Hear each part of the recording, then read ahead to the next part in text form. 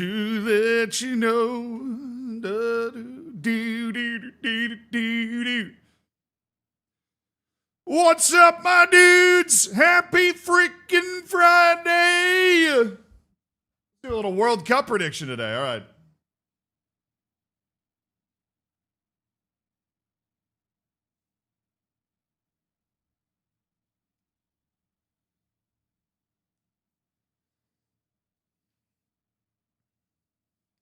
What's up, YouTube? What's up, Twitch? Max, thank you for the 4 months. Hell yeah, brother.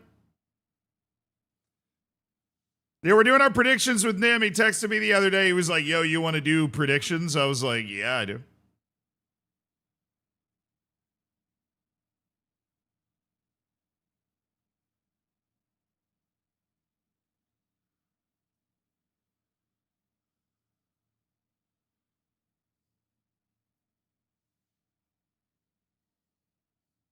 Did you guys see? Also, what's up? Did you guys see the Norway team photo today? That's so sick. I think every national team should be forced to do a team photo that is heritage driven.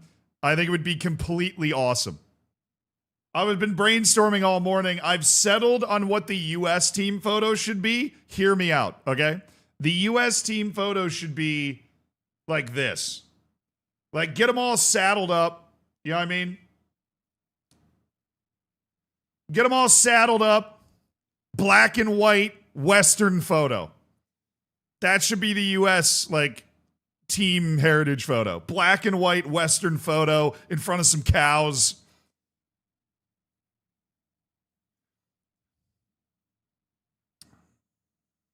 I mean, German team photo is obviously you got to go with the Bavarian. Like I know what joke you're making, but you got to go with the Bavarian. You know, give them a pretzel, give them some beer. You know what I mean? You got to, like, I think every country could do a great one. Like Saudi Arabia, full cross in the desert vibe.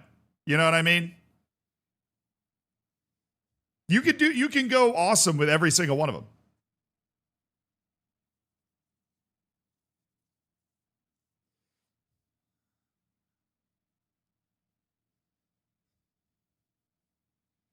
Manifest Destiny, so funny.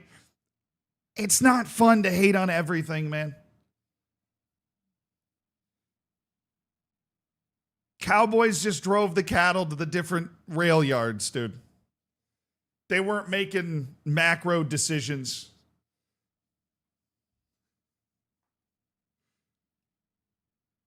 +2 streamer. What did I do? What did I do? Hey, Big Tucker, thank you for the 52 months. Hot take, Morocco's going to beat Brazil. I mean, it's definitely possible. Brazil is not that good. You know what I'm saying? Brazil's not that good. Like they're in the price range.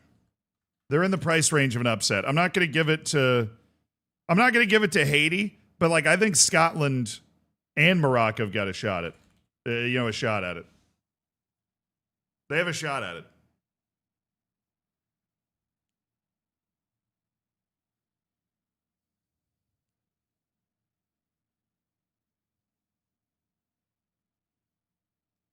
Low-key felt Mexico and the Cowboys also a close thing.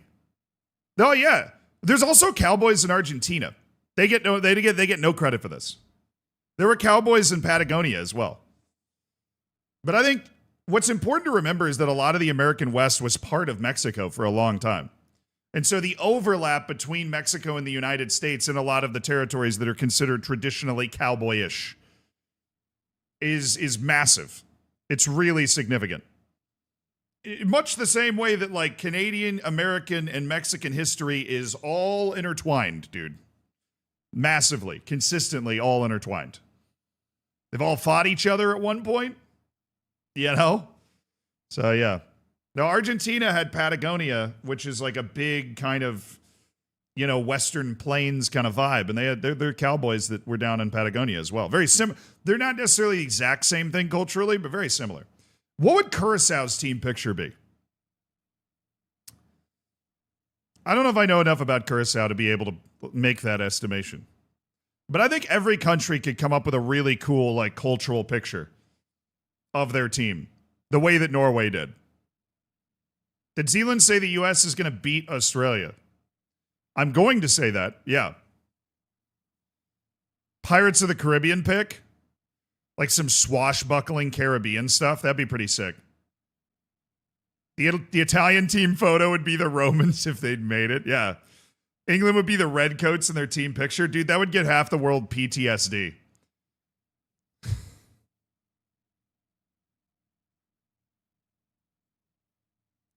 Yeah. All these different countries waking up screaming. Ah! Oh, right. Never mind. Sorry. My bad. Now, I think England, you could just rock up with some knight's armor too. I think the Middle Ages is pretty synonymous with England in a lot of ways. Scotland, obvious. You just break out the dude, England in the Peaky Blinders style. That would be pretty sick. You go like an late 1800s, early 1900s England shoot. That would be really sick. Yeah, that would actually be tough. I would enjoy that. No, I think all of them would be really like I can't think of one country where you wouldn't be able to come up with like a cool cultural picture with the entire team.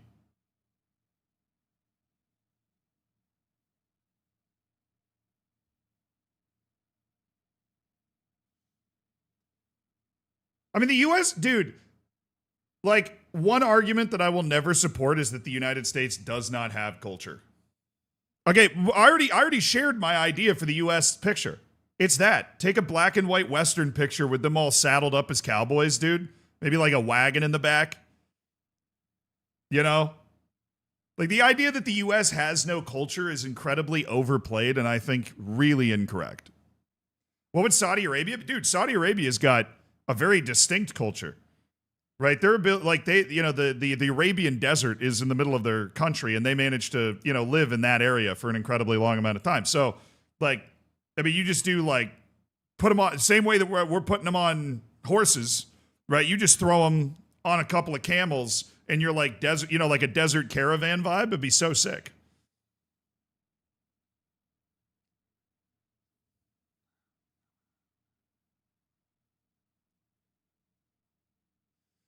What does Brazil have?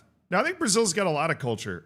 You could do like a carnival photo if you wanted to do carnival, like beach and dancing.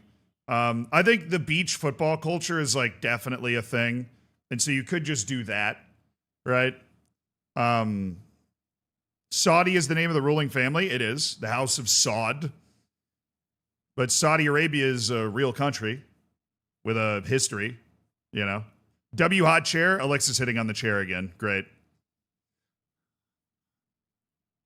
Brazil's culture is football. True. You could just take like a favela picture too. That would go pretty hard. You could also, if you wanted to go a different route, you could go up the Amazon and do like a traditional Amazonian tribal dress for the entire team. I think that would actually be pretty sick. A little like apocalypto vibe almost. Uruguay, dude, Uruguay dressing like they did in 1930 when they won the World Cup would actually be super sick. All the guys like on the beach would be really sick. Like the beach football culture of Brazil would be super sick. Clearly, if Zealand can't figure out what a cultural team pick would look like, the country has no culture. Obviously. Nah, dude, Germany, we already talked about Germany. You just go with Bavaria. Bavaria is the most recognized cultural like subset in Germany. So you just go with like a Bavarian lederhosen. You'd be good. Can the US win the entire thing? Yeah, I mean, the US is 12th in odds. It would be a minor miracle, but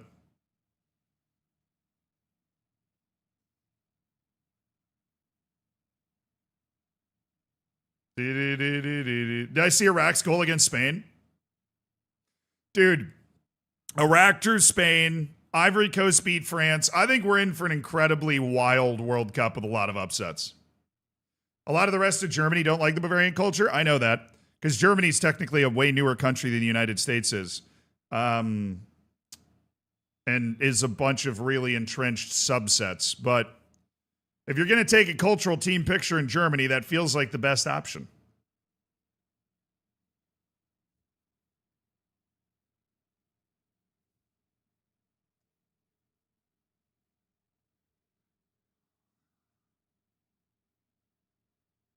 Opinion on the Austrian team.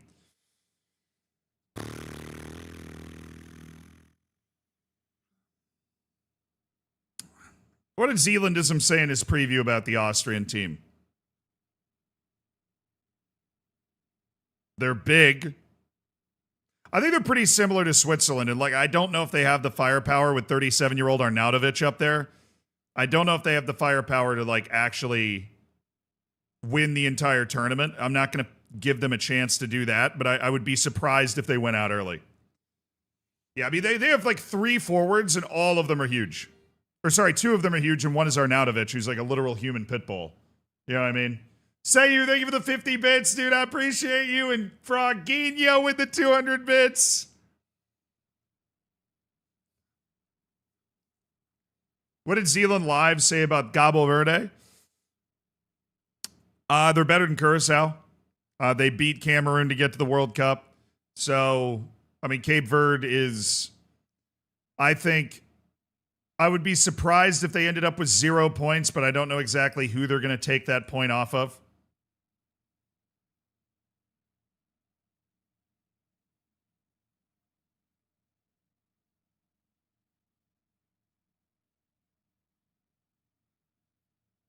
Yeah, what does Zealand think of Iriola to Liverpool? Smart move, dude. I thought Liverpool was messing up by not getting Xabi Alonso, but they ended up getting a really good guy. Algeria to win their group? Potentially. The problem is if Kalajdzic can stay fit, dude, I just assume Sasha Kalajdzic cannot stay fit.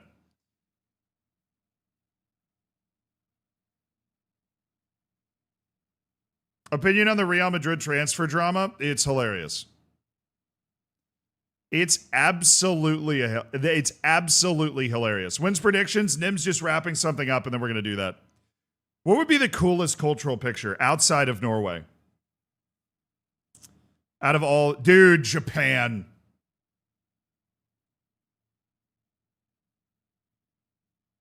Like the team culture pictures, the way Norway just did it, but you do it with Japan. Oh, the samurai would be so sick.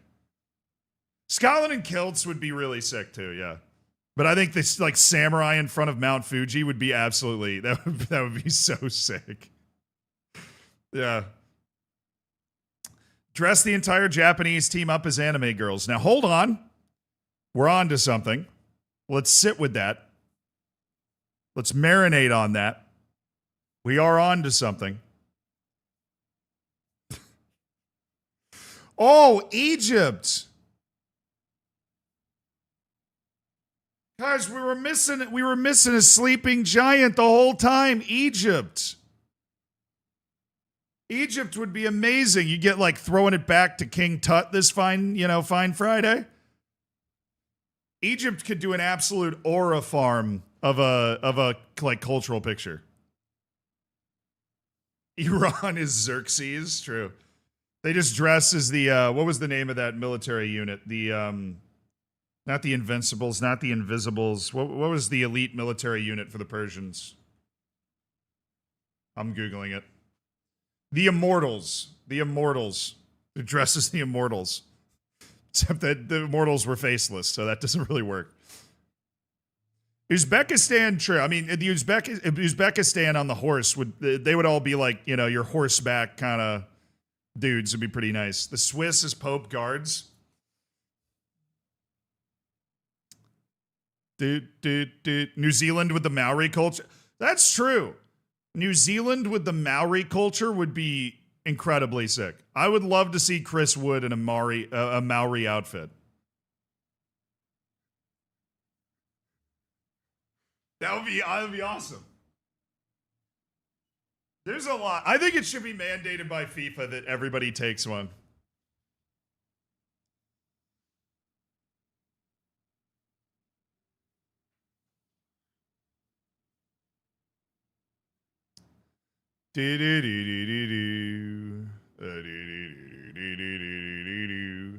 Mexico is the Aztecs would definitely be cool if you got like the feathers going.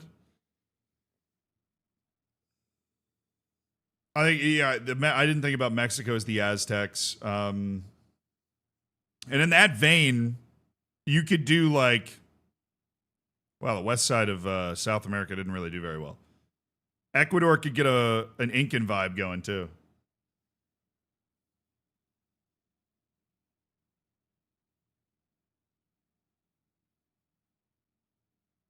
No, we already settled it. The U.S. is cowboys, dude. The best American cultural era would have been the Cowboys.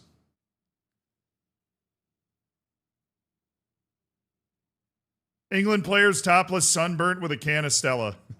Okay, what's the best joke one?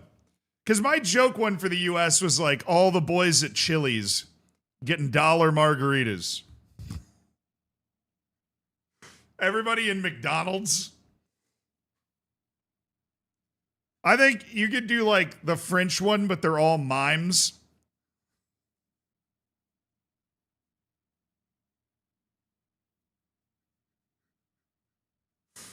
Like the French one, but they're all mimes.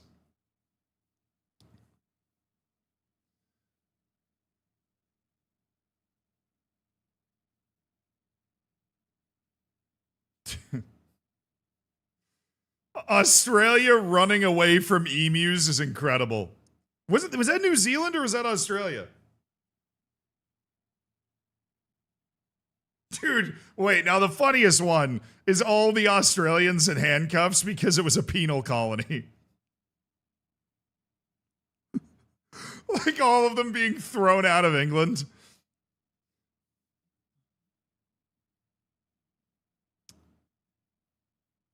New Zealand doesn't have emus? Well, not anymore. You know what I'm saying? Hey, took care of that problem. You know what I mean? Panama, but they're just in like they're just in like inner tubes in the canal. They're just like wearing floaties and just in the canal.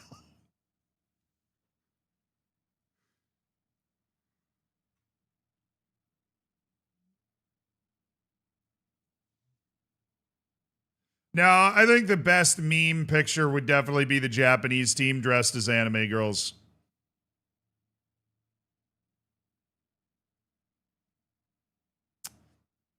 Or South Korea.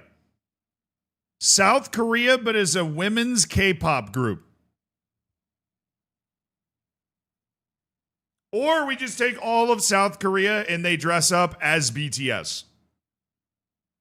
I think we're on to something. I think we're on to something very important. Yeah, we're on to something. That's what I said. You were on to it before we were then. Don't forget the Dutch. It's just a bunch of it's just Dutch like in front of a rotting pile of tulips. It's a history joke.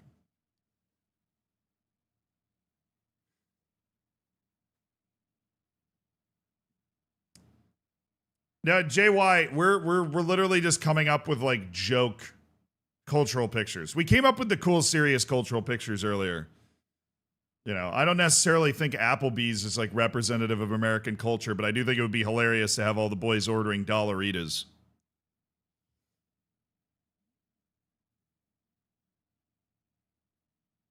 Yeah.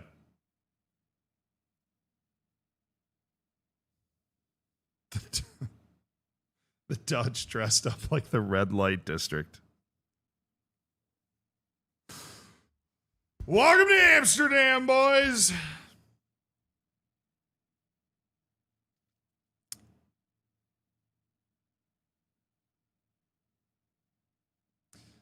Yeah. No, I mean, look, at the end of the day, I'm very sad if Norway's the only country that did like a cool cultural picture. For those that don't know, like what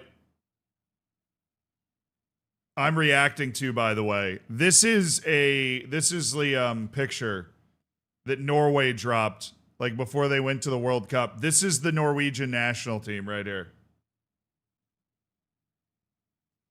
All dressed as Vikings about to get on their long ship. That's so cool. That's just a hell yeah. I think it's just a hell yeah from the bros always. That's Holland, by the way.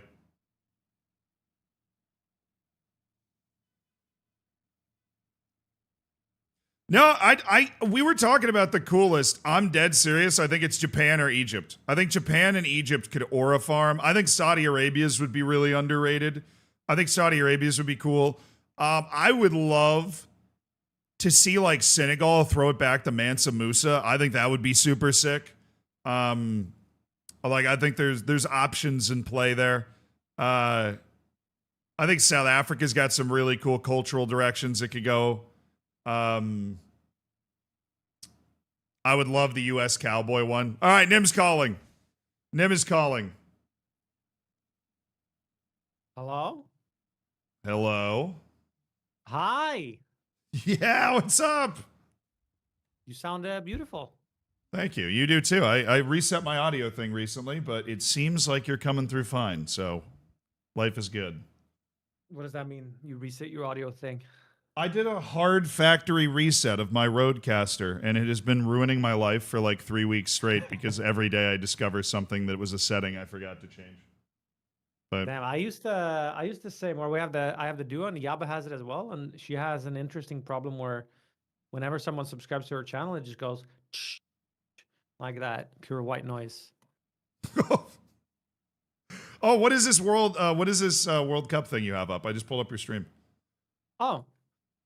This was vibe coded by a viewer of mine, but it seems to be working quite well. nimnworldcup.com. Feel free to submit it yourself, or maybe you can submit it like alongside of me. Oh, I gotta log in with my Twitch. Hold on. Yeah, you gotta authenticate your account, and then you can, there's gonna be a leaderboard, and you can see who is the best. Nice. There's also imaginary channel points on the line or stuff like that. Well, I'm emotionally invested in that. Okay. Scoring, right? They're scoring and stats.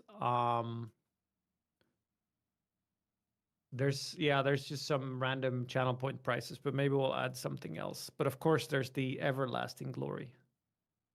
Yes, the everlasting glory. I have to turn also, you up a little bit, apparently. Yeah, I also added you as I think I invited you to like a stream together if you want to do that thing. Sorry, what did you say? I was messing with the audio. It was messed up. I added you. I streamed together. Added you. Oh, science. Okay. Stream together. Also, someone said E-Rob filled this out, and apparently he ended up with Norway in the finals.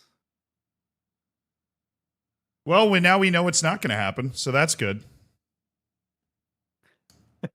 Oh, there it is. Okay. So I accept this. I think I accepted this. Oh. There you go.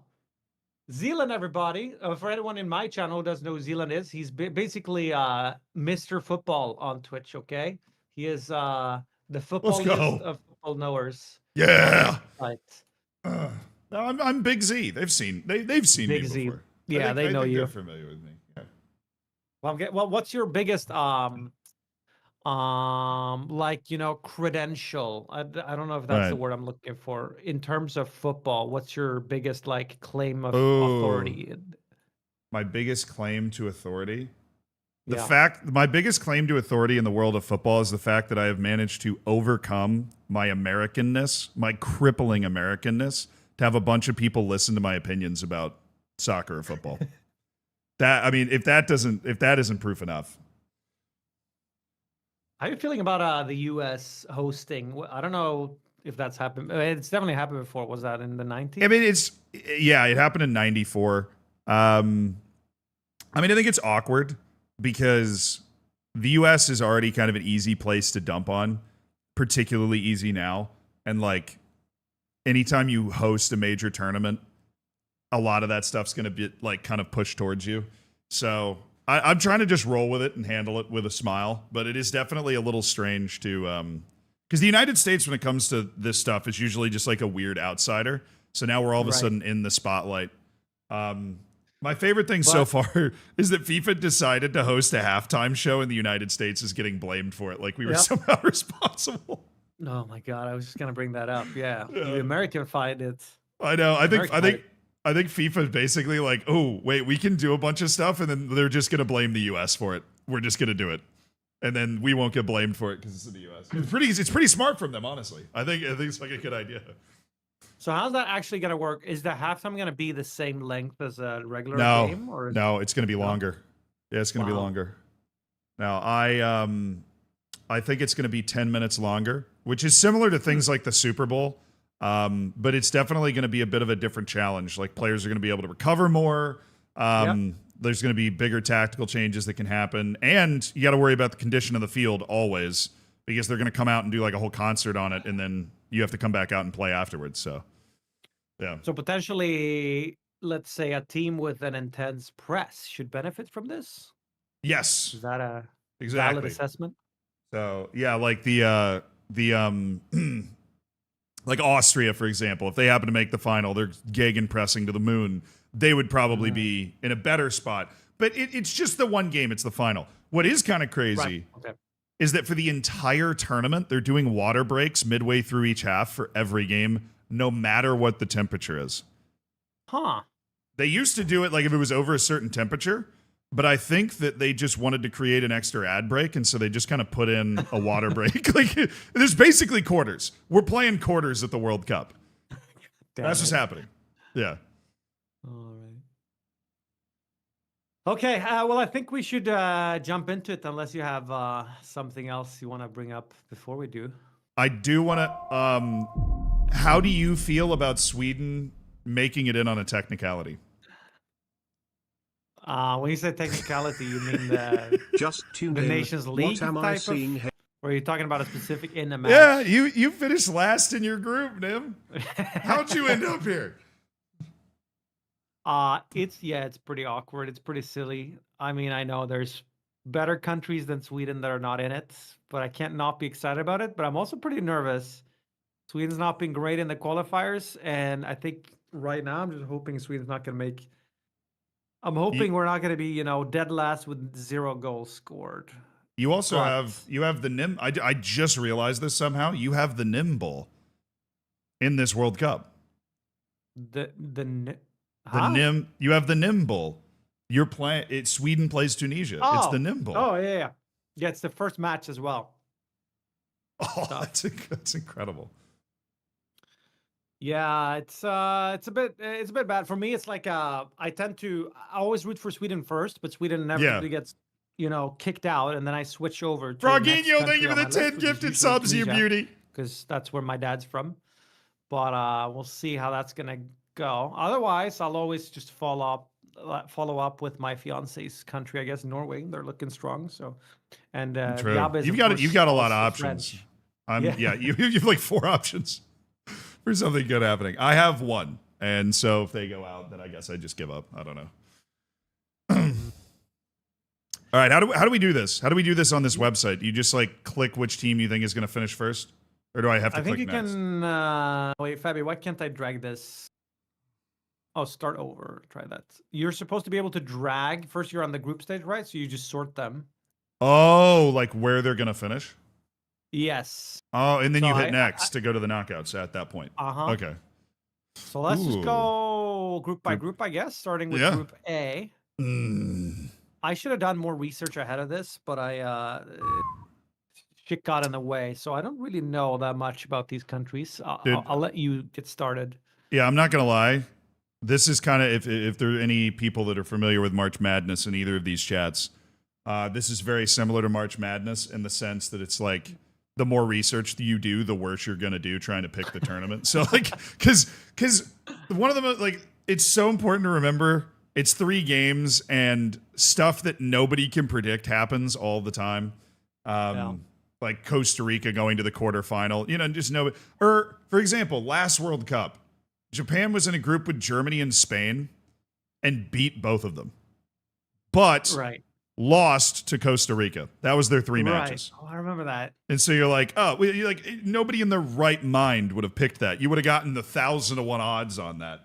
Not encouraging betting here. Please do not go for that. But we're going to try and pick this logically, and we're going to have reasons that we pick it. And what actually happens is going to have no rhyme or reason behind it. Mm-hmm. That's not going to You stop gotta me do- from convincing myself I'm going to pick a perfect bracket. I'm just saying. You got to do at least a few vibe picks. Yeah, exactly. Okay, so Group Well, A, I'm we just have gonna assume Mexico is gonna do really well because home turf advantage, right? yes. Mexican fans are absolutely insane. I am pretty convinced they're going to cause some serious problems at this tournament for various chants that they do. And the Mexican national team has definitely been on an upswing. The problem for me is you want to talk about vibe picks. This is a vibe group. Like any of these four teams ending up at the top of the group would not surprise me. And those are the worst groups to have to pick. Did you follow any of the friendlies? Yeah, but I never know how much weight to put into those. But the results have been crazy. Like the pre-tournament friendly results have been insane. I think it was I'm currently. Sorry, go ahead. no Iraq drew Spain like yesterday in a friendly. Right. So, dude, I guess I got to settle on a team to go into the one spot. I'm gonna go Mexico 1. I went South Korea 1. Oh yeah, okay. I'm actually. I don't know if I'm feeling Czechia. They went penalty shootout to get through the playoff. When you look at their team, there isn't a whole lot of burst and creativity. I love the way the South Africans play the game. They're so fun to watch. They deserve to have been, I think, at the last World Cup. They got kind of screwed by the ref in the qualifying. So I think they're better than people probably think they are. Zealand out here giving out style points now. Yes, I am. That's the only way I'm going to be able to separate these two teams. I'm going to go. I already finished mine, I think. Well, yeah. South Korea 2, South Africa 3, Czechia 4. I went South Korea 1, Mexico 2, Czechia 3, South Africa 4. All right. It's not as good as mine, but it's okay. Now for the group of life, Group B, the easiest World Cup group maybe ever. We've pot 1 is Canada. Yeah, pot 2 is Switzerland. Pot 3 is Qatar, and pot 4 is Bosnia and Herzegovina. That was supposed to be Italy, and then they blew it. So that's great for them. I like Switzerland. I like the style of football they play, and I think they're pretty strong. I really like their goalkeeper. I don't know if he's too old now. Summer, is he still playing? No, he's retired, but their best player is still their goalkeeper. They have Dortmund's number 1, Gregor Kobel. Mm-hmm. He's actually quite good. And they still have Granit Xhaka, my favorite kitchen top surface. And their flag is a big plus. I thought I could do this. I think I'm just going to have to hang up the call, dude. I really... Have you found that the dad jokes have been turned up more since you actually became a dad? Maybe, I don't know, potentially. I was warming up so hard before the baby. I almost felt like I was dropping more of them then. Now I'm too sleep deprived to think of anything. So I'm mostly recycling. All right, I'm going buck wild. You ready? I've finished my group. Okay. I've finished my group. I can't pick 2 or 3, but yeah, go ahead. I'm going Canada, Switzerland, Bosnia, Qatar. Okay. Well, then I'm going Switzerland, Canada, Bosnia, Qatar. I wasn't sure about Canada versus Bosnia. Canada is Canada is such a confusing football country, I think. How so? Didn't they have that amazing qualifier that one time they won every single match? Yeah, for 2022, exactly. And then they immediately just fizzled out.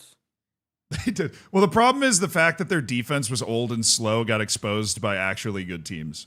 But now I think their defense is dramatically improved. They have like a wonder kid defender. Yeah, but Davis is injured, right? He'll be back. They'll get him all hopped up on Mountain Dew and some pain-killing injections. I think he'll be fine. He's made of glass. He's a glass cannon, but I think he's going to be there. He's been babying himself to get to this World Cup. I wonder if Canada's not really like climate adjusted, but they are time zone adjusted. I wonder if that matters. Yeah, and the home crowd for Canada is underrated. Those people get super patriotic. Right. Their support during World Cup qualifiers is really, really good. I think that atmosphere is actually going to be really fun for them. And I think the Swiss are just the Swiss. I don't know if I can trust them to be able to like play above where they are. They're just the Swiss. Okay. They're a litmus test. They're going to get to the last 16 of the World Cup and lose. It's the safest bet in the entire tournament. Let's go Group C. Ooh, Group C. This whole question is how much are we willing to hate on Brazil? Is it now?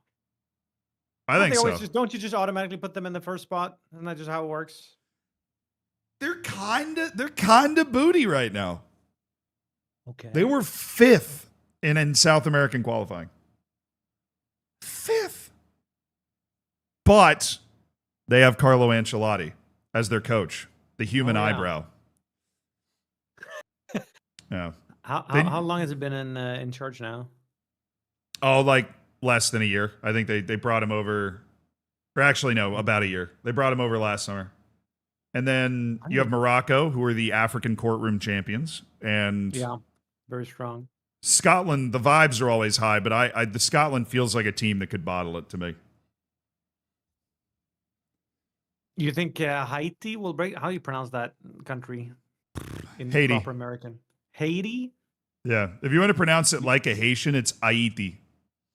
Haiti. Yeah. The H is more of just like a ho, Haiti. It's so cool in their language. Yeah, Haiti would be how you say it as an American, which is not right because we can't say anything right, but we try. So let me try to guess your order. Yeah, okay. My order's not set yet. I'm deciding briefly. I'm going to be hate watching Morocco, so I don't want to pick them too high because they play somewhat what people say is harambol. Is that correct? They did at AFCON. Yeah, but last World Cup when they made the semifinals, they played well, and they've got quality. They have good players. I'm hate watching them because I think the whole AFCON final thing is ridiculous. It's kind of embarrassing for them, but let's see. I think I love Haiti. I'm going to have to put them 4. It's the other 3 I'm not sure about. I have Scottish ancestry as well, and that Scottish ancestry is telling me that they're going to bottle it.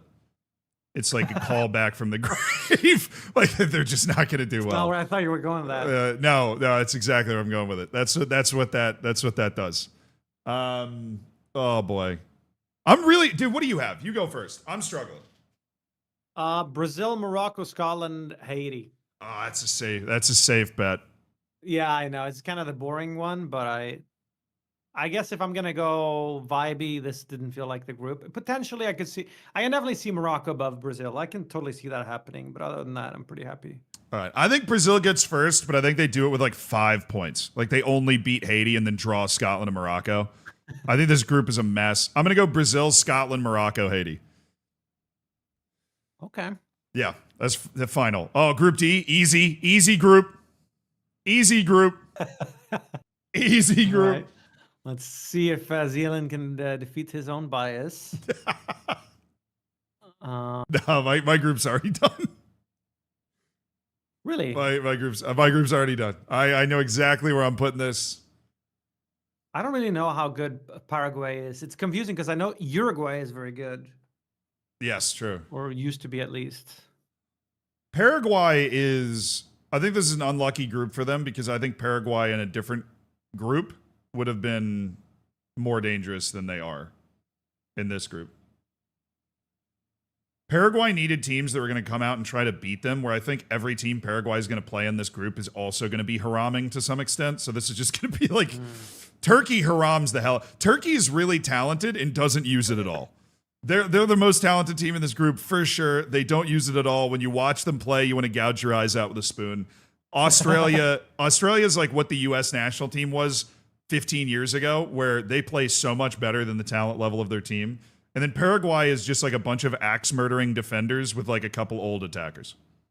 That's what they got. Okay, I've realized I have no idea what I'm doing in this group, so you go ahead. Let me. All right, yeah, I've got America, Turkey, Australia, Paraguay. Okay. All right, I'm gonna be influenced by your pick, but I'm also not gonna be completely copying it. I'm going Turkey first, USA, Australia, Paraguay. All right. Nice. I think Australia gets through as a third place team because they get a win against somebody. I don't know who. All right, Group E. Ooh. How's Germany doing these days? They were so good, and then they weren't, and then I don't even know anymore. They did okay at the Euros. They kind of had a little run at the Euros, so they might be back. And their qualifying, they were a little... their qualifying was a little shaky. They like went out and lost their first game or something, but then they won the rest of them, and they were fine. This group, I think I'm vibe picking a little bit in this group. I heard Ivory Coast beat France in friendlies. Yes, they did. Ivory, you want to know a fun fact? This is what you keep me around for. Ivory Coast played 10 qualifying matches for the World Cup, and their group also had a team that got 25 points out of those 10 matches, which was Gabon. But Ivory Coast still beat that team by a point because Ivory Coast didn't give up a single goal in all of qualifying. Holy shit. They gave up 0 goals in 10 matches. So the defense in this group is terrifying. You have Ivory Coast that did that. And then you have Ecuador, who plays 18 qualifying matches. They gave up 5 goals. Damn. In 18. 3 of those 5 goals were in their first, 2 matches. Or first 3 matches, I think. So the last 15 matches, they gave up 2 goals. Okay.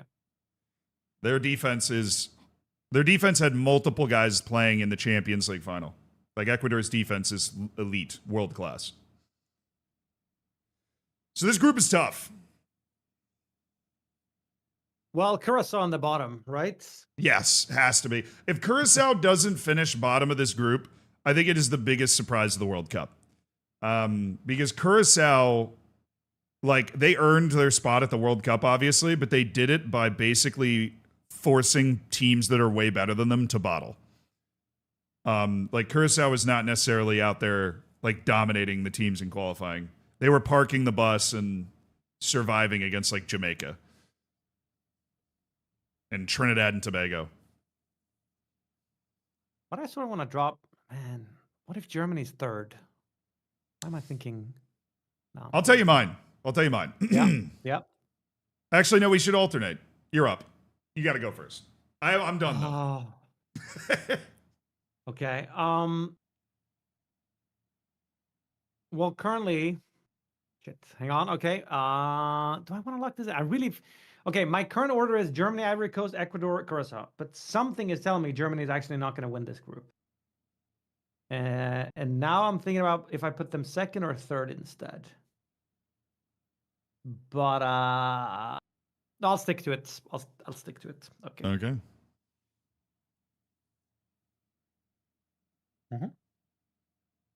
I'm ready. Let's hear it. Ecuador, Ivory Coast, Germany, Curacao. Wow. Okay, fine. I'm doing a last second switch, but not based on what you said. I'm going Ivory Coast, Germany, Ecuador, Curacao. Interesting. Okay. So it's almost inverted top 3, I guess. Feeling it. All right. F in chat for the next group. Oh boy. Group F. I don't make. Can you tell me about Japan? They're my best dark horse pick to win the tournament. Oh boy.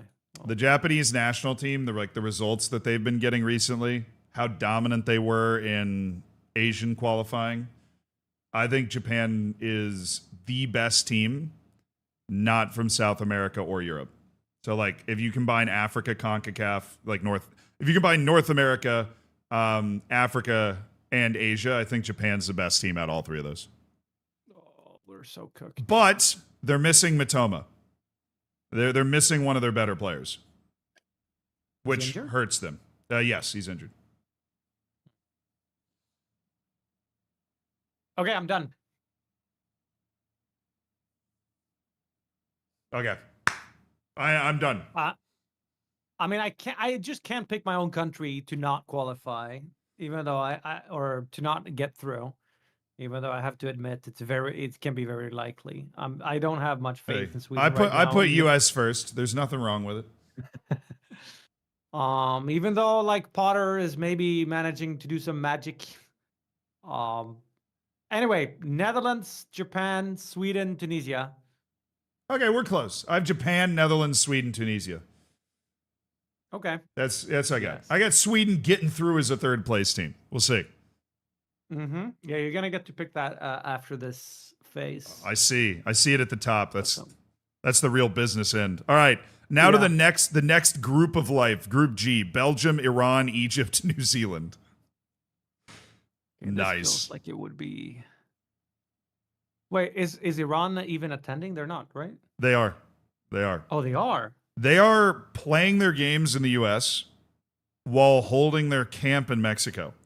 And so what they're going to do is they're going to have So FIFA wants Iran to play its match. This is incredibly funny, and I want people to know this. FIFA wants Iran to play its matches in the U.S. because the largest population of Iranian people outside of Iran is in the U.S., specifically in L.A. L.A. is the most populated city by Iranians outside of Iran. And so they're playing like all their matches in California. And FIFA's selling a ton of expensive tickets to those matches. So they're like, you have to play in the US because like we're going to be able to sell really expensive tickets to those games because there's a ton of Iranians there. So Iran is going to have their like training camp in Mexico. And then the morning of their matches, they're going to hop on a private jet and like fly to California and play and then come back. So you know your history, both football and in the world. How often does this happen that a country plays football and with a country or within a country that they're actively at war with? It's not unheard of. When it comes to this World Cup, it's highly unusual. There have been a lot of awkward World Cups in history for various reasons. Like obviously Qatar's World Cup was awkward. Awkward meaning a bunch of different things here. Russia was awkward. The one I can think of in 1978 was probably the wildest one. Was the Argentina World Cup that they hosted while in the middle of a civil war. So that's probably crazier. But there have been World Cups before where there was like a pretty strong background. For example, the 2018 Russia World Cup, they had already started invading Ukraine at that point. So there was a lot of this is, I think, unique because it's in like the era of social media. So there's been like a lot of social media, like lobbing stuff back and forth. And Infantino just desperately wants Iran to play in the U.S. because they'll make more money if Iran plays in the U.S. So I think North Korea and South Korea play each other. They're still technically at war. That's the only instance that I can think of. There are matches that are huge derbies because of former wars, like Serbia played Albania in qualifying. That's a monster match for those nations. Iraq and Iran play each other all the time in like Asian Cup and Asian qualifying, and they fought a horrible war with each other not that long ago. So I don't know. International football is something that just like persists in spite of the horrors. You know what I mean? Yeah, I really want to see the U.S. and Iran in playoffs. Oh, dude. We played each other, like, and this is obviously before the whole new war thing, but we played each other at the last World Cup. And just because of the history of it all, it was like a hugely important match for both countries. Like, everybody was so invested. And then we won 1-0 because Christian Pulisic scored, like, with his manhood. It was one of the best goals ever, I think. But, yeah, So we end up playing Iran a lot. I don't know how to explain. Like I don't know if FIFA's just doing it for a laugh, but like we end up playing Iran a lot. Well, I'll tell you my group order. Okay. Belgium, Egypt, Iran, New Zealand. All right, I'm gonna go Belgium, Iran, and then this pick is purely because New Zealand's like the second team I support because of my name. I've got the greenstone necklace, Kia Kaha. I'm going to go New Zealand third, Egypt fourth. I don't necessarily believe that's going to happen, but Tim Payne and inshallah, New Zealand's going to get like a draw or something, and it's going to end up at third. Come on. You're doing my boy Mo Salah dirty like this. Egypt is just like bargain brand Iran to me. I think Iran's better than Egypt. Egypt, when their national team gets on the field, you think they should be better, but the Iranian league is slept on. Those dudes can play. Is Iran legit? Dude, Iran's always legit. Their world ranking. They're gonna get heckled by the crowd. No, I don't think so. It's gonna. That crowd in LA is gonna be so pro Iran. But it's interesting. FIFA has banned the old Iranian Republic flag or whatever it was. Because they're worried that the American Iranian population is going to try and protest against, it's an incredibly complex situation. But I think the Iranian support's going to be pretty rabid. It's going to be like a home match for them. Okay. They're just a really competent, consistent national team full of a bunch of grizzled old dudes. It's like one of the oldest teams in the tournament. They're men's men on that team. I switched to Belgium, Iran, Egypt, New Zealand. And Egypt, I'll probably pick as one of the number 3s. And if I misled anybody, I am not personally responsible for that. I want you to. If you do not bet based off what I'm saying, I am not responsible for any lost cash here. Group H: Spain, Uruguay, Saudi Arabia, and debutants Cape Verde. I went exactly the same. Yep. I mean, Spain first, Uruguay, I feel like it's not much discussion to be had. It's really just about 3 and 4, maybe. I think this is a pretty tiered group. Like, Spain is one of the favorites for the whole tournament. Uruguay's a consistent team. You'd be really surprised if they didn't get to the knockouts, but I don't think they have the power to take on Spain legitimately. Saudi Arabia, I feel like, is worse than they were 4 years ago. They were absolute trash in World Cup qualifying. They barely got into this tournament to begin with. Cape Verde honestly might be able to get them. Cape Verde knocked Cameroon out in qualifying. It's a legit team. They're better than Curacao. That's it. Curaçao's definitely the worst team at this tournament. I think Cape Verde is more competent than Curacao. Like, they could scare. Honestly, they could scare Uruguay, but I don't think Uruguay is going to lose a match outside of Spain in this group, so they're second. All right, let's go Group I. Yes. I haven't sorted my Group I yet. Oh, I'm on it now. This is the group of death.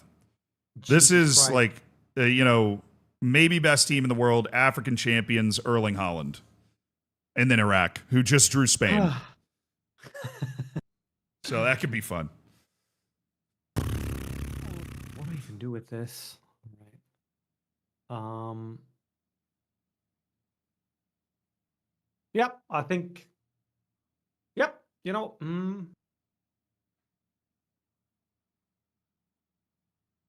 Okay. Yep. No, I'm happy with this. My chat's saying I'm rage baiting.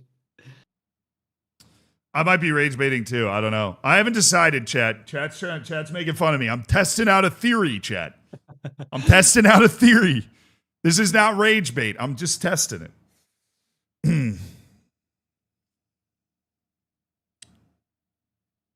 Apparently, Erob did the same pick, so that makes me feel less yeah. That makes me less confident. You're right. Right. Oh, wait, were we thinking the same thing? I put Norway number one. Yeah, that's what I have right now too. They are really so Norway good. Has they have Bodø Glimt, the power of Bodø Glimt, right? Which is Norwegian team that just did amazing in Champions League. They just have such good team cohesion.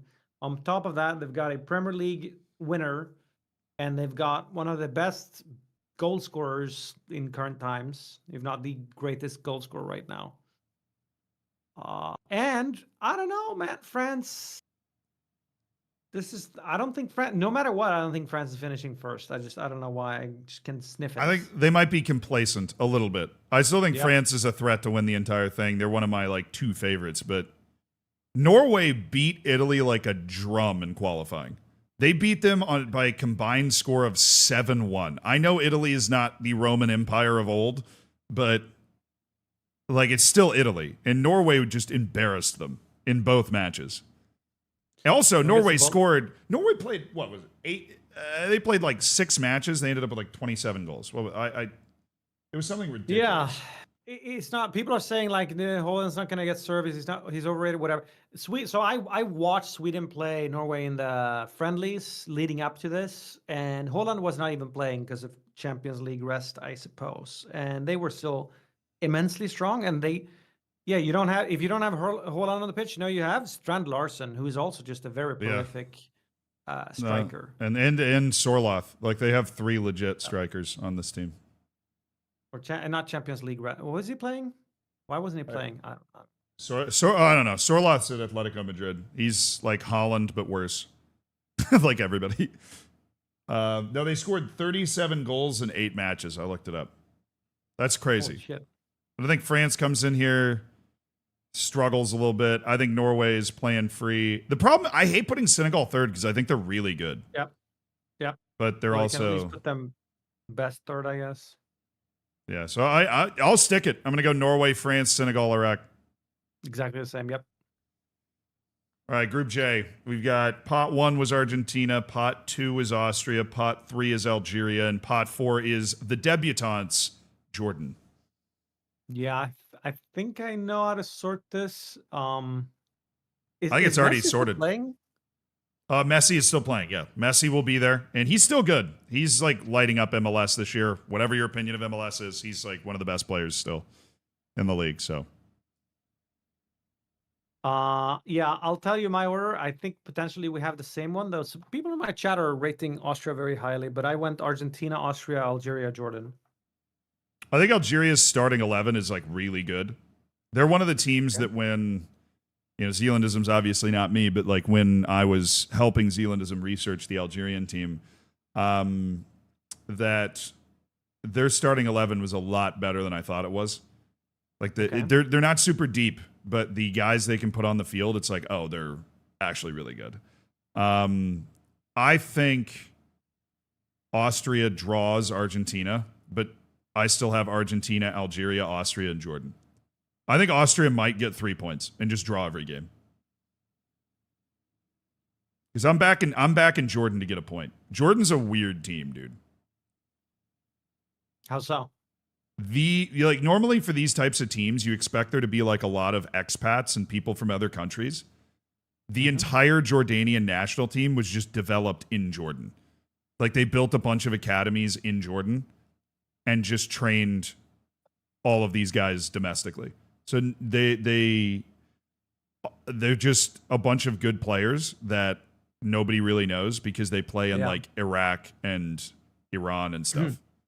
But they have one guy that made it over to France, even though he was born and like trained in Jordan. He now plays in France, and he's nasty with it and like really technical. And so they're not like the kind of grizzled.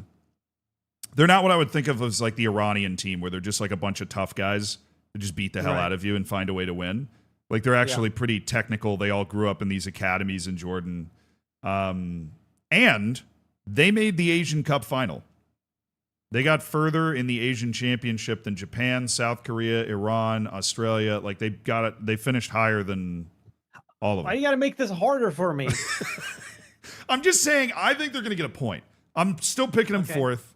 I think they're going to get a point. Like they're not, even though they're kind of a nameless, faceless team to a lot of people, I think they're better than people give them credit for. Someone told me Zinedine Zidane's son is in the Algerian goal. Yes, he is Algeria's goalkeeper. It's a wild pull, but yeah. Lucas Zidane. All right. Well, we did our orders for Jay, right? Yes. Okay. Argentina. Well, did you? I have Argentina, Algeria, Austria, Jordan. Argentina, Austria, Algeria, Jordan. Got it. Okay. We're just flipping the middle. Oh, Group K. I want to get feisty with Group K, dude. I don't really know the strength of Uzbekistan. Uzbekistan might be my favorite national team. You're the one who made me start saying Dr. Congo. Dr. Congo. They are. The doctor's back in the office after 50 years. Uzbekistan, since 2006, has been so close every World Cup qualifying to making the World Cup. I'm just so happy they finally made it. They, at one point, I think it was 2014, they missed the World Cup by 1 goal difference. Oh. And then they went to the playoff and lost in a penalty shootout 9-8. It was like horrifying. Yeah, they've missed the World Cup by 2 points, by 1 goal difference, by 5 points, like 1 position in the table and 5 points. Like they're always so close. They got that kid that plays at Man City too. Who's that? Abdulkadir Kusanov. Okay. The center back at Man City. They have a striker that plays in Turkey, and they have my favorite player on their team. Bozbek Fayzullayev is a 5'6" winger that plays for Başakşehir here in Turkey. Dude is for the streets. He is so fun to watch. This is like a really tough group actually to predict. Yeah, the problem is Uzbekistan and DR Congo both have game. So like if Portugal or Colombia feel like choking, Uzbekistan and Congo will both give them ample opportunity to bottle this. Like I think both of these teams are better than Jordan, better than Iraq. Like, right. They're going to be there.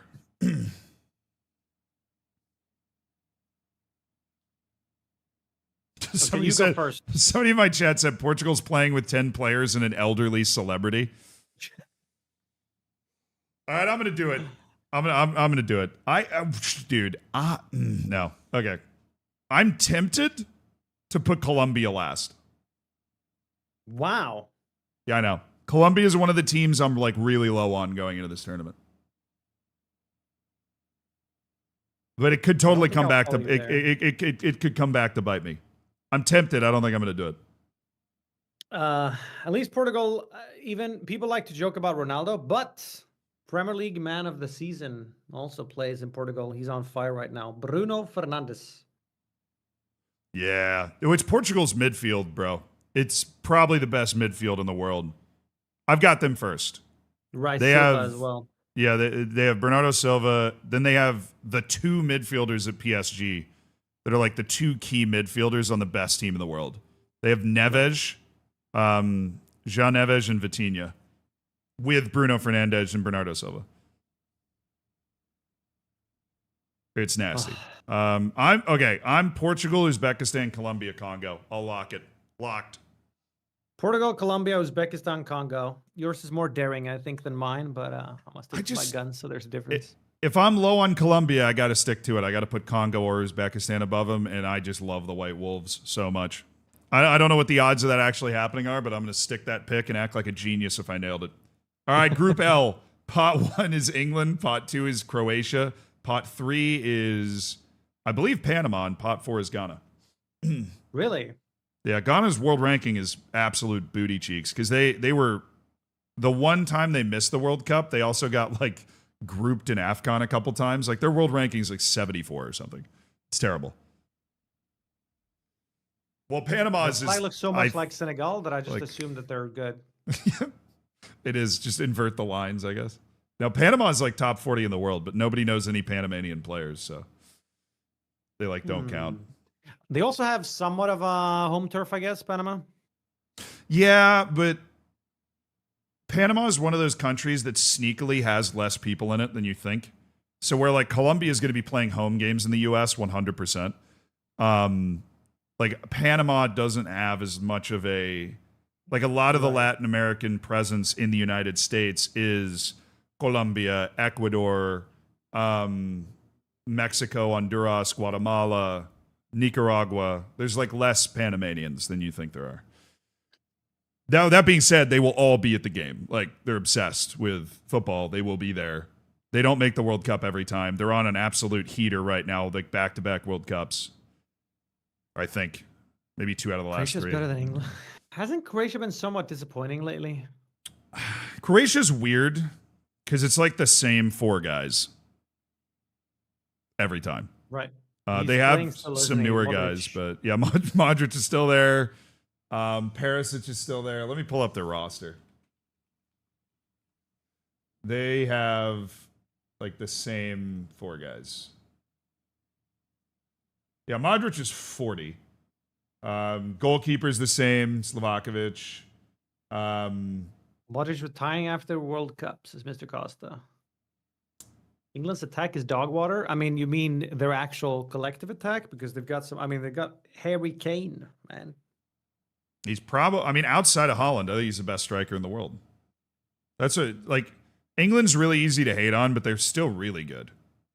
But England is so bizarre because on paper they're just tremendously strong, but then when they play together, it's often just I'm rarely impressed. It's very strange. But now they've got what's his face, German fella, coaching them. Oh, Tuchel. Right. Oh, that brings up a really interesting question. Okay. Because this is a little trivia for everybody here. Mm-hmm. No team has ever won the World Cup coached by someone of a different nationality. Oh. Every World Cup winner ever has been coached by somebody from their country. Huh. I would not have guessed that. I feel like it happens quite a lot. It does, but for whatever reason, it's just something that's like stayed true. Scaloni's Argentinian. Well, I'm still sticking to my guns here, I think. England, Croatia, Panama, Ghana. That's what I went. I went mostly Panama because they have like over Ghana because, I don't know, shorter distance to travel. So the players will be more primed. That's my only logic here. I'll tell you this. Like, people say, oh, well, Ghana's going to be used to the heat because Ghana's a hot country. Those guys don't play in Ghana. They play, like, in Europe. The Panamanians play in Central and South America. They're going to be more used to the heat. So I think that argument's silly. I'm going to go England, Croatia, Ghana, and Panama. I made that argument, and then I picked Panama last. I'm just saying. A guy in my chat phrased it like this instead. He says, Ghana has higher fire resistance. That's true. They're less likely to get sunburned. Can still get skin cancer, but they're not going to get sunburned. All right. Well, I guess we're ready to rank our third place teams, huh? So these are the 8 teams that advance into the playoffs. And on this one, the order does not matter. It's just, you just got to pick a top 8. I guess it would sort of help to see. Oh, wait. I have to click next. Oh, I was like, what are you looking at? It would help to see the groups. Can we go back or no? Let me. I guess you just. I can pull up like World Cup groups. I feel like I will just overthink it if I do that. So maybe I just put the 8 best countries in here. Valid.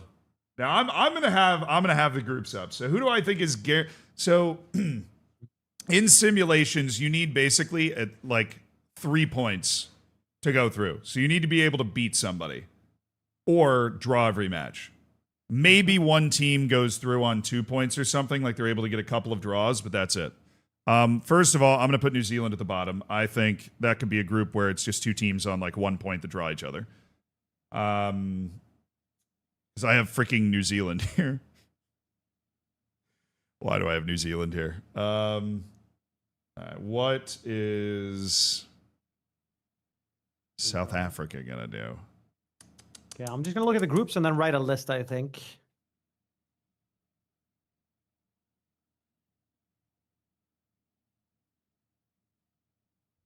Okay, then I have...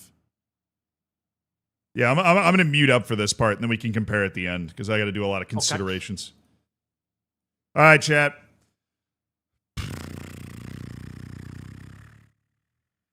You can have a sunburn while being black, by the way. Dude, I literally have an adopted black brother, and we've tested it. You cannot. If you are, I mean, I don't want to say like black enough, but that literally is what it is. Like if you were a certain level of black, he cannot get sunburned. He can still get skin cancer, but he cannot get sunburned. It does not happen. My mom still used to put sunscreen on him all the time, and he's like, stop.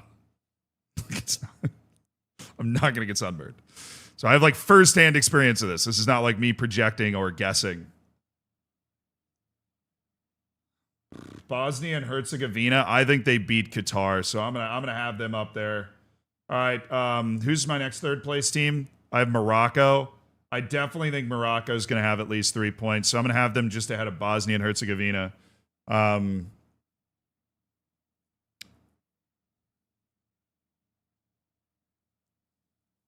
Yeah, Mombot in the chat saying, "Well, I'm trying to help him prevent skin cancer." Yeah, what do you mean you tested this? I think at one point my mom was like, didn't put sunscreen on him one time just to see, because he kept insisting that he didn't need the sunscreen, and then we just went to the beach the whole day and he didn't get sunburned. Like you just don't. It's like a skill buff, dude. Yeah, I mean, technically you should put on sunscreen every time you go outside. I'm just not trying to live a life like Brian Johnson where I lock myself in a cryo chamber to live 2 more years. You know what I'm saying? What's the point of living if you're not living, you know?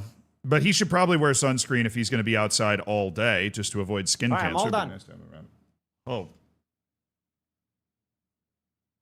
Sorry, I've spent the last 5 minutes talking about my adopted black brother and how he doesn't get sunburned. So I need to lock in.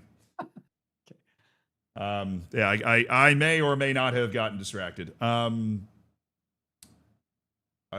Australia. Okay, I think Australia is going to be in the draw fest right here. Who do I have? Ivory. Egypt's a shit, so it's still stop coping. Okay, well, toxic.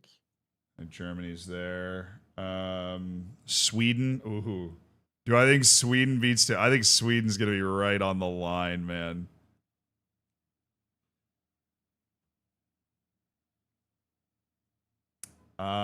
Saudi Arabia, not confident.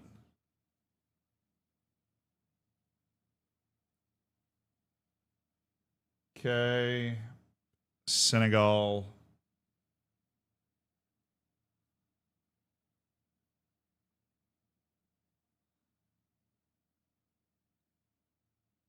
Austria, Colombia.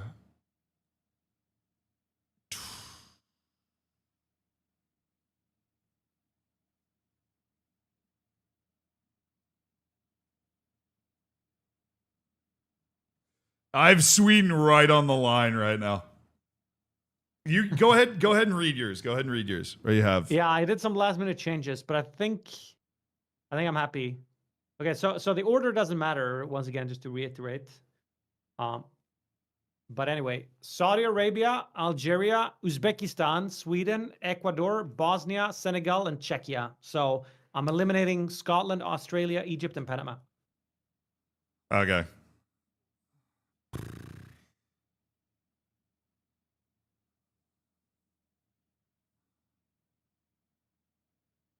Oh, man. I'm eliminating Sweden, I think. I got to. I have to. I can't justify it. How dare you? I know. I can't justify it. I have Morocco, Germany, Senegal, Bosnia, Colombia, Austria, Ghana, South Africa. And then I'm eliminating Sweden, Australia, Saudi Arabia, and New Zealand.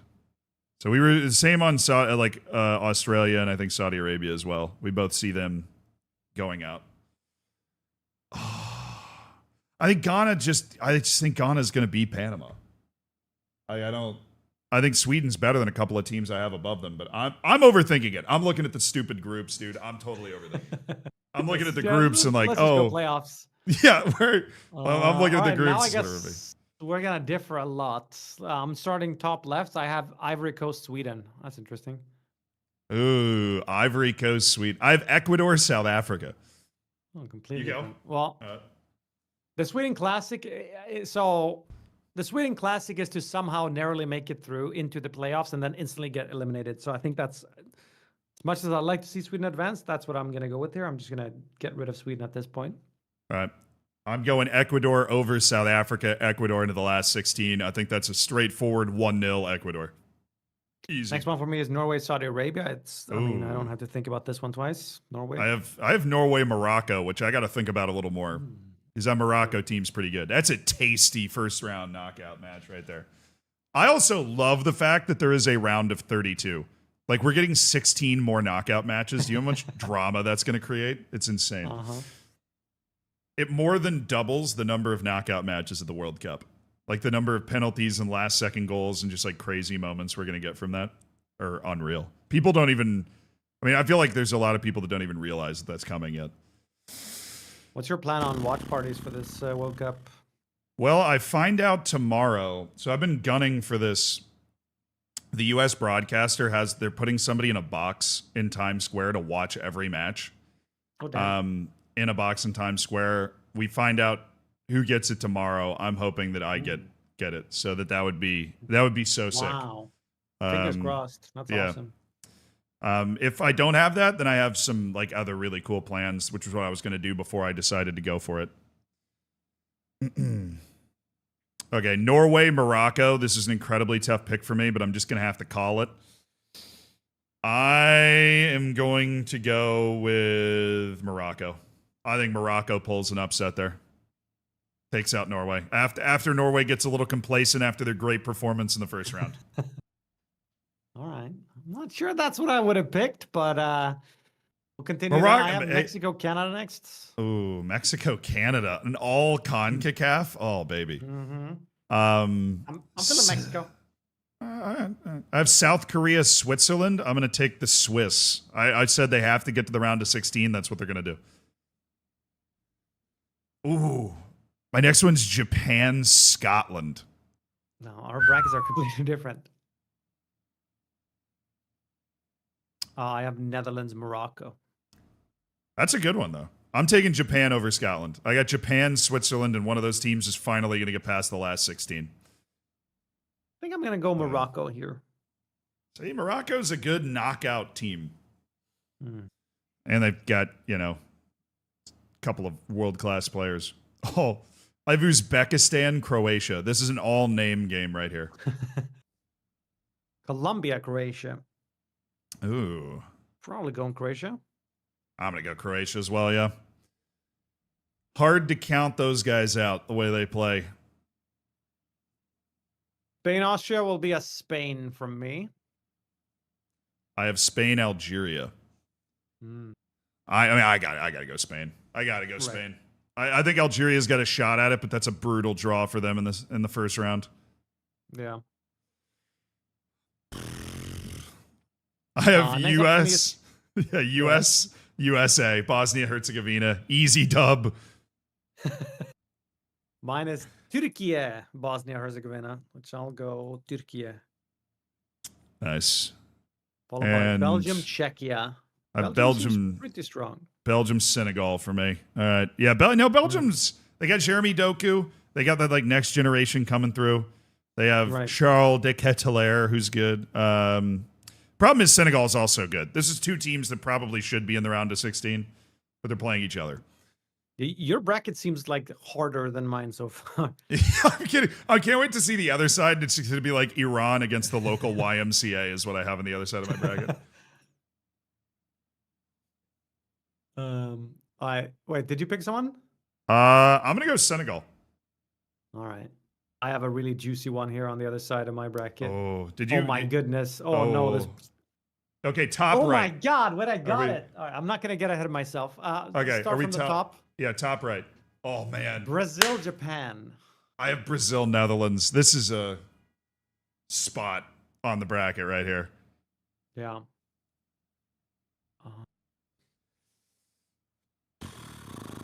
I'm just going to click Brazil. They're Brazil. Seems so good in the playoffs.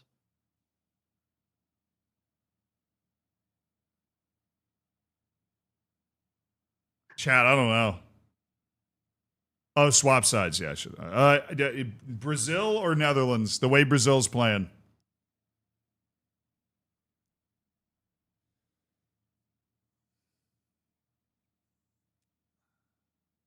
I just feel like Brazil always somehow makes it to at least the semis.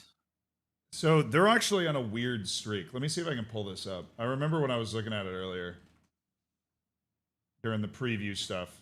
I'm going to get you exact numbers here. So Brazil has made, at 4 of the last 5 World Cups, Brazil has made the quarterfinals. Right. And then lost. So like they're very consistently into the quarters and then they always lose. Right. Yeah.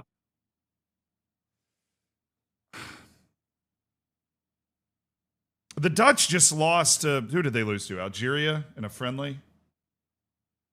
Oh, friendly note from the vibe coder behind the site. The moment you click one of these countries, you've locked it in. Apparently, there's no way to unlock it. Oh, So wow. make sure you Okay. make. So it's like chess. Once you touch the piece, Yes. the move is made. That's an important note to have because I definitely would have like Yeah. screwed myself over. All right, Yeah. Brazil, Because then you got to Netherlands. redo the whole thing. Yeah, that would be rough. I probably couldn't even do that if I tried. Brazil, Netherlands. I am gonna go Brazil. I don't need to overthink this. Okay, what's your next So you game? can. Oh, oh wait. Maybe you can switch it. Actually, never mind. It's just for the final. Oh, when you click the final one, it's locked in. Okay. Sorry. What'd you say? You're I'm going going Brazil. Brazil over the Netherlands. My next one. Get this. Germany, France. Goodness gracious! I have France, Yeah. Ivory Coast, but wow. Mon Dieu. Germany, France, Man. round to 32 is insane. Yeah. Certainly is. I'm still just gonna click France without thinking about it too much, even though I think Germany is a solid team. I mean, I have to assume France is the stronger team. I'm taking France over Ivory Coast, even though literally the exact opposite just happened in real life. That's what I'm going with. All right, I have Mexico, Germany, which is a spicy round to 16 Mm-hmm. or round whatever round we're in, 32. South Korea, Ecuador. Nice. I think I'll lock in South Korea without thinking about it too much. I'm gonna go Germany. I think Germany does it. Oh yeah, you can undo it. But you said it's just the final Yeah. one or something. Yeah, I think I misunderstood what he was saying. At some point, it's gonna completely lock in, but I think it's towards the end, maybe. Well, am I overestimating South Korea here? South Korea, Ecuador. Talk to me here, Zealand. South Korea had I just love Ecuador, so I'm probably the wrong person to ask. But South Korea had a really good World Cup last time. South Korea is just not as good as they should be in Asia. So, like in qualifying, they're a little shaky. They were bad in the Asian Cup, like their most recent major international tournament. They have Lee Kong In. They still have Son Heung-min. They have like a solid league that they're able to draw kind of the back end of their team from. They've got Kim Min Jae, who plays for Bayern Munich. He plays at center back. They knocked Uruguay out of the World Cup 4 years ago, though. Like, it's a team that has experience delivering on this level. I think Ecuador's problem is they can't separate from teams. They're going to win 1-0 or they're not going to win. So I think South Korea can find like vibe moments and win that game for sure. If you're feeling it. Yeah, I'm sticking with my SK pick then. My next group is England, Uzbekistan. England, Uzbek. I tell you what, England will burn London to the ground if they lose that. They will burn London to the ground. Also, do I want to switch my pick?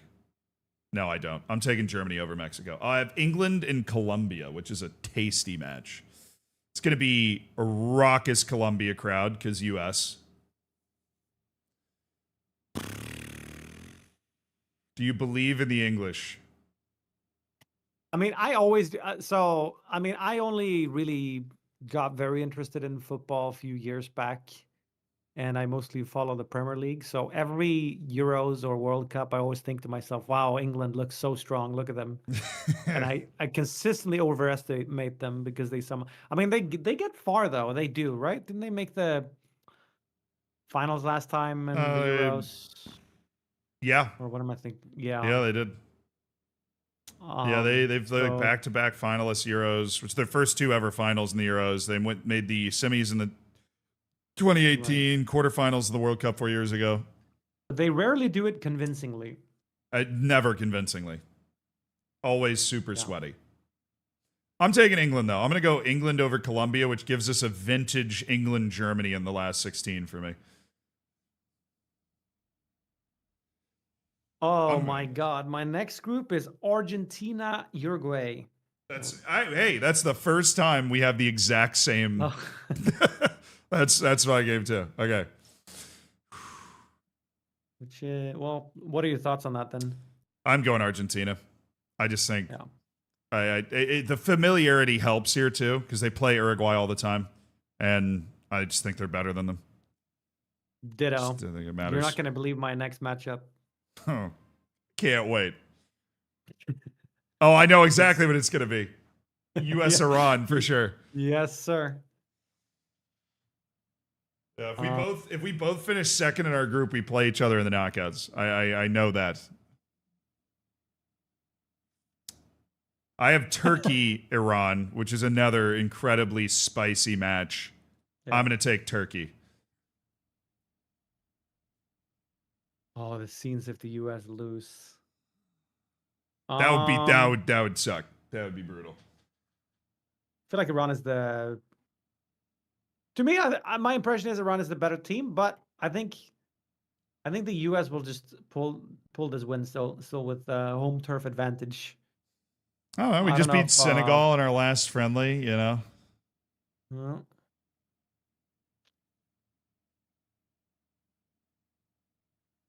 all right, moving on. Yeah, so U.S. is my pick, and then below that we've Let's got go. Switzerland, Algeria. Ooh, I have Canada, Austria. Is Completely mine different. there, which is an interesting match. I'm gonna take the Canadians. I'm gonna give the home ice advantage. Almost every single time I've been going for the instant, like the one that pops out to me as, yeah, this is the stronger team.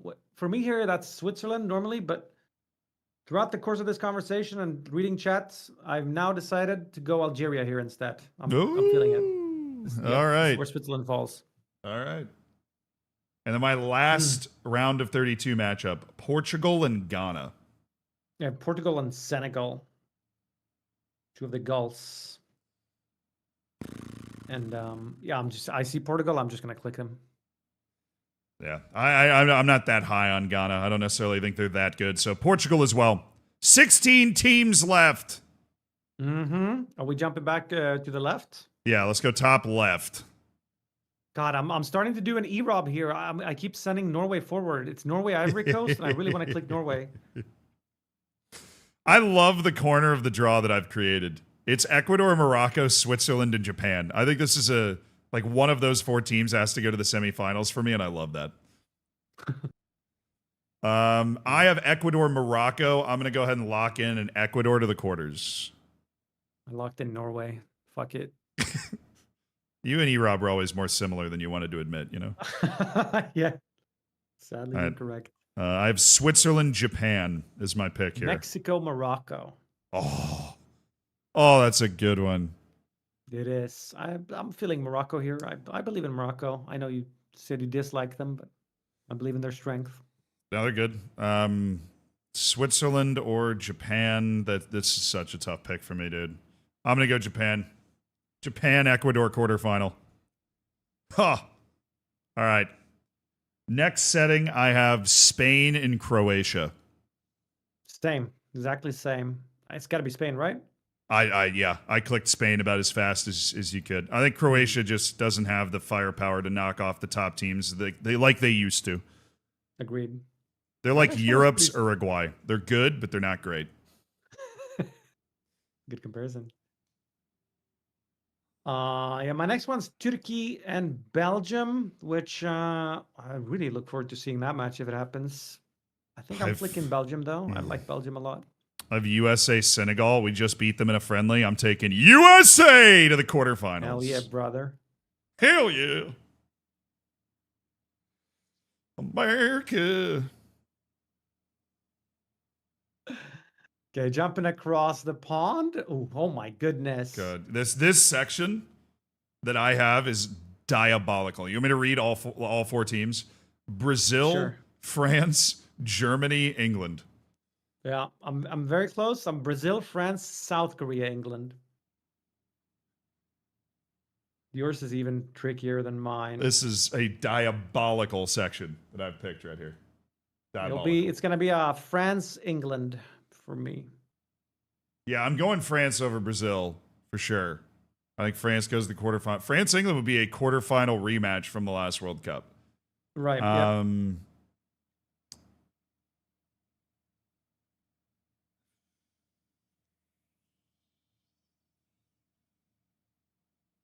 Did you pick your last one?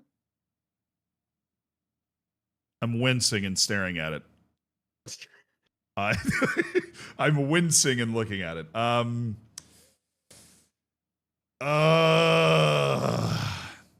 I think England is pretty clear cut there for me.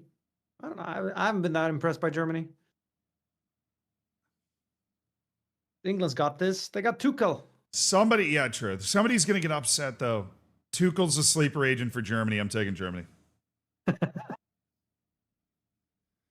All right, that gives us Germany-France, which is... Germany's run here is just diabolically difficult. Anyways. Yeah. All right.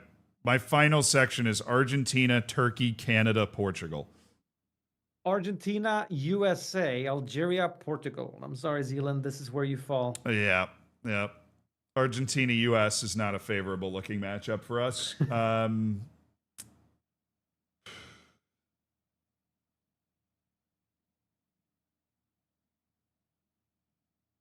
I got a first-time chatter who says, you should be more impressed with Germany. They currently really good. He wrote that RLY, and then he says, I mean really good, and then he wrote out the whole word, REALLY. Just making sure he used every appropriate spelling to emphasize how really good they are. I understand. Yeah. I get it. Yeah, well, I'm still not going to pick them above France, I'm afraid. Oh, man. I really want to pick Turkey. I really want to take the Turks. Who are they up against again? Argentina. I have to resist the urge to use the Turkish national team consistently plays worse than you think they will. Consistently. So I'm going to go Argentina. And Portugal. That gives us Messi, Ronaldo, World Cup quarterfinal. That would be hell yes. Incredible. I have the same.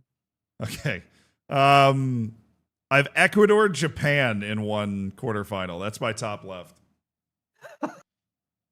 Incredible vibes quarterfinal in the top left. The whole section is just awesome. Like the way the groups fell just perfectly lined up. Yeah. I have Norway, Morocco, which is giving me quite the headache. And I mean, that's a pretty vibes quarterfinal too. Yeah. I would say it's my weakest group out of the quarterfinals. They're all strong, but still the weakest. I really want to click Norway, but I really don't want to align with E-Rob anymore. It's a dangerous game. I think this is where I click Morocco. I just feel like Morocco is sort of press proven in a way. I feel like at this point, quarterfinals of the World Cup, I do think you need to take into account just sort of nerves performing 100%, at this 100%. At this level. And Morocco just feels like they've had better practice. Norway is just, even though they're a strong team, they've never been there. Yeah. Yeah. Morocco literally has. Yeah. Yeah. 4 years ago or whatever. So back-to-back semifinals for Morocco is Nim's pick. I love it. Ecuador, Japan.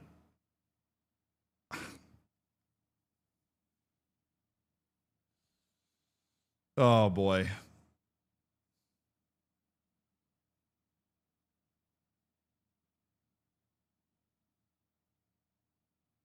And I love Ecuador so much. I do. I love Ecuador. Just click him then. Fuck it. Go with No, your heart. I can't. I'm taking Japan, dude. I'm taking Japan. Japan! All right. And then my next one, I'm not going to think about too much, though. Spain, Belgium. For sure, I'm clicking Spain here. Mine's Spain, US. That's where my home cooking ends. I'm taking Spain.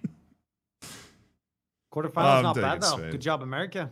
Yeah, I would be happy with that. If the US did exactly this at the World Cup, I'd be happy. Jumping over to the other side, I have France, England. I have France, Germany. So, this section of the draw could just be diabolical. Yeah. Both of us, the way we picked it out, has this side of the draw is just so loaded with like traditional powers. I'm taking France over Germany. Are you going England? So what do you think? So France, England met last. Was it in the Euros or the World Cup? World Cup. 4 years ago. Harry Kane scored a pen, I think, and then missed a pen, and England won by a goal. France won by a goal. How have the teams changed since then? I think England's team has changed almost more than France's. I think England's personnel and like who they rely on has shifted away from your Phil Foden guys. Like he's obviously not even on the team anymore. Yeah.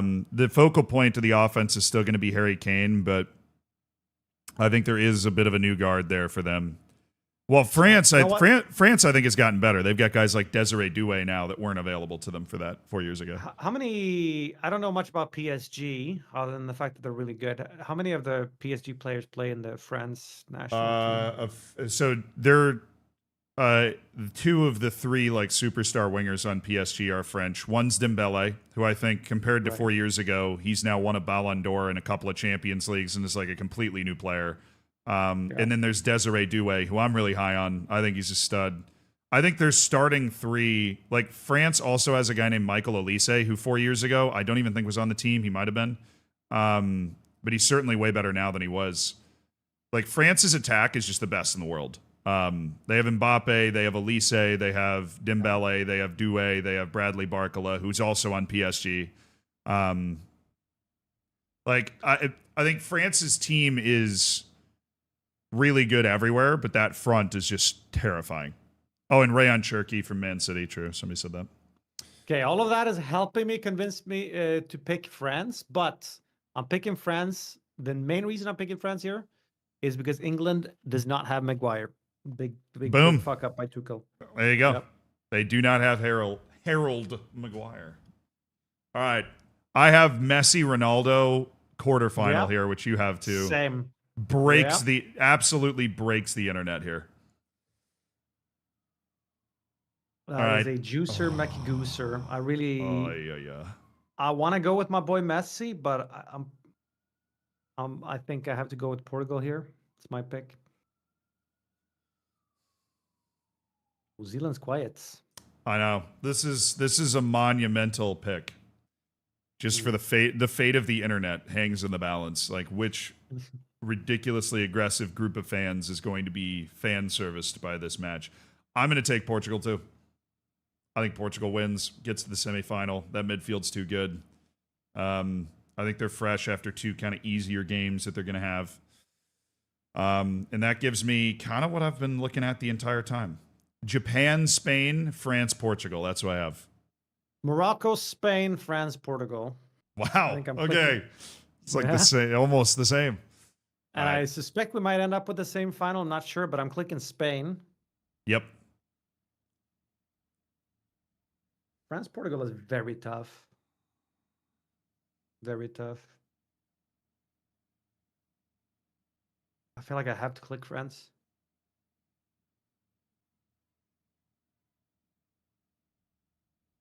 It's so hard to call.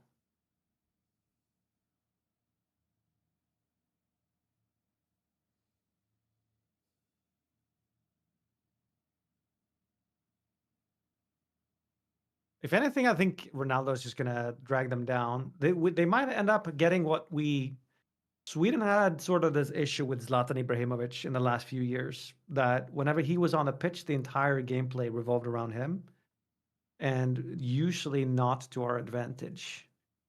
Yeah, I think it actually is a pretty similar situation because they have a coach too that's like he's gonna start Ronaldo. Right. Like that's just a promise that he has.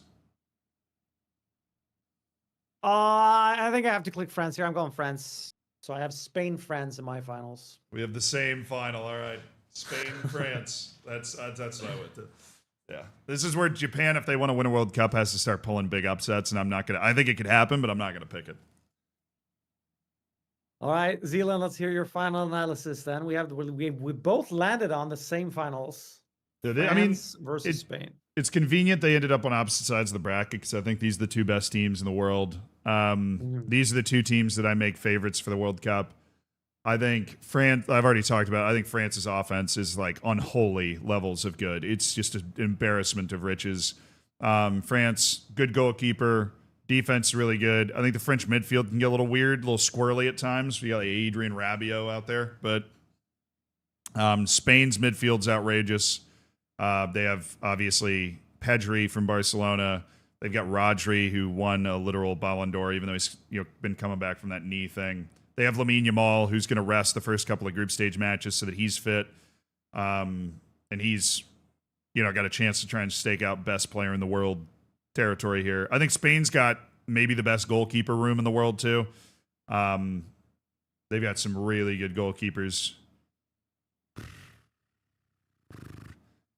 I think Spain's defense is too weak to handle France's offense, and so I'm going to give France the World Cup. Not affected by you. I had made up my mind a while back, but I agree. Seconded, I'm picking France. Maybe partially because let's go Yabe. True. That is one of your 4 teams that you're rooting for. Yeah.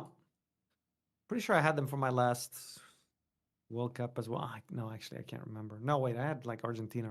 Fuck, I don't even know. But there we go. How do we lock this in? That chat, then I can tell you for sure, the one thing we know isn't happening. Both of us picked France to win. They are not going to win. I can tell you that right now, utmost confidence. But, oh, man. I, like, looking at this bracket. Yeah. I just wish I could see all of these matches happen in real life. Like, I'm looking at, Norway, Morocco. I'm looking at Germany, England, Brazil, France. Like, oh. Well, I mean, I'm looking at USA, Iran. Yeah, I mean, look, if we both finish second in our group, that is going to be the eyes of the world will be on that game. That's for sure. Wow, somebody hit me with a fun fact. Spain has never lost a final for the Euros or the World Cup. Well, that's about to change. That's about to change. Oh, that's right. I put France to win the whole thing, but I didn't even put them first in my group. Same. I put them behind. I put them behind Norway, and we both did. I don't think that's too uncommon. Oh. No, I think. Look, Portugal won the Euros, finishing third in their group. It's just sometimes the group doesn't go your way, but then if it's one match for your life, you're able to win. Whether it's penalties or whatever. I can't wait. How far away are we? We're 6 days away. Oh, if you look at, if you can also click leaderboard, and you can actually get a preview of the countries that people have picked so far. We got 40. Wow, a lot of people have submitted. That's awesome. That is yeah. Well, my community's gotten in on it as well. They were spamming the link. Okay, awesome. Yeah, there's. I think Erob has Norway. Button. There you go. Oh, that's right. You can click scoring and stats. Dude, somebody has Australia as their champ. Ecuador. So the most common pick is Spain to win. It's Spain, France, Portugal, England, Brazil, Germany, Argentina, Netherlands. That's the top 8.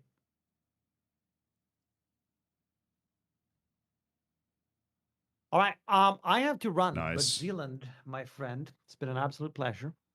It has. Thank you so much for inviting me to do this. I think my chat had a lot of fun putting this together as well. And yeah, I'm sure this isn't the last time I'm going to pick it, but this is the first time I've picked this World Cup.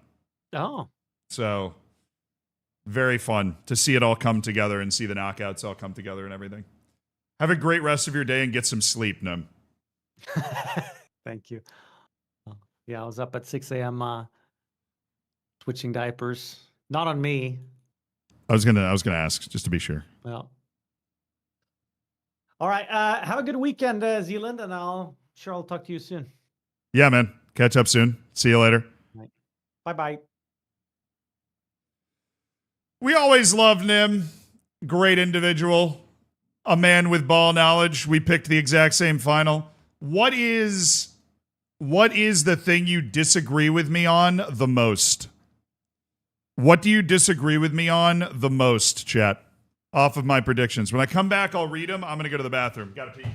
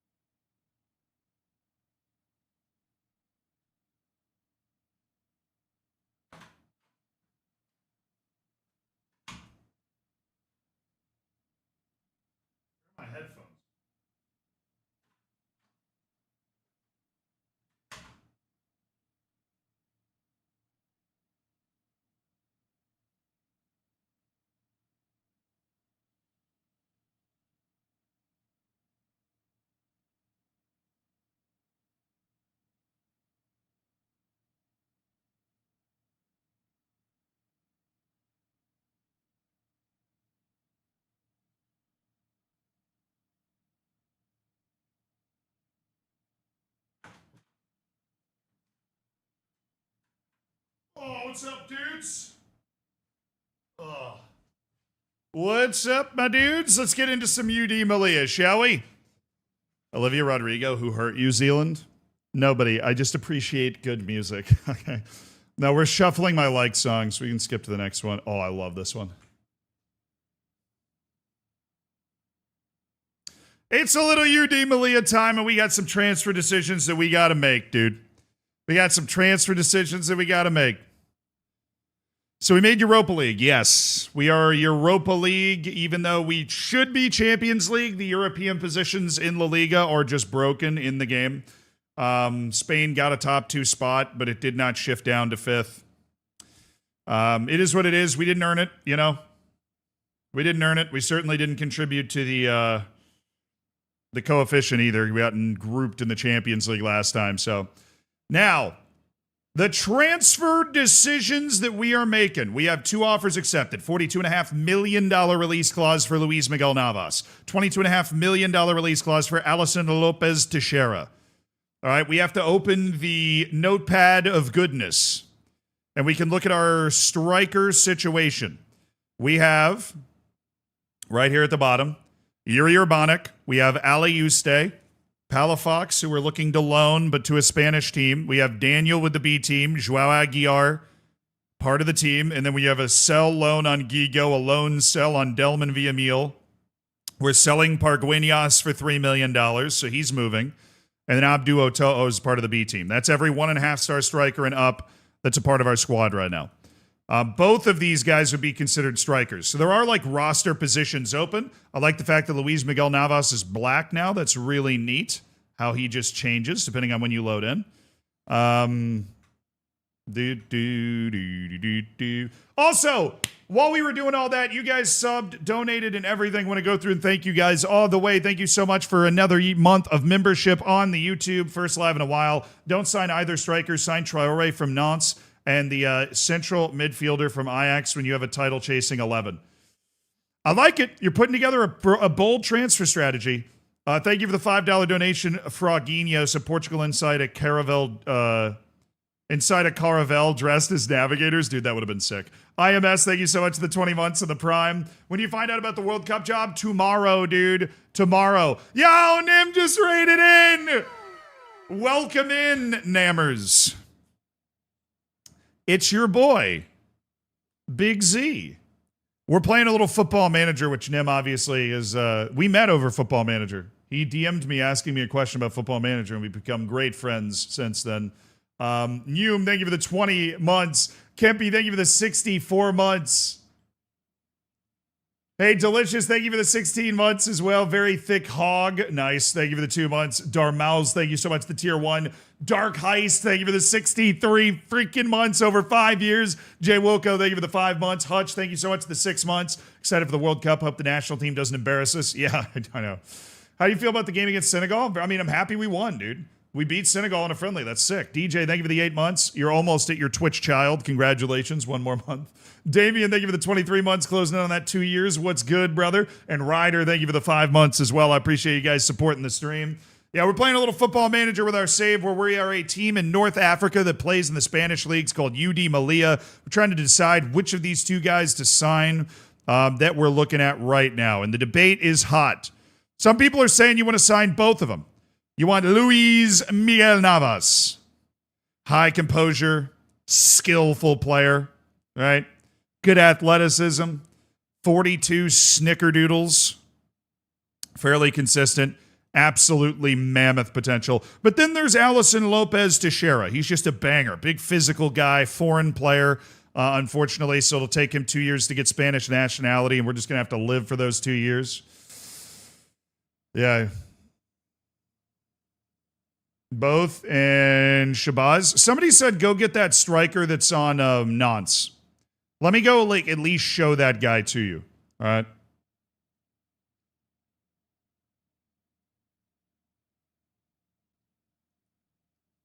Do I not even have him right here?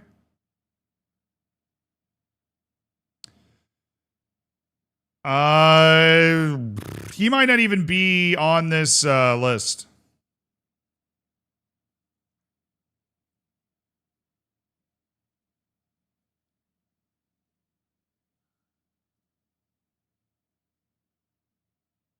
Not Babacar Sal. It's not. We got to go look at that guy. Yeah, so Tony. It's not Tony Fernandez. If we take this off, then who's here? Diakite, Eli Jr., Krupe, Edgar. Where is he? Is he not on the yes list? Is he on a different short list? Is he on a different short list? He might be. He is. Abdoulaye Traore.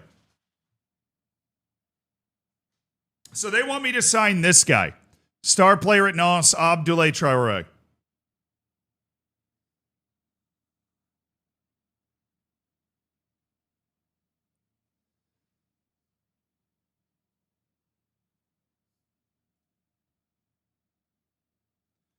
All right, career-wise, he's bagged at least 10 goals each of the last 3 years for Nantes. Got a lot of experience playing first-team ball.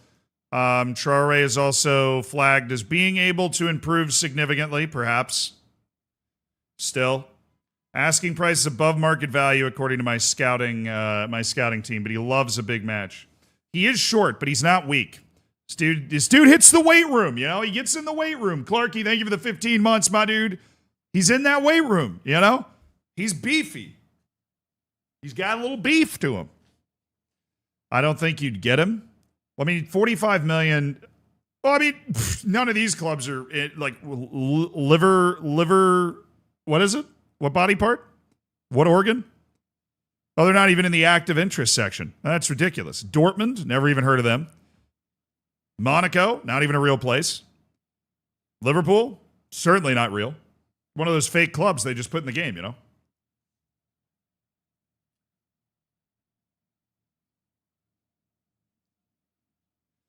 I like his technique. His ball control is the issue. His touch is not great. Right? And he doesn't have the size to be a focal point of the offense, obviously. He does have knock ball past opponent, which with his agility and pace is like good. I mean, he can use a little more acceleration, but he can use a little more.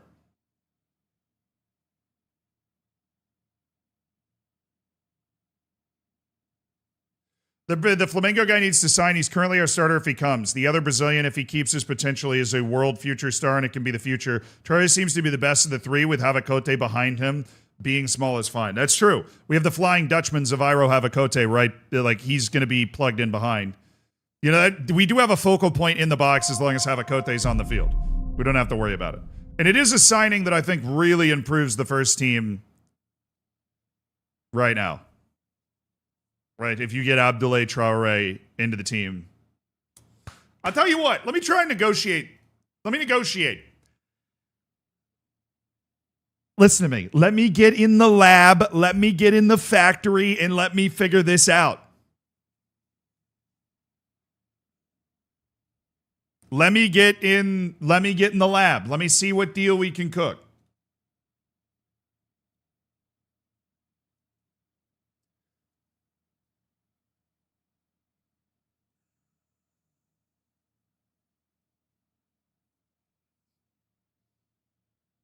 Per league appearance, bruh. They're looking for like over 2 million in per league appearance.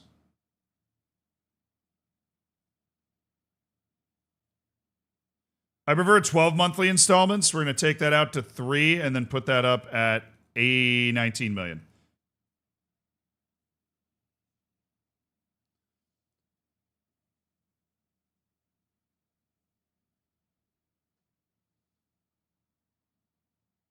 All right, you want to go 25? I'll do 25 and 15. That's technically $40 million, but it's not like really $40 million. You know?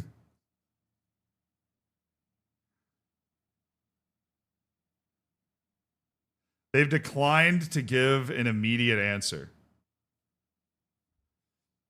Right now, it's $38 million for Abdoulaye Traore with really significant deferred payments. TTS is off? Oh, dude, TTS. No, I gotta turn it back on. It's just not working right now. That's a totally different thing. But I did actually turn TTS back on. Samrenga, thank you for the 74 months, dude. That is a hell of a long time since you were explaining Australian slang to me. Thank you for the Prime. And Frogino, thank you for the $5. FIFA just announced Your prediction is now void and have awarded the title to Morocco. Nice. Nice. I'm going to give him $40 million, but just $16 million up front for Abdoulaye Traore. All right, we have one more delay available on Allison Lopes Teixeira, chat. We only have one more delay available. Only one. Yeah, we can do a little comparison, I think. Let's see if it works. Yeah, Abdoulaye Traore against Allison Lopes Teixeira. Obviously, the natural finishing skill of Traore is there, but Lopes Teixeira's got a little better touch. And I think he's a much more effective aerial presence when you look at his jumping reach. And Traore does have a bit more of a burst, the speed, the work rate. I think technically Lopez is a better passer, Teixeira. But then, Abdoulaye Traore does have a little bit more vision, a little bit more teamwork as well. The anticipation is there for Traore, which really aids his quickness, where the decisions, the composure, the aggression go in the way of Allison Lopes Teixeira. Teixeira is also a decent penalty taker. We'll see. Because I think there's a couple of other questions that need to be answered. We're going to delay this, but once we get to the 11th of July, we got to be very aware that that's coming. We're going to have to make that decision by the 11th of July. So I just want to see if we can get negotiation and see what playing time and wage demands Traore would be looking for. That's what I think we need to find. All right, Fernando signed it. Oh, yo!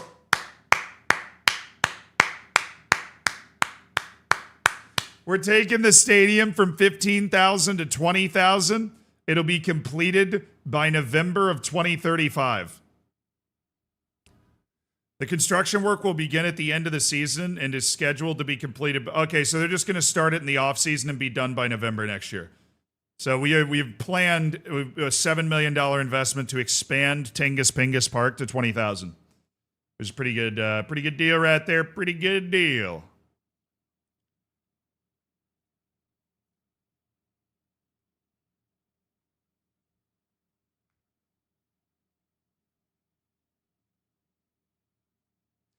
We can get an offer of $1.2 million for Greven Rodriguez. Honestly, that feels way low, considering the level that Greven's been playing at. But I'm going to see if we can negotiate that up once they get the offer on the table.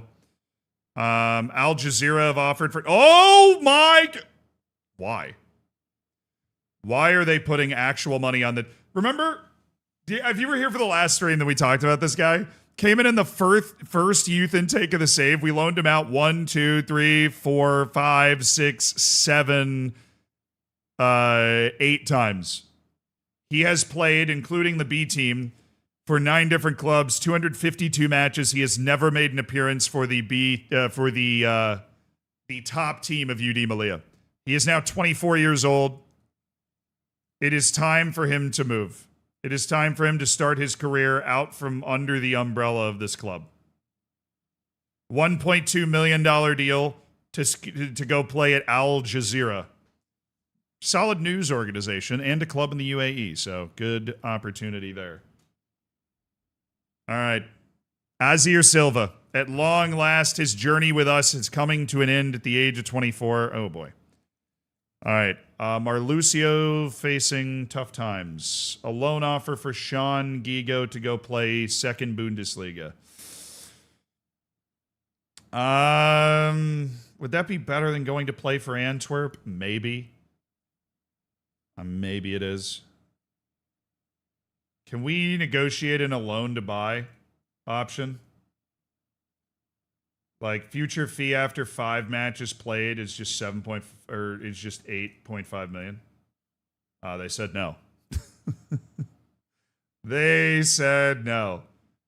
Rafael Machado's on the move to Benfica. Fair enough. Oh, yo. Oh, Granada's just matching the offer. All right, yeah. Couple of teams are in on $3 million for Pargueñas. All right, Martel's getting a... Wait, we're getting another offer for Azir Silva. It's just going to be the same. Oh, no. Yeah, I'm going to get 2. I'm going to get $2 million for Azir Silva. What a moment. What a moment for Azir Silva. Wow. Azir Silva. Where is he? Oh, my God. Oh, I clicked on the wrong thing. All right, so Al Jazeera offered just $1.2 million. Azir Silva, oh my. The real money's rolling in for Ozir Silva, a $2 million offer for the 24-year-old. I don't know why. I have no idea what is causing that. Al Hilal have offered for Greven Rodriguez. All right, let's negotiate. Damn! Couldn't remember if you were able to negotiate off agent recommendations. Turns out you're not. It's all right, I'm going to make it worth my while here. We're going to offer him out for $1.5 million. So I'm not able to do that. Good to know. Keegan Malangu. I don't think we need to worry about that. Ifayanyi Samuel. I received a lot of championship offers. A Ligue 1 offer from Troyes. Murner Sigurd Anderson's left. Okay, we're getting more loan offers. Leonardo Silva. A lot of La Liga dos. We're not getting any La Liga offers. We might want to have him play with the B team one more year then. I'd rather him play La Liga dos with me, you know, than play somewhere else. Doesn't make any sense for him to leave us if we can give him regular playing time down there. More offers for Speedway Bar.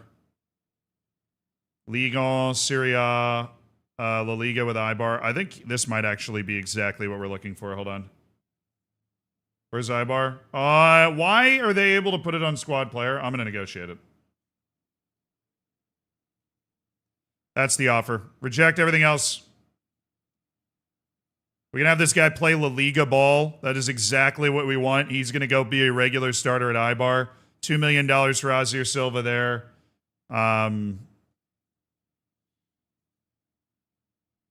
Is Leeds Championship?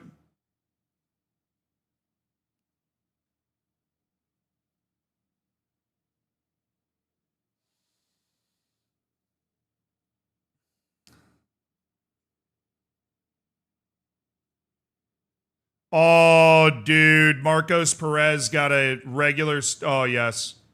Regular starter in La Liga for Marcos Perez. That means he doesn't have to go through any adaptability at all. That is absolutely massive. Alejandro Martel. We are not going to loan him out, no. I should just do it this way, honestly.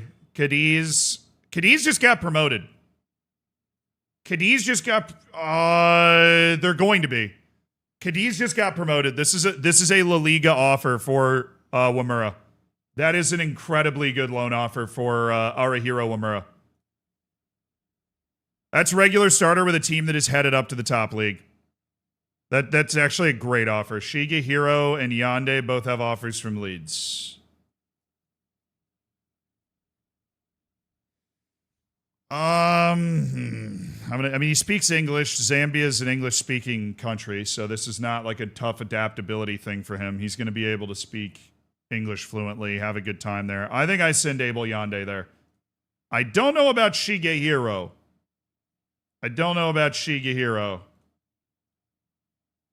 Speaks Japanese, a little English. He's working on his Spanish. I mean, basic English helps. I just feel like there's better offers out there for this guy. Shigehiro's got a pretty big reputation. I'm going to save that offer, and we're not going to do anything with it. Who else is here? Ifayanyi Samuel. Just Bursaspor and Portimonense.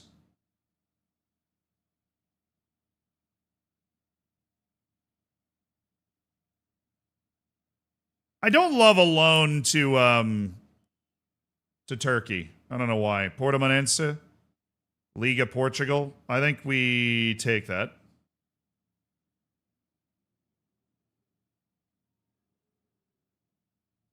He can pick exactly where he wants to play, Ifayanyi Samuel. He can pick exactly where he wants to go. All right, Almeria made that offer. Shigehiro, we're saving that. Wamura, Yande. No offers for 4 players. Aguirre, Javier, Kenny Gonzalez, and Danny Avande. Hey, they didn't...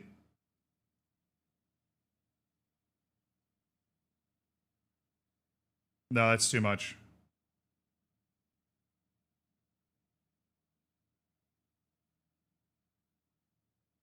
I'm in the wrong part of the negotiation because I wasn't paying attention, so I'm going to go ahead and decline this conversation. I'm just standing up and walking out of the room. I thought we were about to talk about what price he would accept being transferred for, and that was not the conversation I ended up in. He was talking about how much wage it would take for him to stay. I clicked on the wrong option. I'm in bad clicking form. All right, we want to move Facundo Aguirre. There is transfer interest. Hi. It's unrealistic to... What's a fair price? 14.25 million. I'd be very happy if we got that. So he wasn't upset that we were trying to move him. He was upset that the asking price was going to price him out of a move, which is incorrect. That is an incorrect assessment. Aguirre, where are you? Facunde, we're moving you. We're moving you for 14.25 million. That's your offer out for a week. We're going to do a week of offer outs, and we're going to see if Aguirre can move. Subiaga's new contract. Yuste new contract. Begramian's moving. What is it, July 5th? Okay, just got to stay on top of that. Oh, we reduced Zubiaga's release clause to 100 million. We're screwed, chat. We're screwed. Yuste's release clause reduced to 130 million from 225 million. We had a comically large release clause on Yuste before. They're still asking me about it. What are we doing with Yuste this year? Dude's literally a question mark right there.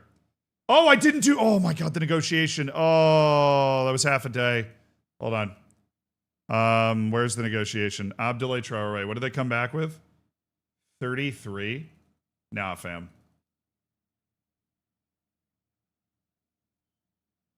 I'll give you 20 and 20. You get 20 up front. Dog. I'll give you 25 and 15. I don't want to go over 40. We're just going to give you more upfront value.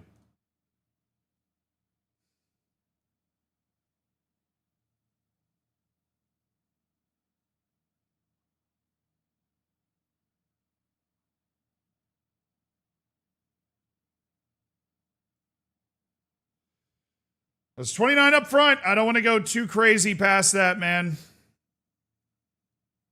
I just want to get to the contract. Pargueñas transfer battle intensifies. Oh my goodness. Oh my goodness. Pargueñas just became the belle of the ball out of absolutely nowhere. Are any of these negotiable? Or are they all hard locked? Dude, they're all going to be hard locked on 3 million. Nah.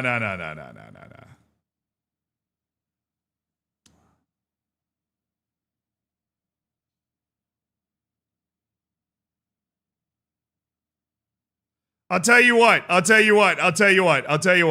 going to accept one of these. Claremont Foot. I don't think they have much juice. I'm going to reject every other one. Why did I? What?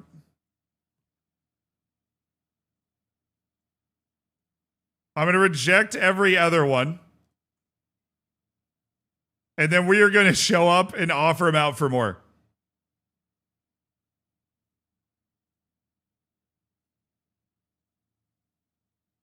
Come on, man. Live a little. Give me 6 million for Pargueñas if you want him. Oh, please tell me that's like an instant reply.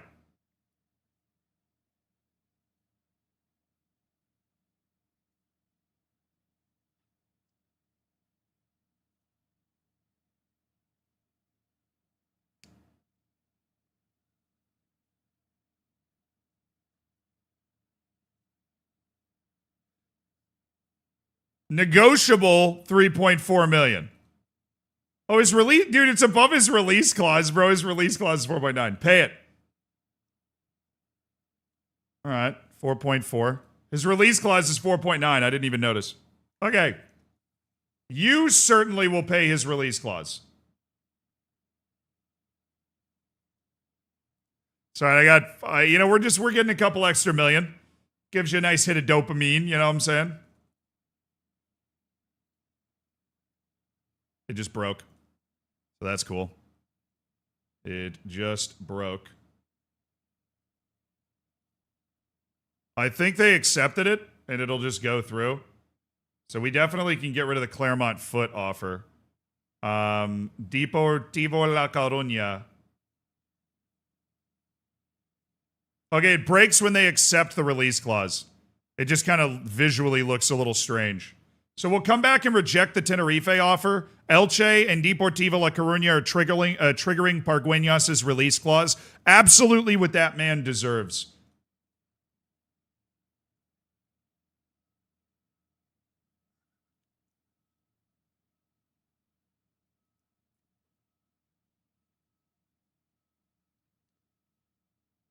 I wanna give all my secrets away.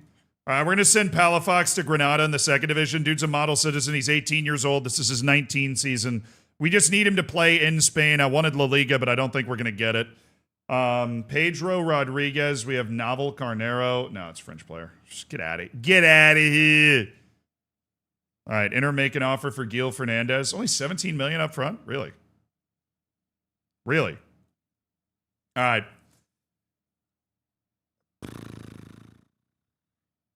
Yeah, I can't predict how other teams are going to act. I just got to hit continue once, and then we'll go back in and reject that.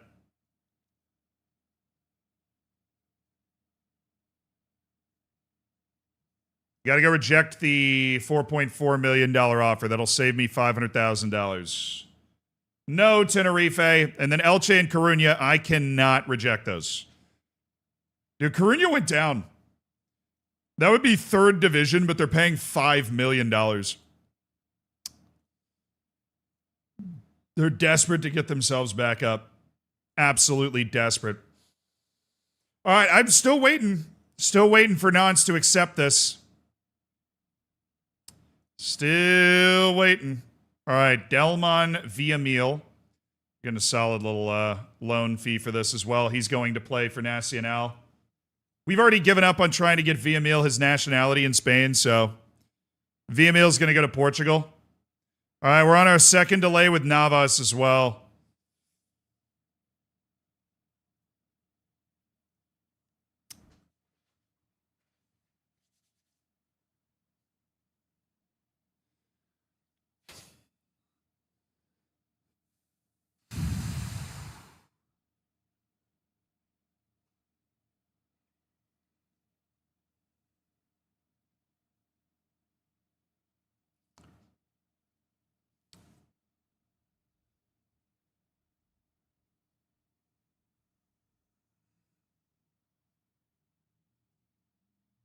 Buy both Seller, Bonnick, and Aguiar.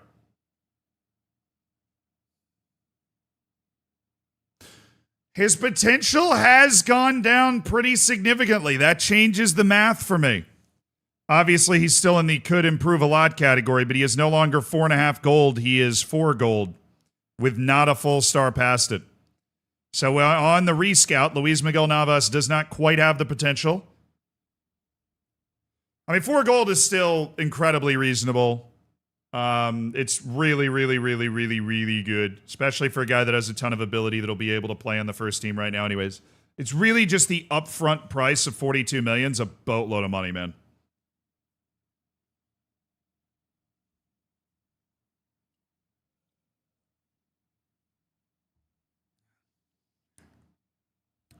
Don't judge. I mean, I judge stars when it comes to potential. I judge stars when it comes to potential, man. I ain't no fool, bro. I ain't no fool. Look at Mark. He is better.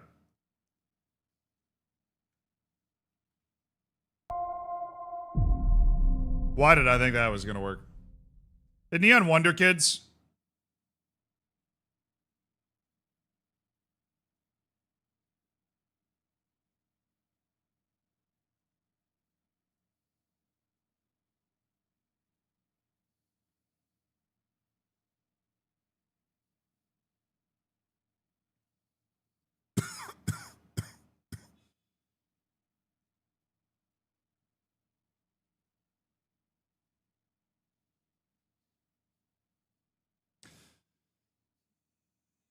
Mark is not better.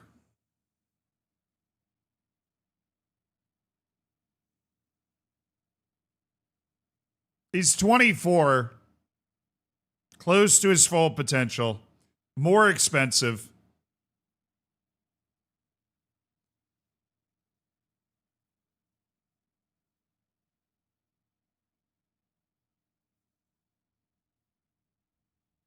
Bears repeating now.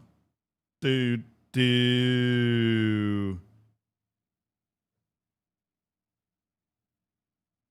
Do do do do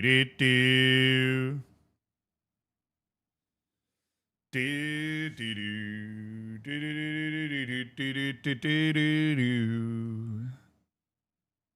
Time to leave, and I hope you'll understand. Lord, I was born a rambling man.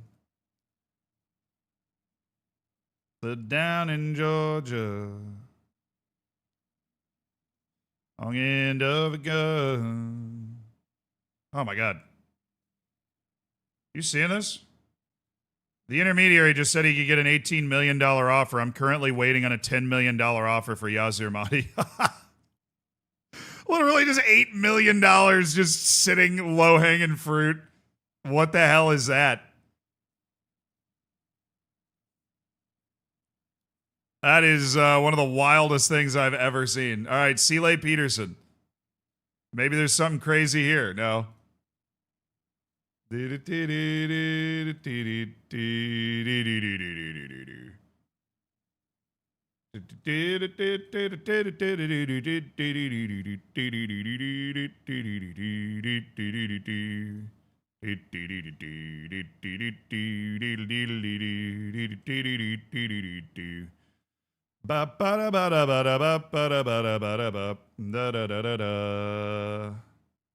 To New Orleans this morning,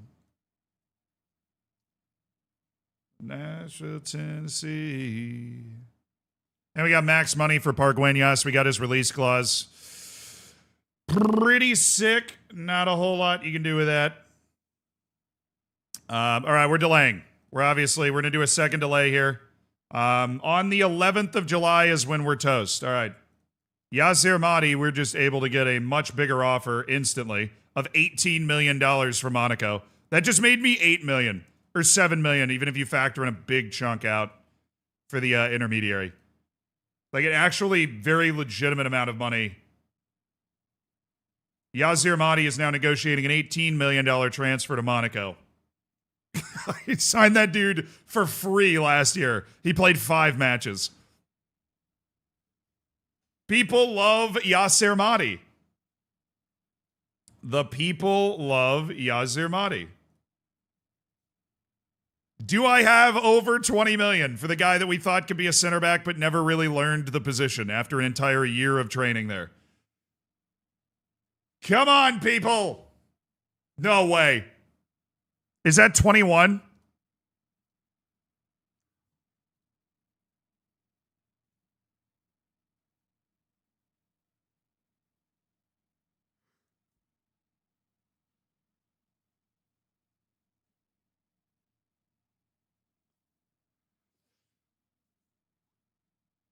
Was he interested? Let's go to the tape. Let's go to the tape. Give me the high quality. Give me that high quality. Let's go to the tape. Was he interested? I clicked off it too quickly. Okay, that was my pausing agility was not nearly good enough there. Shout out to my wife who fed the 6-month-old sweet potato and rice cereal the past 2 days, knowing damn well she'd be gone all day today for me to clean up the absolute nuclear explosion this morning. Love her and her diabolical planning, lololol. Congrats, Boy Blue. Thank you for the 1,000 bits. Hope you enjoyed that. Also, Phil, thanks for the new membership on YouTube. Hell yeah, brother. And welcome to the Elite Online Gaming community. Elliot, congrats on the Baker's half century. Thank you for the 51 months in chat. Bo Jakin gifted 5 subs. Bo Jakin gave 5 people the ad-free experience for an entire month. DePecci, Yalara, Greedo, Wynad, and Dark Spy. Enjoy the bacon, enjoy the emotes. And if you don't say thank you, then you're banned. So no pressure at all. Absolutely no pressure at all. Boy Blue, good luck with that. What does this mean, chat? It says Monty's agents made it known that he's very pleased to be in advanced talks with Monaco, and he's equally happy to stay.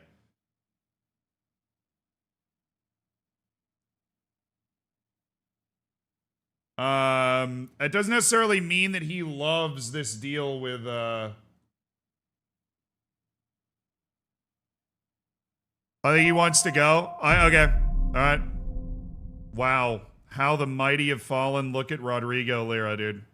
It's a $1.3 million transfer. Means he's not going to get Hafe for $21 million. It's 15 days away from becoming a Spanish nationality player. No. I'm not taking $2 million. I think that there is a brighter future out there for this guy, even though he kind of hates me right now. Even though he kind of hates me right now, I think there's a brighter future out there for him. All right, Yasir Mahdi, we're going to reject the offer with Monaco. And we're going to work with the $21 million offer for Getafe, which is a hilarious amount of money. We're going to try his release clause of $25 million. That's the max that we can get for Mahdi. It's a hilariously high amount of money for Yasir Mahdi. I need Nance to get back to me, dude. It's the 7th now. We have until the 11th. Oh, dang it.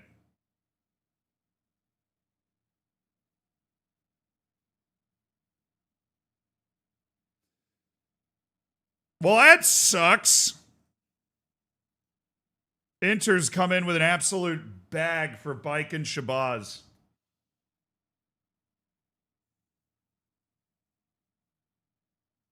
Like, big money.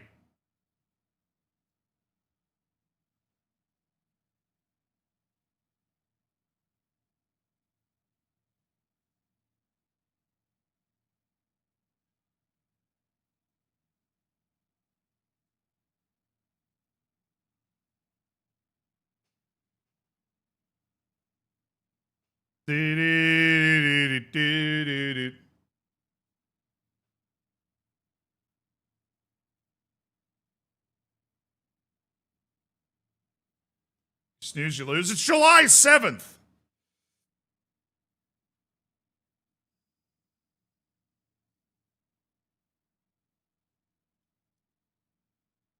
Now, for leadership's not a problem. We have other strong leaders in the team. We don't have like a dearth of leadership. That's not something I worry about. Yeah, the league literally hasn't even turned over yet.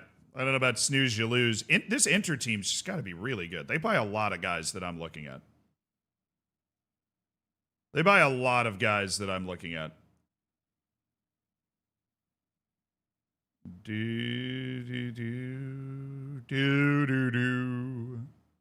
Nikolai Paulson was one of those guys.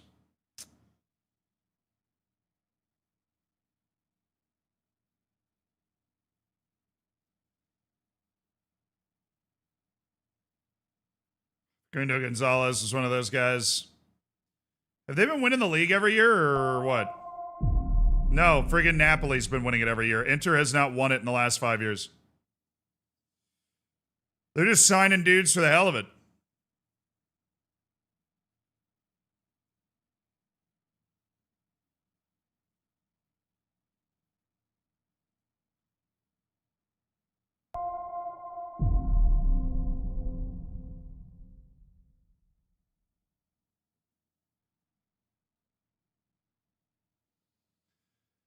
Hoffenheim and Jan Regensburg are interested, but they're not putting offers on the table. Rode, Bastia, and Fleetwood.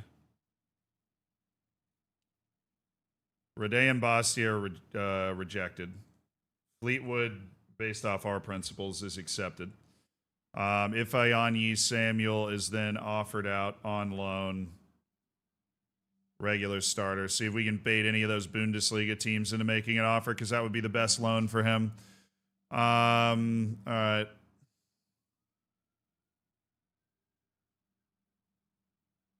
How can we not move Kenny Gonzalez, dude? I don't get it. I don't understand how there aren't teams out there that want Kenny Gonzalez.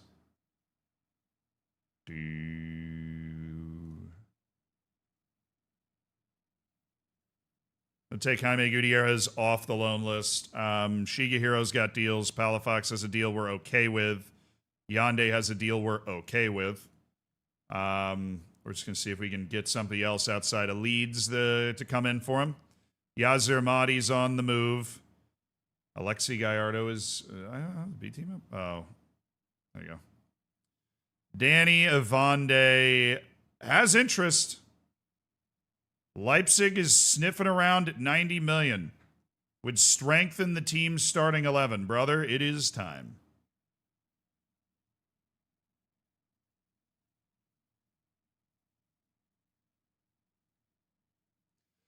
It is time. Danny Avande has been here for years, but he's never going to get that Spanish nationality, which makes him, like, unless you're a pure superstar, I just don't want you taking up a foreign spot like that. Of course you're interested in Mbambo. His value's only at freaking 40 million right now. Kenny Gonzalez, we already know. Javier.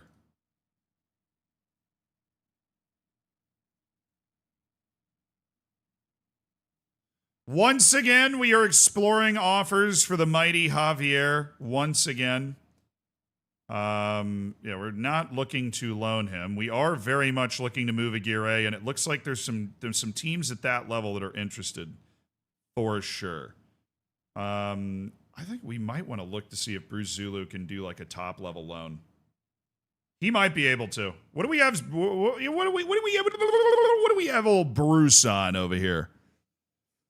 Oh, Brucey. Bruce Zulu. We got B team or explore a top 5 division loan. And, in the meantime, I'm just going to do something. You prefer to stay at... I'm just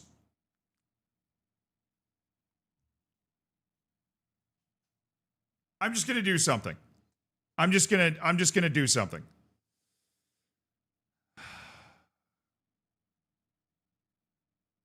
They added a bunch of freaking bonuses, dog. Will you stop?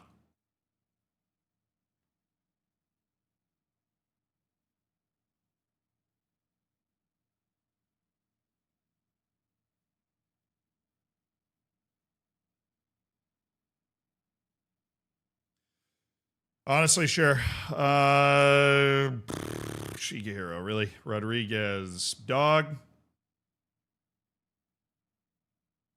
That's wage demands. Grieven Rodriguez is asking for a boatload of money. That is the issue. Grieven Rodriguez's wage demands are absolutely massive. Dude, we got to check into the World Cup. We got to check in on the World Cup, dude. Grieven Rodriguez asking for a ton of money, so he's going to be harder to move. Jamie Archer. Finger slipped. Stick drift. All right, now we find out what Traore wants. For realsies. All right, this is a great loan. Sipiwe Bar is going to be playing La Liga football this year. Our ability to sign South Africans and continue to develop the South African national team and bring South Africans to Europe remains entirely unmatched. He's looking at star player, $5 million a year. He's going big time money. Or big time baller status here. Abdoulaye Traore.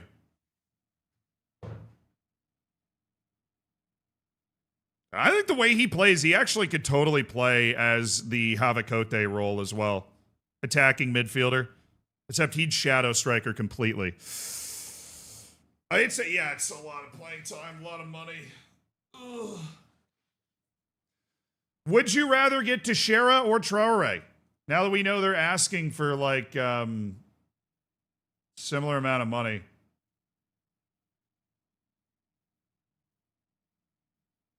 Allison Lopez Teixeira.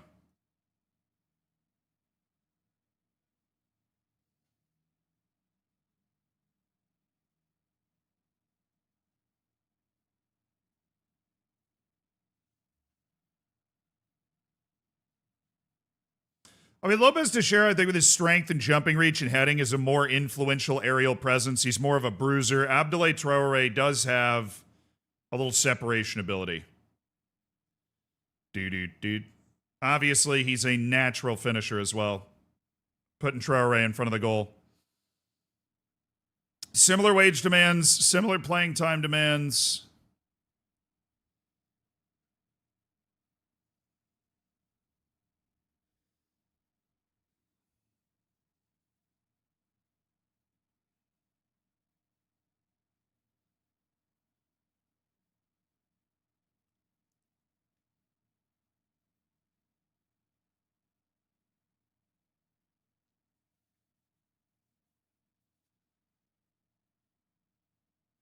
Dude, cakes and bros, that happens all the time. You're like playing a save and you're in the lower division somewhere, and then you come in and you see somebody playing, and like, you know, we're in the Europa League this year, and you're like, oh my dude, any of these guys would be so unbelievable on my team.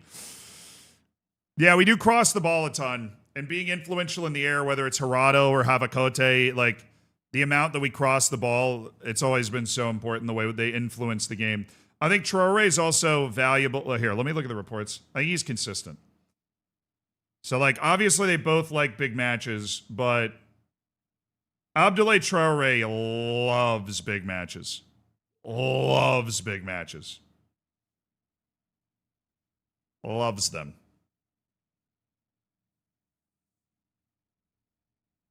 He's resilient.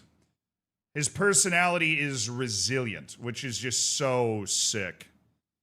While Lopes Teixeira is fairly determined and volatile.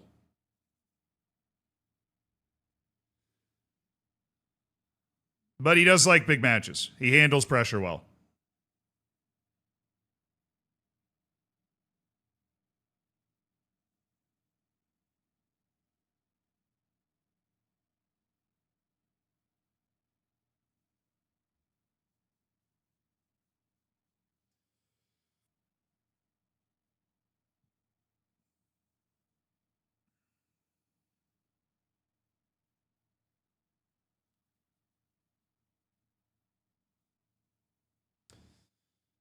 Well, I'm just glad that we have strikers that we're looking at that were like, damn, these guys would be like good pickups. We didn't really have that for a while.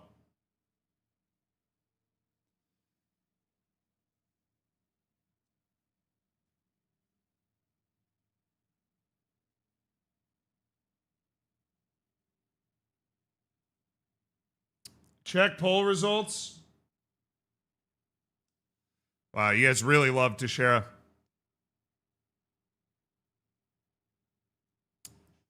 He is foreign.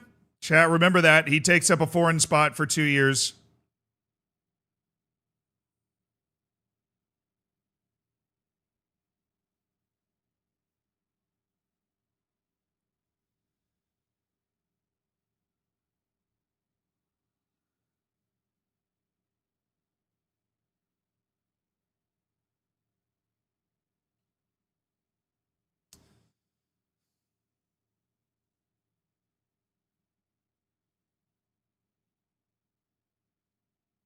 We're walking away from the Abdoulaye Traore transfer deal. We are going to Alisson Lopez Teixeira, and we are accepting this transfer deal.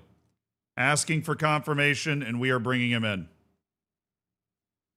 Alisson Lopez Teixeira has just signed his new contract with UD Melilla, a $23 million transfer from Flamengo in Brazil. The Brazilian forward has joined UD Melilla to become a new focal point of the offense. The deal is complete. There is a Brazilian in the team. Mbambo, can you welcome him? Got to send him to learn Spanish. He does have some adaptability concerns, chat. We do have to keep that in mind. And also, by the time we get to the 13th, we have to have our made up on Navas as well. All right, chat, time to add to the list. Time to add to the list.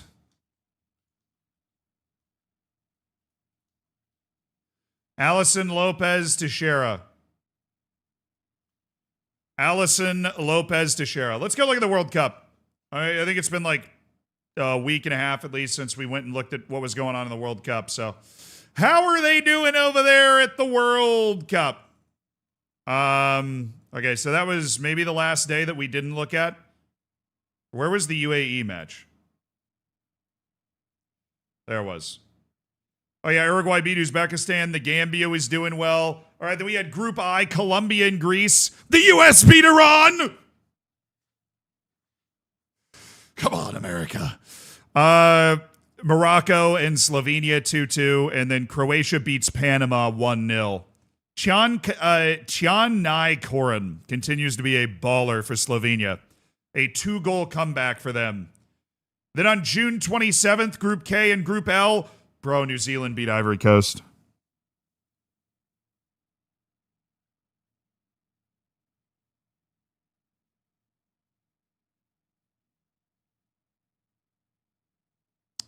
He's pretty good. The guy that scored a brace for New Zealand.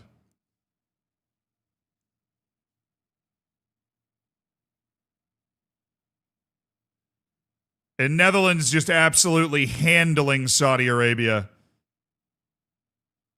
The tune of a cheeky little 5-0. Oh, I hit a back button. Okay. Denmark with the 1-0 over Guinea thanks to Conrad Harder in the 80th minute, and Brazil survived. 94th minute goal for 23-year-old Al Ali forward Marcelo Enrique. They bought him straight from Flamengo. Okay. We didn't really know him, but he's definitely getting paid now. So Brazil with the win. Germany beat... Okay, now this is the final round of matches here. Germany beats Indonesia 3-1. It was uncomfortable. They were losing at halftime, but the hosts Indonesia gave a good account of themselves even though they lost. Canada beats Tunisia 2-0. That leaves Germany first, Canada second, Indonesia third, and Tunisia fourth. Very nice win for Canada. They're through. Indonesia might go through, depending on what happens there. Group B, Cameroon beats Costa Rica, putting Costa Rica in last, and Cameroon into second. England beats Malaysia 6-0, 3-0 lead at halftime over the dual hosts with Indonesia. And England takes first in the group with that 6-0 win. Then in Group C, Argentina beats Burkina Faso, and Sweden beats Jamaica thanks to a brace from Alexander Isak. It's Sweden 1, Argentina 2, Jamaica 3, Burkina Faso 4. June 29th, Senegal beats Chile to take first in the group. Ukraine beats Japan 3-1. Very good win for Ukraine. They go second. Japan goes third. Chile goes fourth. Czechia and Nigeria draw, so Nigeria goes through in second. Czechia in third. France beats Suriname rather comfortably 3-0. Then we have Italy beating Ghana 3-0 to take first in the group. Historically inaccurate. And Norway survives a challenge from the UAE with a 3-2 win to finish second in their group. June 30th. We're closing in on, I think we only have 2 more days of then we're into the knockouts, dude. So the knockouts have started to happen. Portugal beats Australia 2-1 with a come-from-behind performance to put Australia last in the group. Absolute heartbreak for the Aussies after an 80th minute goal to take the lead from Iran Kunda. Scotland beats Ecuador with a huge 4-1 effort to put them in second and Ecuador in third. Uruguay, dude, the Gambia finished ahead of Belgium.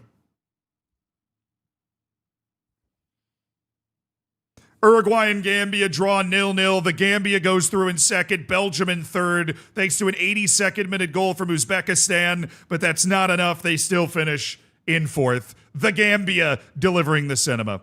3 early goals for Colombia balance out 2 early goals from Iran. Colombia is going to finish second in the group. The United States finishes first with a Malik Tillman brace to beat Greece. The U.S. wins the group.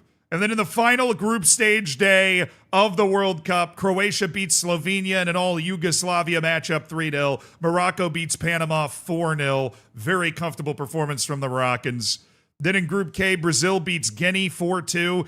Guinea had the lead on 2 separate occasions here. The goal to take the lead was Marcelo Enrique again in the 86th minute. Facinet Conte scored that goal. Denmark and South Korea played one for the streets, 6-3. The Danes win. South Korea finishes last and is eliminated. And then the last group, New Zealand just finished ahead of Ivory Coast. The Netherlands beats New Zealand 3-0. They take first. New Zealand takes second. Saudi Arabia finishes fourth behind Ivory Coast, who get a Mohamed Diomande goal to put them in third. All right, everybody close your eyes for a second. I am going to go to show you the final group stage tallies first. All right, here you go. Germany first, Canada second, Indonesia third. Indonesia qualifies for the knockouts at their home World Cup with the 3 points, -2 goal difference. They are ahead of Tunisia on goals for. That's what makes the difference. Malaysia, unfortunately, with a -7 goal difference, is out with 3 points. England and Cameroon through. Jamaica's going. Sweden first, Argentina second, Jamaica with 3 points and a -2 goal difference. They are through. Senegal and Ukraine through, along with Japan, who had 3 points and a -2 goal difference, which is apparently very popular. Chile eliminated. They're just happy to be there. France and Nigeria are through. Czechia had 4 points. They are also through very comfortably. Good to see Nigeria back. Good to see Italy back. They finished first in their group. Ghana qualifies to the next round with 3 points and a -5 goal difference. Ecuador eliminated with just 2 points. Portugal and Scotland are through. Ecuador and Australia both out, as Ecuador could not actually get a win. The Gambia had 4 points and a +1. Belgium had 4 points and a -1, but they are through to the knockouts, no question. USA, Colombia, and Greece going through. Greece had 4 points. U.S. going first in the group, looking good. Croatia, Morocco, and look at Slovenia to the round of 32 at the World Cup with 4 points. Guinea, unfortunately, despite the fact they finished third, only had 1 point. And so did Ivory Coast. Guinea and Ivory Coast eliminated his third place finishers. Both only had a point. New Zealand had 6. New Zealand beat Ivory Coast and Saudi Arabia to take second place in the group. Outrageous. Outrageous from the Kiwis. All right, nobody look. Nobody look. Nobody look. Nobody look. All right, first knockout match. An absolute epic between Cameroon and Canada. Won on a penalty shootout by the Cameroonians after a second half equalizer from Carl Etta Ayong, who's playing at Sporting. Nico Segur from Cardiff scored the early goal to take the lead from Canada. What do I not? A streamer doesn't know. What do I not know? We already know a lot of the results. You can see the right side. All right, well, whatever. We're going to look at them this way. France got Indonesia in the round of 32. Indonesia super proud to have made it here. Jose Alvarez, the 24-year-old regen from Persib Bandung, scored 2 goals. Barcola had a hat trick. Argentina beats Italy. So Italy does manage to come back, but drops 2 goals in the first 18 minutes, including an own goal by Bastoni, which is 2 on brand. Incredible derby between Norway and Sweden. Incredible derby. Norway wins it in extra time with a goal from Oscar Spitten Nesader, who's one of the FM Wonder kids this year. He leads Norway over Sweden in the round of 32. The United States, led by Ty Noonan. Ty Never Play Noonan is headed to the last 16 with a win over Jamaica. An all-CONCACAF showdown sends the U.S. to the last 16. Hell yeah. Colombia beats Nigeria in come-from-behind fashion. The lead-taking goal by Yasser Asprilla, Gianfranco Aguado of Hoffenheim, the new gen, and Santiago Londoño from Napoli. Sani Suleiman scored the early goal for Nigeria that made them look like they were going through. Then Germany, able to see away a stubborn Czech Republic that got a late goal from wonder kid František Batka at Juventus. Finn Jelch scored 2 goals, and Jamal Musiala, who has 127 caps now, scored a few more. July 5th, Ghana beats Senegal in a West African showdown. 2 goals in extra time after Senegal got a red card in the 53rd minute with a 2-0 lead. Wow. Senegal gets the late red card, or second half red card anyways. They had a 2-1 lead at the time. Collins Mohammed tied it, and Emmanuel Yaboa of Al Nasser scores 2 goals in extra time to give Ghana the win. Portugal sees away a stubborn Greek side, Carezza scoring, but 2 for Vitinha, 1 for Giovanni Quenda, and Portugal into the last 16. So many great derbies in this round of 32. Netherlands and Belgium playing each other. Netherlands gets the win 2-1. Wazim Bouziane and an own goal by Artur Teate, who's playing at Fulham. Stanis Idumbo scored the late goal for Belgium. Then on the 6th, New Zealand!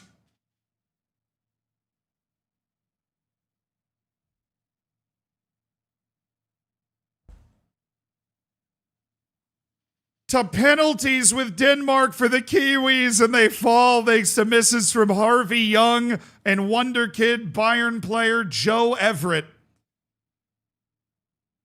Missed the crucial penalty. Harvey Young's another one of those wonder kids. We're going to go ahead and scout him again. I think we're already scouting him. I thought we'd already scouted him once. I feel like I've known that guy before. Gabriel Sloan Rodriguez was the guy that scored during play. Hoyland equalized 7 minutes later. Ethan Nwaneri scores for England to give them the 1-0 win over Slovenia. They avoid embarrassment in an impressive win for Morocco. Anas Salah-Adin with 2 goals from PSV and Chadi Riyad from Al Nassr scored in the 89th. Morocco 3, Uruguay 0. Oh, Gambia.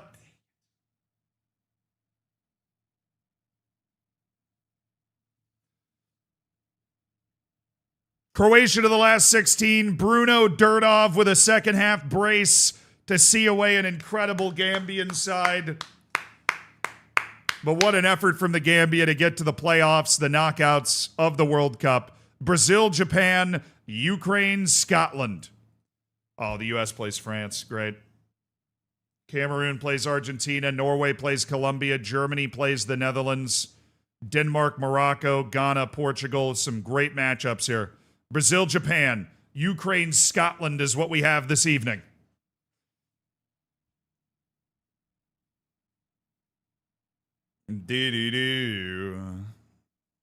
Yep.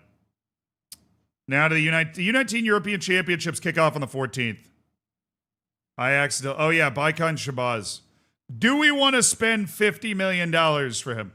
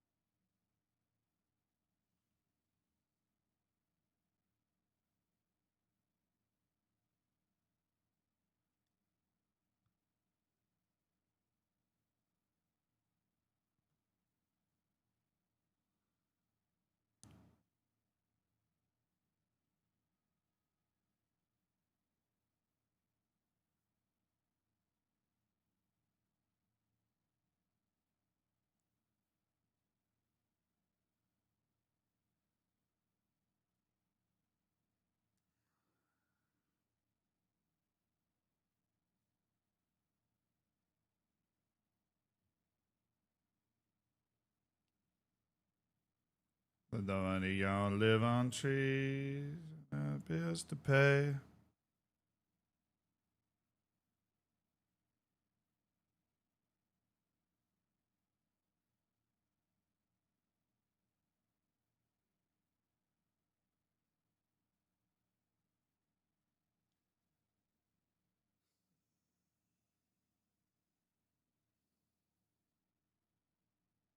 It'll be worth over $100 million after you sign him. I mean, that's true.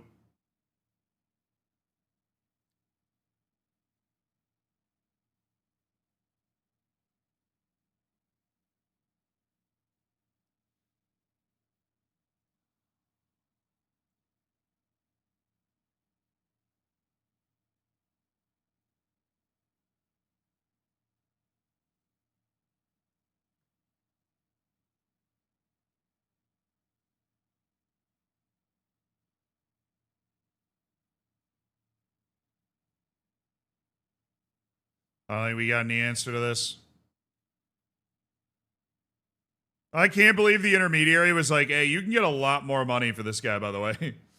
That was hilarious. But yeah, I can literally get you $8 million more for this guy, just in case you were wondering.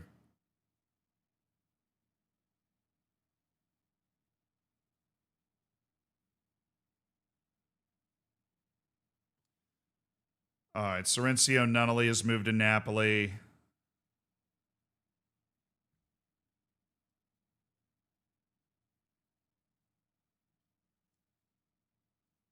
Miguel just moved. We just got $83,000, which is ironically almost as much as we got when we sold him the first time. That's almost the same amount of money. He just moved for 3.5 million to Alaves. They've kind of ruined him, I think.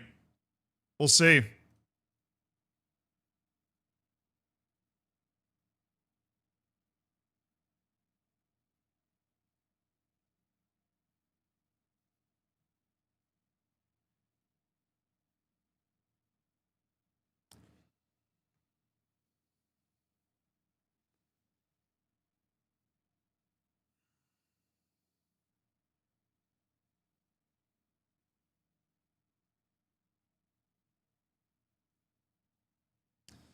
I send David Corral out. That makes sense. Marcos Perez is set to move on loan to Almeria. It's a sensational loan for Marcos Perez. He's following the Salvador line. He plays, has one good year playing in the Liga with Almeria. And then I think he could be a first-team ready player. Our development pathway continues to be incredibly clear. The only question now is whether we're going to make a move for Bike and Shabazz. I think it would be foolish if we didn't explore what that offer would look like.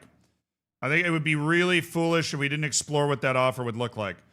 So the value of their transfer is like $70 million. So I think we start with a double 30-30 and we look at like what they would want. Yeah, okay, that's 89 million is what they're looking at right now.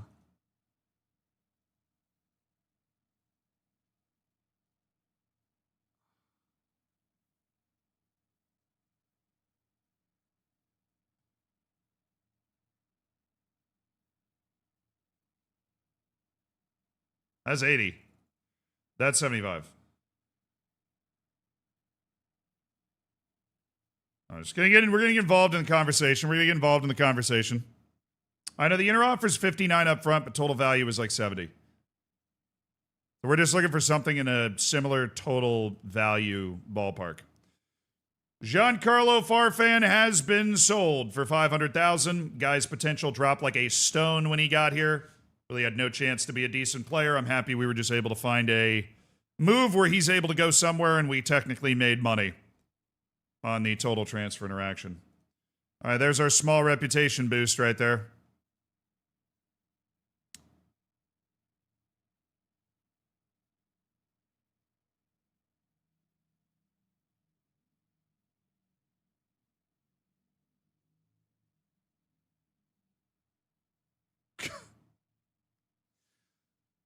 You are not that guy, dude. You're not that guy, man. You are not.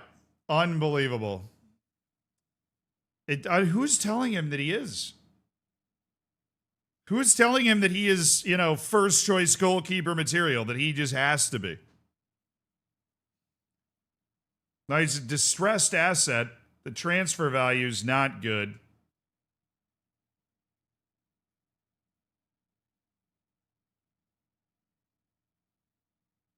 His mom. Yeah, dude. It honestly feels like that. All right, let's see what else is here. We enjoyed a small reputation boost. Thanks. Marcelo Esteval with a $100 million offer for the Brazilian. Oh, my. Well, that's El Ittihad that's gone for him, and that's going to be hard for them to fend off with the wage, depending on what type of player he is, but good God, what a player. Wow. Tom King receiving his offers.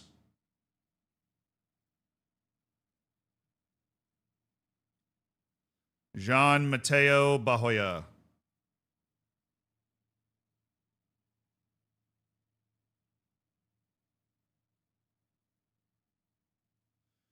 Need to find a transfer. We don't need Alejandro Martel here. Oh, Ivande, damn it.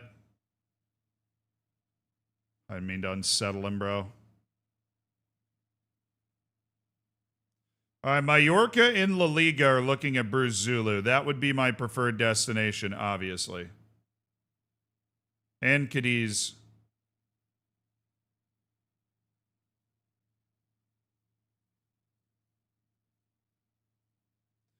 All right, we got a good deal there. We've got a good deal there. Mallorca for Bruce Zulu, hell of a loan. Okay, Yonde. Nope. Fortuna Dusseldorf and Heidenheim were the only teams. That doesn't do it for me. I'd rather him go to Leeds. Less adaptability questions as well. Eredivisie. Oh, Werder, that's transfer offers. That's Bundesliga for Ifeanyi Samuel. That's the best offer we've gotten. Bundesliga is an absolute yes from me. As long as they're giving him decent playing time. Regular starter, boom, easy. Like all unresponded offers. Bochum, I'm assuming, is not Bundesliga. No, there was only one Bundesliga offer. We literally are going to come in and reject every other offer now. 19 months, thanks Jeff Bezos. Did that work? I feel like that didn't work. No. Hey, by the way, Samuel, Werder Bremen. Go play in the Bundesliga this year. That would be huge for you. No offers for Avande, Javier, Joao Aguiar, and Kenny Gonzalez. Ticket prices for games like IRANZ or SWIBOS will drop in the next few days? I'd like for the X, but $400 is Reddick. I think it will continue to drop, yes. Silvo, thank you for the 8 months. I mean, I'm not an expert or anything, but I think it will continue to drop. Thank you, PJ, for the 19 months. And Gravity Thief, congrats on the silver bacon. Thank you for the 6 months. James, welcome to an Elite Online Gaming community. RJ Treese, thank you for the 34 months. Hot Dads Online, thank you for the 15 months. And Pappy, thank you for the 11 months.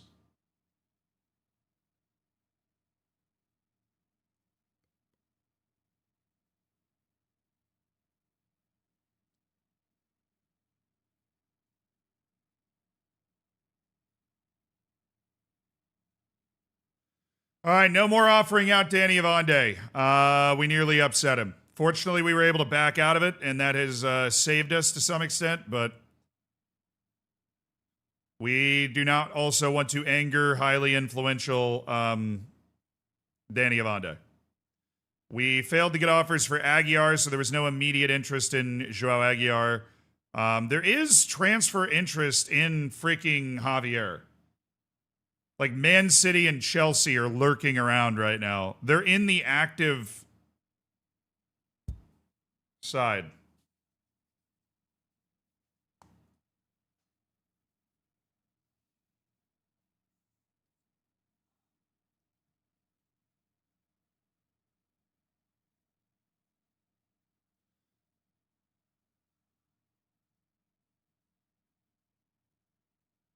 Watch this space on Javier, dude. Watch this space on Javier.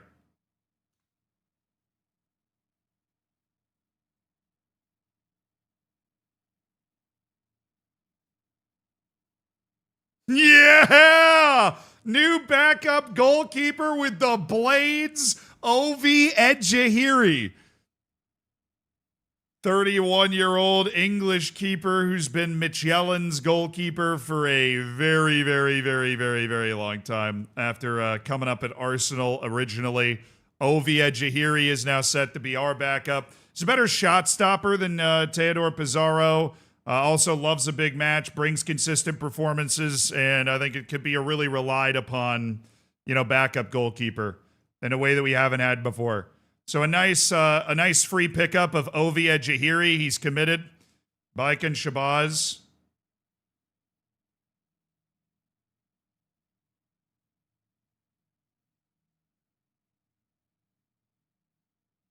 Our offer was apparently more upfront money, chat.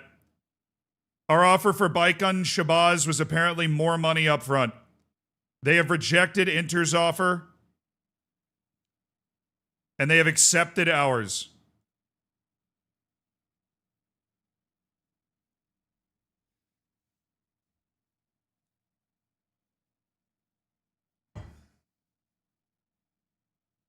I think ours is more guaranteed money. Theirs was more clause dependent. So I think we've got an offer on the table for Baikan Shabazz. That is what? 75 million.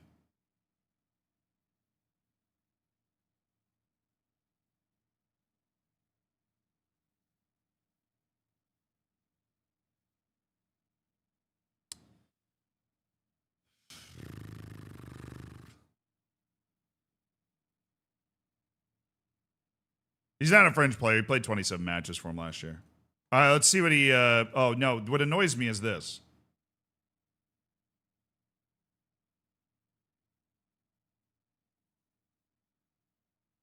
He wants us to win the Copa del Rey this year as a promise, or else he'll be upset.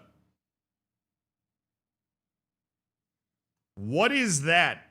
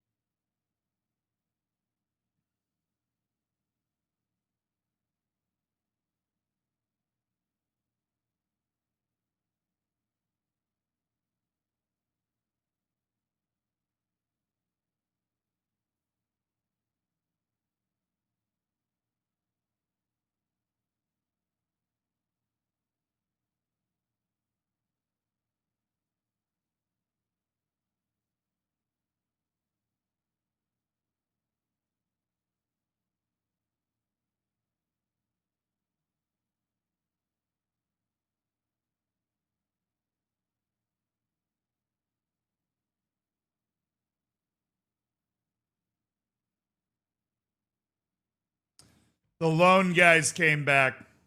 It's the loan guys, dude.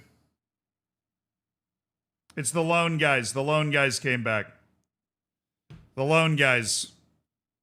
The loan guys are back, chat. We have like 31 guys that come back from loan. I was like, we had like 20 million available. Well, Lopez Teixeira is also on like 5 million a year. So we had like 23 million available in our budget before.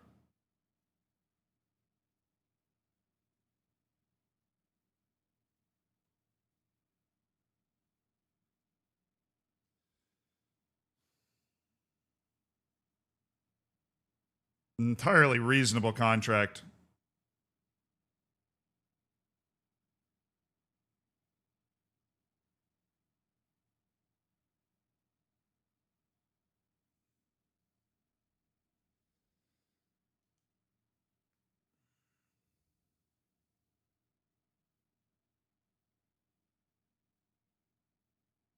Yeah, our salary cap for next year went up by 21 million from 43 to 64. So we have a lot of room to be able to fit players in.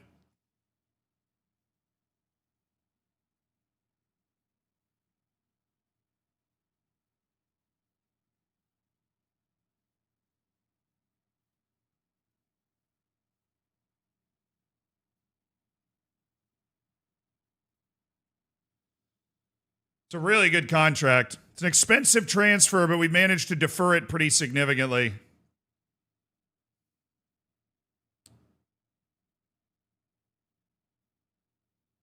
Need some of our sales to go through now. Like Sile Peterson and Yazir Mahdi. Those sales going through would be sensational. Because that juices us up to like 42 million.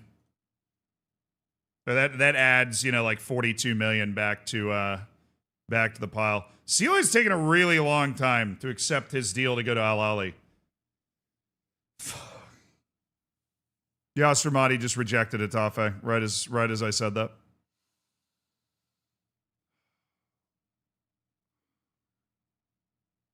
Why? Why'd you reject that? God, we're gonna have to wait at least a while for that money to come in, though.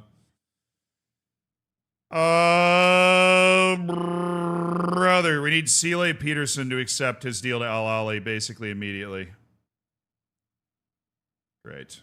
Yazir Mahdi rejects the $21 million move to Getafe because we got some weird message that didn't really tell us what was going on. Ruiz? Oh, Aaron Ruiz wants to sign for me. He just needs a better offer. Yeah, signing this guy for free, I think there's like actual money on the end of this. Absolutely. What did you want? Okay. Totally fine. Minimum fee release. Yeah, look. Whatever you're asking for, sure, dude.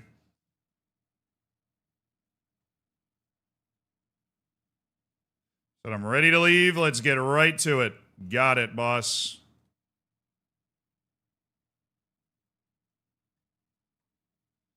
All right, somebody that he wants, like Monaco, come in with that offer, please.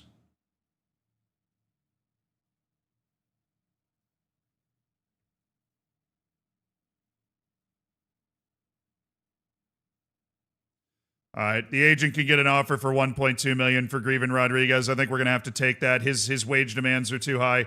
All right, Aaron Ruiz has signed. Chat, welcome Aaron Ruiz. All right, we did a signing and we did not add it to our little sheet here.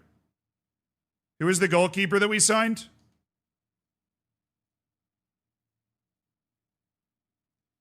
Aaron Ruiz.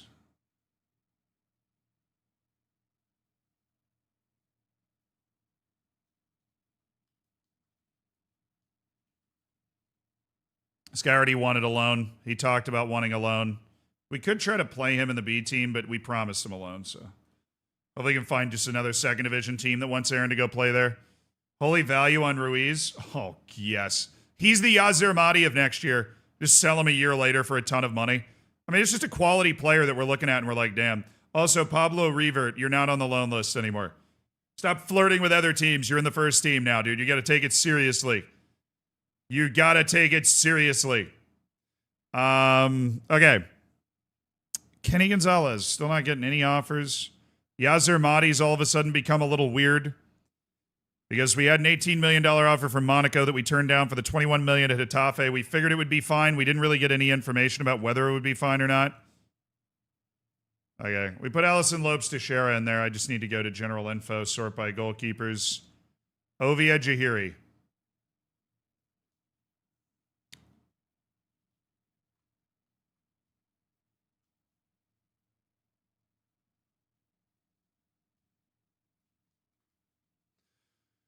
Yeah, I think that means we're ready to move Teo Pizarro as well.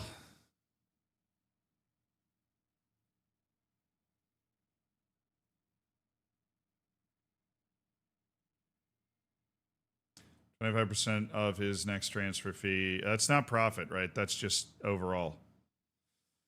Then, yeah, we don't want to sell that. Installments, we don't want to sell that back. Jovica Illich, if they avoid relegation. Well, they did, so we should be due that bonus any day now.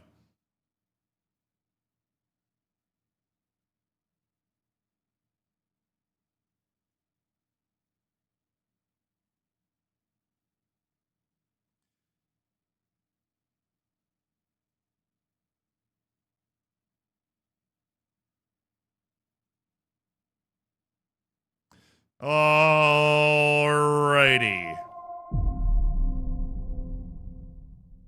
It'll be due $2 million after 20 league appearances. We can pay it off for 1.6. We're not going to be paying off anything right now. Sorry. Got distracted with the wrong stuff anyways. Teo. Stream, still catching up with 100 hours stream. Sad noises. Melilla till we die. Melilla till we die, Marcina Raziak. Thank you for the 20 months.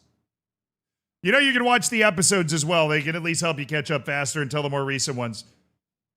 And Zezavir, thank you so much for Zezalvler. Zeza. Thank you for the prime. Enjoy the bacon, enjoy the emotes. Thanks for the $5 of Jeff Bezos' money. Hell yeah. Leonard Carl's out for the World Cup. Oh, that sucks. Oh, that really sucks. I like Ejihiri better as a backup over Teo Pizarro, so now time to move Pizarro, and we could get some solid money for him as well. Saw a weird headline. Let me see.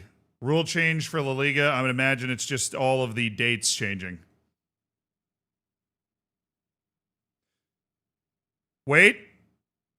The transfer window in January is fixed. Yes, they did it. Thank you, Football Manager. Thank you, SI. The transfer window is fixed. It ends on February 1st now. Oh, thank you. The window is fixed. We have a normal January window once again. Oh, after at long last. Oh, goodness gracious. I didn't know they were going to be able to fix that. Oh, that is awesome. Oh, yes. Oh, yes. Come on, man. Javier linked to on a switch to Stuttgart. I hope. Yeah, Sile, they have stepped up their chase. Specifically, they have had that on the table for a while. Pargueñas, Cagliaris, oh my. They're trying to unsettle Ruben Sosa. He may become unsettled. We all know that means that he will. He will become unsettled. Mark Carrasco. Racing de Ferrol and Real Murcia. All right, I'm going to focus on the small stuff to ignore the big scary stuff. I'm just going to take the 2 third division offers there, Mr. Carrasco, and you're going to have a good time there. I promise. Any other small things I can focus on? Roberto Huerta getting an offer from a professional team, which is hard to do. Yeah, I would love to send him there. And weirdly enough, I think, if I can just keep focusing on small things for a second, I would love to cancel this other offer because they're paying none of his wage, where this other team's coming in to pay 80% of his wage. So, I mean, great deal for us there. $1.2 million for Greven Rodriguez, a deal that we're just going to have to take. Feels low, but his wage demands are so high, it doesn't look like he's going to be able to go anywhere else. Oh, and now I have to pay attention to this. Okay. Oh, bro, it's locked. It's $20 million after he plays 50 games. But it is only a guaranteed $56 million. We've got him under contract for eons, for ages, for geologic eras. But that is a little bit of a low offer that's non-negotiable from Barcelona.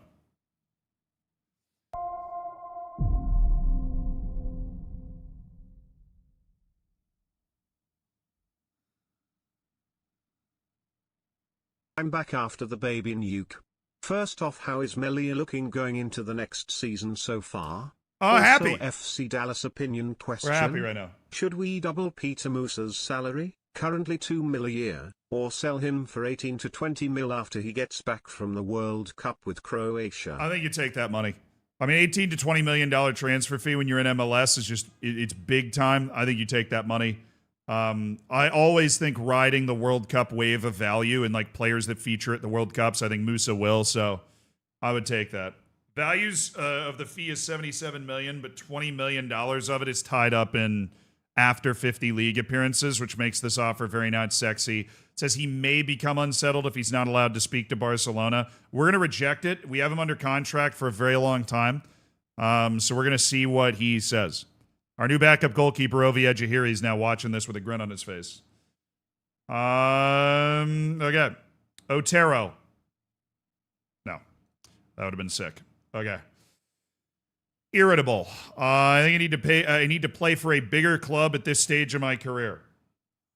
What's it going to take to keep you here? We're winning. I need to be winning league titles, and that's not something I can achieve here. This move is my only option.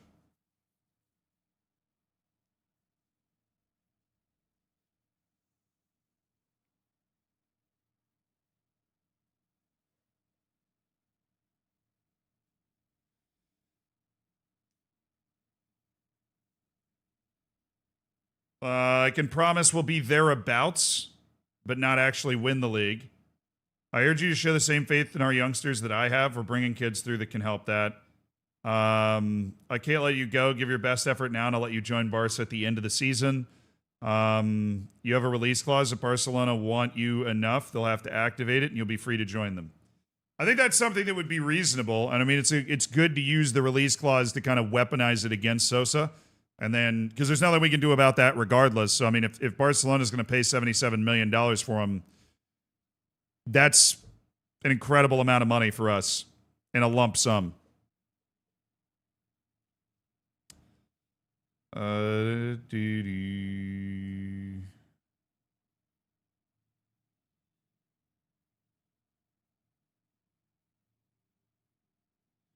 Yeah, so what do we do with the release clause promise, or do we promise like, look, I realize that doesn't look achievable, but you know, I think we'll be competing for that league title at the end of the season.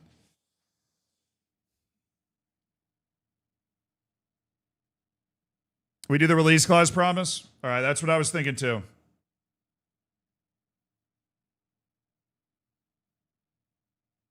I mean, there's no way I wouldn't.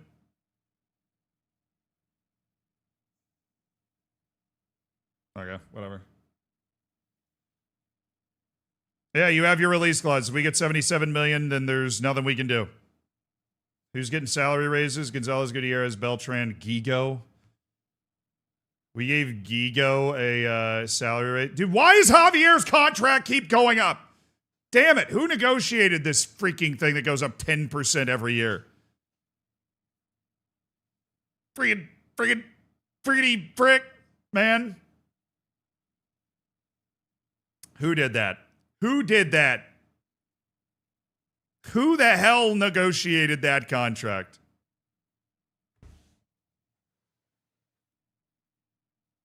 Dog, somebody was willing to pay $2 million for you. You've been at the club for... Wow, that's a lot more TV money. Wow. Wow, that's... Wow. Wow. That's like double the TV money we were getting before. I think we have a new TV deal. That's a $100 million TV deal with $51 million paid up front. Wow. All right. Sick. I don't know if it's our league position or like our reputation. I don't know. But we had a lot more TV money than we were making before. No, I do. The youth facilities, they're just never going to give it to us. I think it might be broken. I think we just need to take a big step as a club or something. I am so mad at this guy. I cannot believe that he has done this.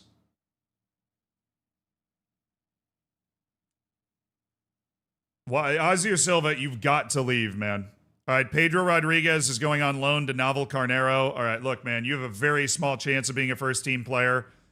Maybe if you show out at Naval Carnero and explode, you can get in the B team next year. All right, the league is turned over. We open against Celta Vigo. We don't have Real Madrid or Barca until November. We got Barca at the end of December. Means we're kind of ending the season with both of those teams there pretty quickly, but we might be able to build some serious momentum away from the big two in the first couple months of the season. Not bad, not bad, not bad. Not bad.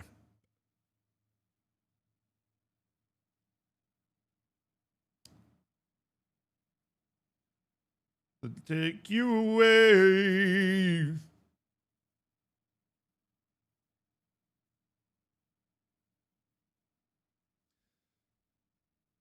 Somebody show up for Facundo Aguirre. Somebody show up for Yasser Mahdi. Please, somebody show up. Someone, please. Melilla till I die. End of a save Offers game. made. I saw offers made. For Milan's O'Reilly, I don't care about Milan's O'Reilly, all right? Well, Montez is one of those guys. We're happy to send him somewhere. It's a third division team that wants him. He would play there. Bruce Zulu to Magdeburg in the second Bundesliga? No. No. Roberto Huerta. You paying his wage? 100% of his wage. Damn, man. Damn, Don Benito, but you're semi-pro, so no. Want to at least give our guys a chance, you know? Want to give our guys a chance. All right, we've got our scouting report. Let's hit that. Who's here? 19 Western European wonder kids have been scouted. Herve Fontenot. 2 appearances for the French national team. Lord knows how. Yo, Joaquin. 23-year-old former Melilla wonder kid on the list. Apparently listed for loan again. Jerome Mole. Jose Carlos.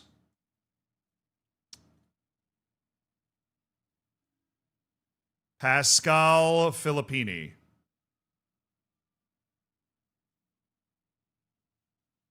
Did we get the stud from Ajax? I think we might.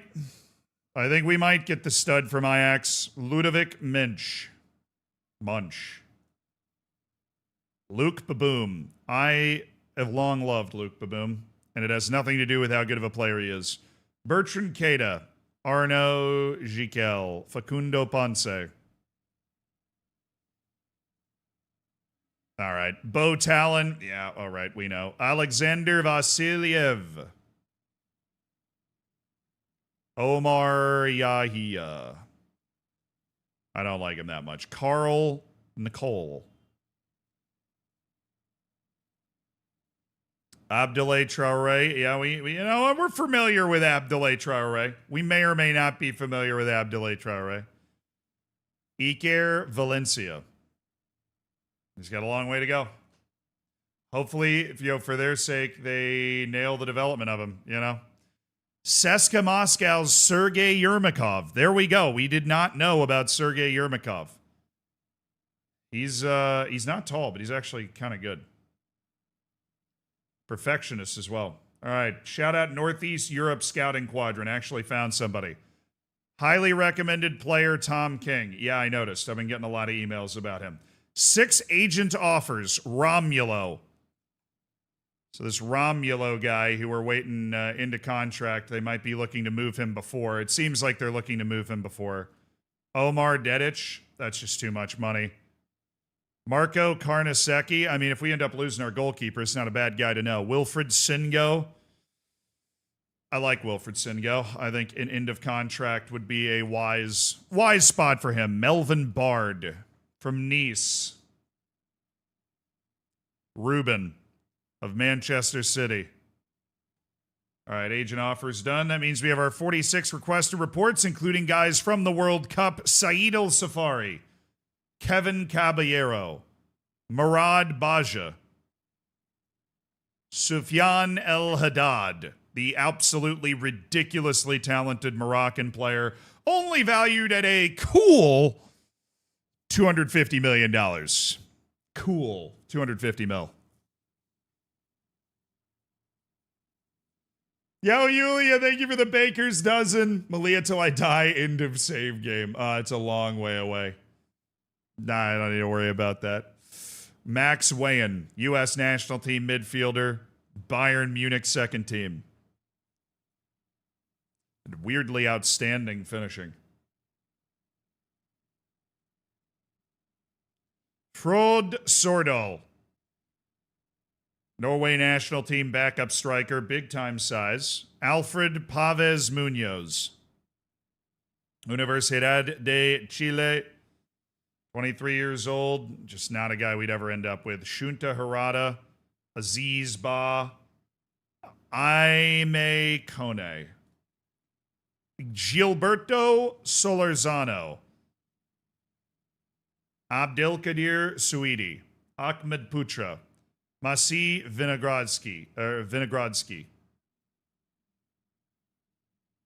Okay, Mamadou Traore from St. Louis.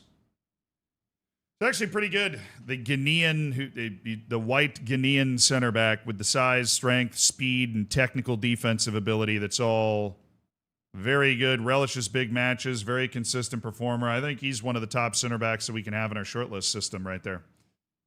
Ewan Gillespie.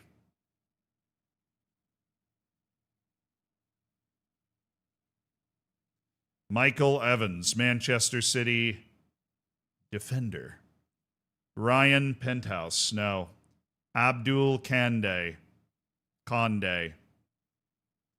There's Marcelo Enrique, the absolute freak forward for Brazil, who's got 5 caps and 3 goals. All right. Shazad Hassan, Usman Kante from the Gambia's national team. They got a bunch of solid players. Brian Bronda. Kai Harvey. Chris Beattie. All the Scottish national team guys coming through. Jamie Fenton, Auckland FC. He's a good player for New Zealand, man. That's a good player over at Auckland. Very competent. No reason for me to sign him, but still very competent. Gilson Drugovic. Oh, man, the pace, the strength, the jumping reach, the incredible defensive quality. This guy is an absolute Rolls-Royce center back. Hey, Mohamed A. Toomey. We know he's been struggling, but Devad Juranovic. Croatia a little short at the center back position. All right, Goran Masic. Slovenia team that's made it to the knockouts. Ulegbek Fozilov. Ooh, good. Oh yeah, and Jose Yanez. Nice. Who we sold to Monterrey for like 17 million. Collins Muhammad. It's a Real Salt Lake. Approachable financially, but no. Mohamed Bayo. Ghana national team at the World Cup. Mehdi Boukris, 21-year-old striker who is on the Moroccan team but not getting playing time. Jorge Alvarez from Racing Club, 22-year-old center back who has size, strength, and speed. Mentally, he's got most of the things you're looking for. It's the technical passing that is just bad. Touch is all right. I'm assuming he has plays short, simple passes. That's a very easy trait to train. Actually going to keep an eye on that guy. Michael Martino, 22-year-old Uruguayan keeper back here. Enjoys a big match as well. Keep an eye on him for a year or so. Dom Didi.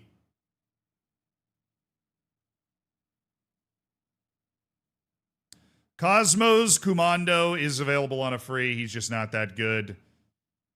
Moses Ayedeji, guy's been in the Nigerian national team for a while as an anchor midfielder. Very smart. Jan Solomaka. Tyler Hilliard Scowen, I'm sure his value's insane. Aminala Dridi. Aminala Dridi. Slamet Idiot. This is the Indonesian that plays at my favorite club, Black Leopards. Oh, no, Hinok Gorezgi's not that good. The Eritrean, 17-year-old at Viking. Upon further scouting, it turns out he is not that good. He's pacey, he's 17. End of contract. End of contract, chat. End of contract. That's all we need. Do a little end of contract.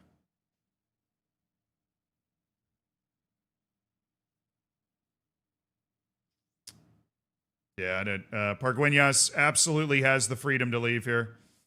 Kenny Gonzalez, we're going to need to convince him to leave. I don't think he wants to. He doesn't want to leave. Or he's at least not going to help me look for a move. He is transfer listed, but he's being a piece of work about it. Both of these guys, both these Costa Rican guys, proving to be very difficult individuals to move. Very high opinions of themselves.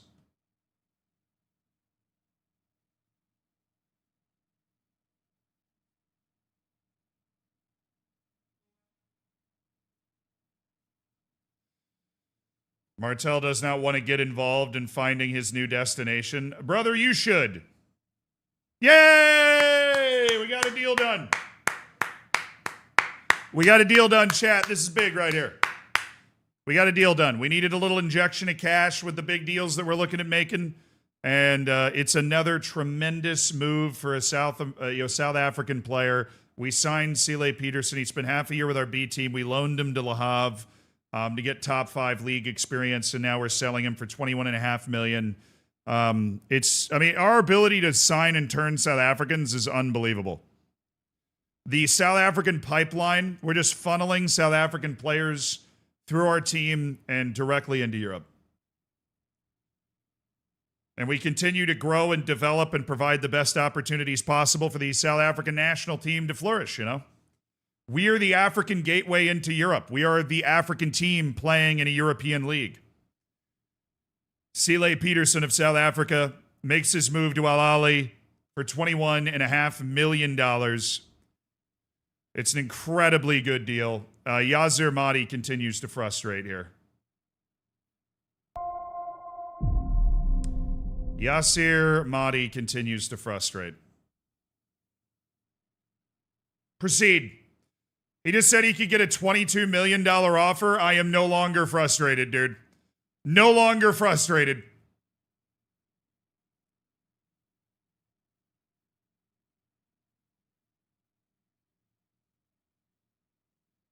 Sile Peterson on the move for $21.5 million. We got a big decision coming up. I think it's going to hit like 2 days from now. No offers for Pizarro. Great. Yeah, he pays for Teixeira. He does. He basically pays for Teixeira's move. All right, we have a little interest from Marseille. We're going to go ahead and set a transfer list here. And then maybe hire an intermediary. I see Marseille lurking around. Maybe we ask the agent. No? Teo Pizarro obviously was our backup there for 1 year. We're not going to hard lock it, but let's just do an offer out at $6 million. He's Switzerland's number 3 goalkeeper. It was nice to have like another backup, you know, or a second goalkeeper that we didn't hate. Ideally, that we didn't hate putting out there. Aaron Ruiz, yeah, Chua.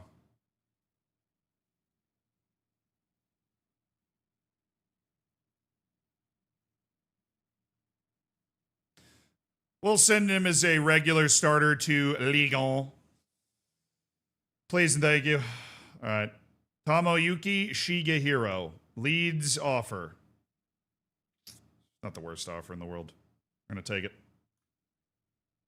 Not fielding any other offers for Shigehiro. All right. We might lose Sosa. They just set him as a target. Like Barcelona has made him a target. Leipzig set to land Devande. I hope.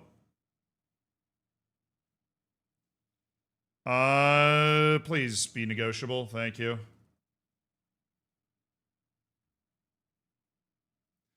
$1.9 million, Azir. I don't know why people are willing to pay that amount of money for you, but it's $1.9 million. You better take it.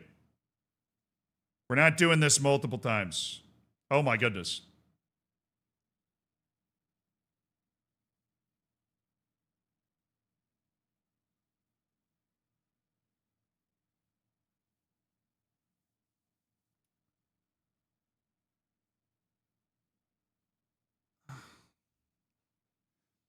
He's incredibly interested because of the wages that Al Hilal is able to pay.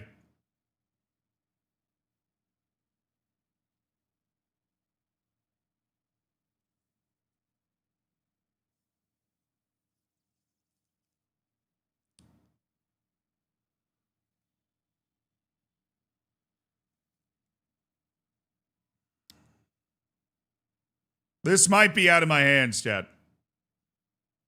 Those release clauses 65, which we should have negotiated and upped.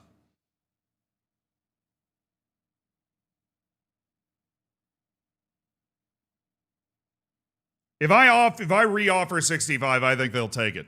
And I don't want to lose him. I think I reject this and we try to throw money at him.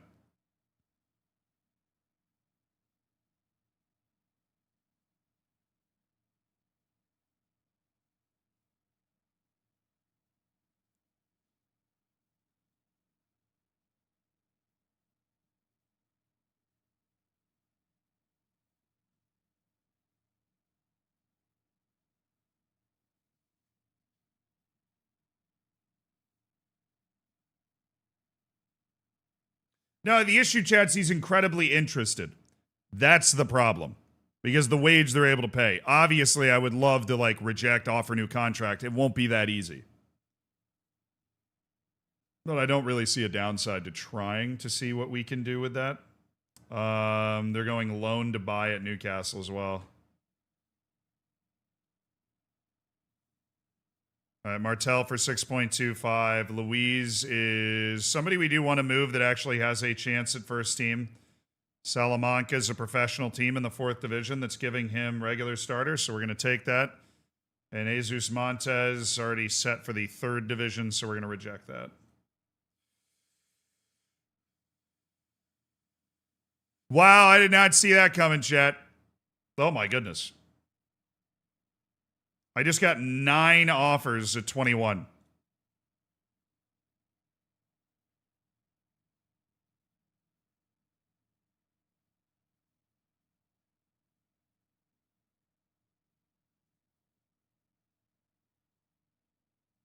Are these all offers that the agent put together? They might be.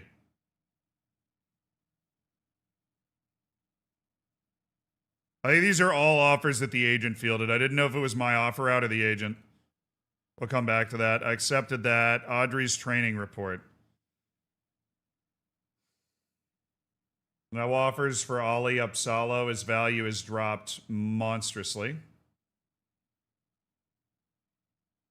That's just not what that screen is supposed to be, but okay.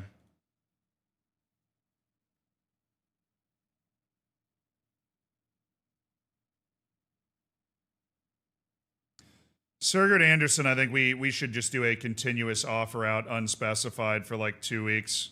Same as Martel, I think we'll find somebody. We just need to move him because there's no space for him on this team anywhere. All right, Andrew Ortega, I think sticks for now. All right, Kings move to enter. Hi. Not talking Ruben Sosa stories today. Thank you.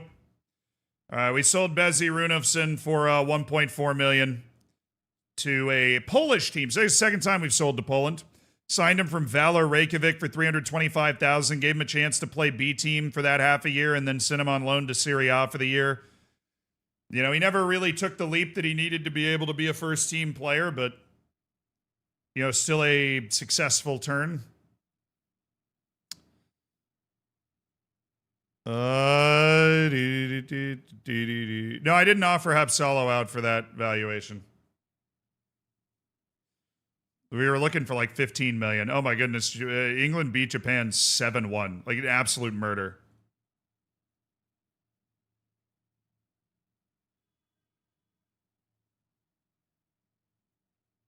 Like the max more that we can get out of this is like, I think we just take it.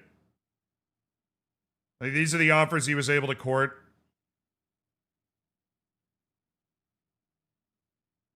Is 25, and we're already at 21 and a half.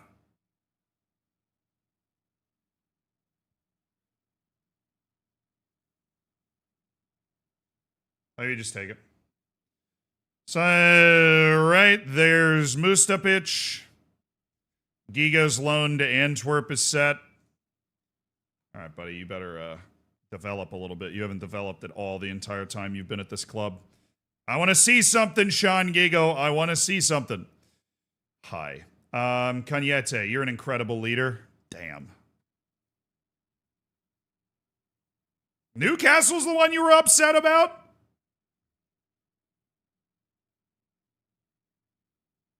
What would it take for you to commit to the club?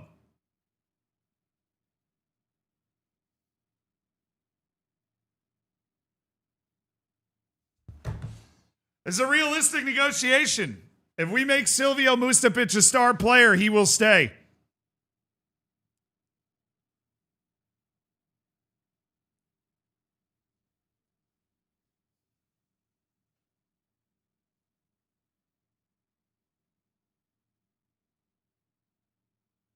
What song is this? Dude, I always try to have like good historic music taste. This is Jimi Hendrix, baby. All Along the Watchtower, right? Voodoo Child. No, wrong song, I think. It is Jimmy.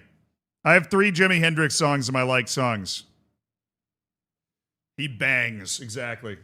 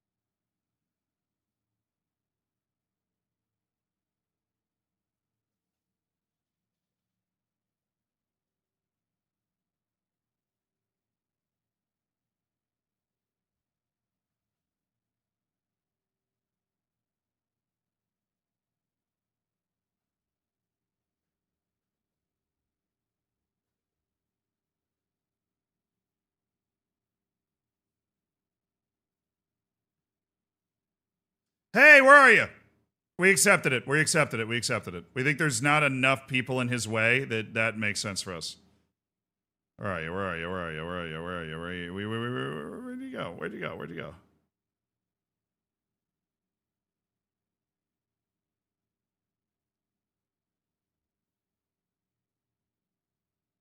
I literally don't even have him in the first team squad. No wonder he was upset about that.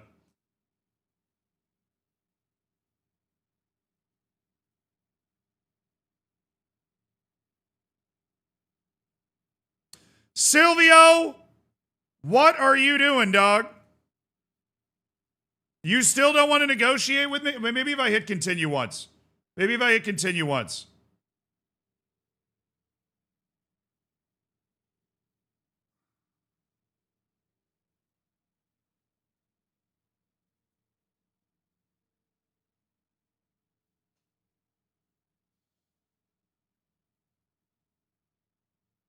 God, it's the Al Halal offer, bro.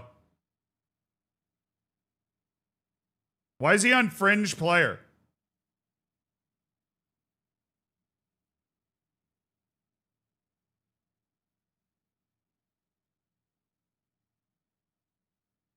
That just seems like a bug. We're going to move him up to regular starter, which is what he should be, and maybe that'll make him happier to be around here. No. He's still a little, he's got one eye on Al Halal right now.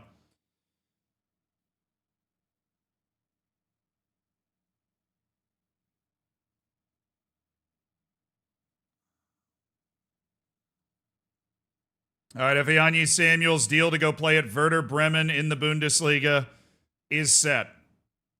Signs his new contract. Time for Ifeanyi Samuel to take a serious step forward. Time for Samuel to take a serious step forward. It's time. All right, now that Navas deal is getting close. A lot of moves happening. A lot of moves happening. Please, please, please, please. Who's at Atletico Madrid? Please. Hey, hi. We're keen. He's not generating any interest, right? Well, that's just a lie. I'm looking at it right now.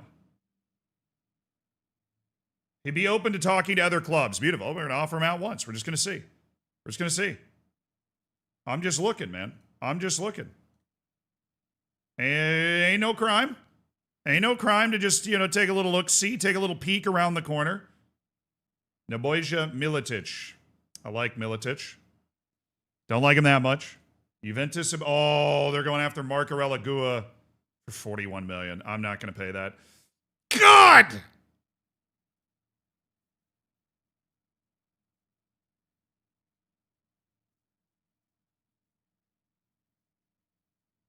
All right, Leipzig are going after Abdoulaye Traore. That's all right. We made our decision that we didn't want him. That's not the worst thing for us.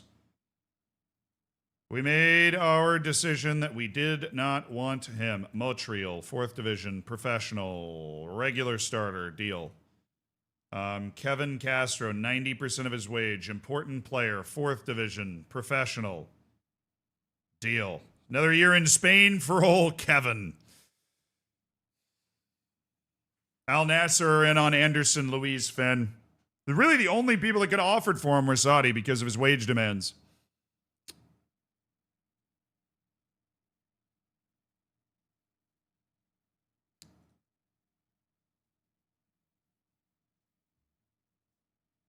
Tell me to leave and baby I'll go. So we're currently waiting on our offer for Baikan Shabazz, which is $35 million up front, and then a deferred $40 million payment that we believe we've got over 3 years. $13 million a year for 3 years to be able to get him in. And then the other one is, of course, a direct upfront $42.5 million for Luis Miguel Navas. But I feel like we needed a little more movement in our striker sales to be able to create that space. We needed a little more movement in our sales of forwards to be able to create that space. That's still a loan. Nobody's actually going to pay the big upfront money there. 17 clubs are interested in Teo Pizarro. Cool. I'm expecting a bucket of offers for him. Facundo Aguirre, I'm expecting something. Eventually is what I'm expecting. 7 million? No, I can get more than that. He's a good player. Like, it's not a potential based thing. He's a good player. All right, Chelsea and Manchester City. We're going to go unavailable for loan. Javier's is kind of the odd man out. He's the guy we want to move. I know it's a big money move, but would Chelsea and Manchester City be interested now?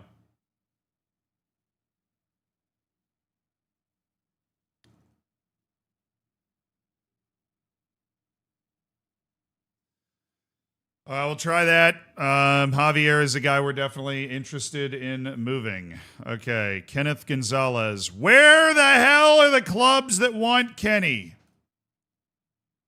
Friggin' exact same thing that happened before.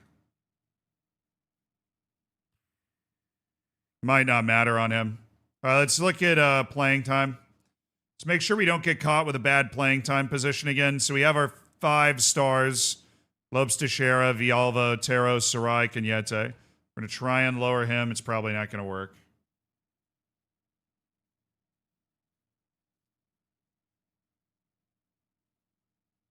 Van Rooyen on... Oh, man, he's always a problem, dude. Very high opinion of himself, that's for sure.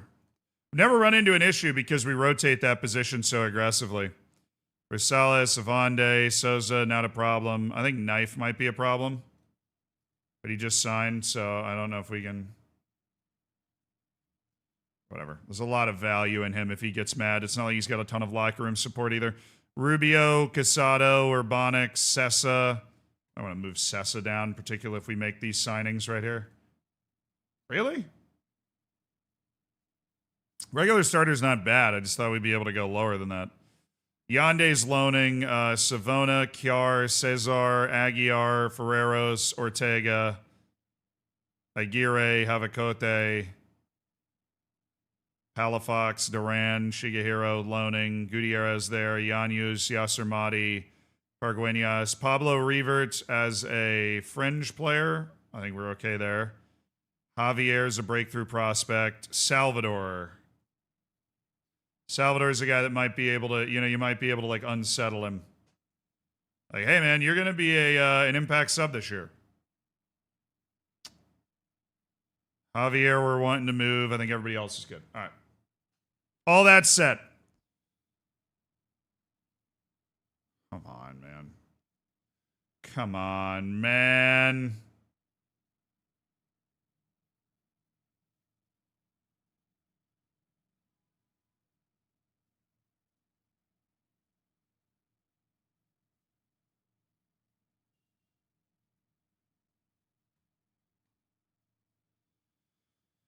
Give me 2 weeks of Audrey, and we should be able to find somebody. That guy just has no future. Hey, he's not going to want to do this. Oh, he is.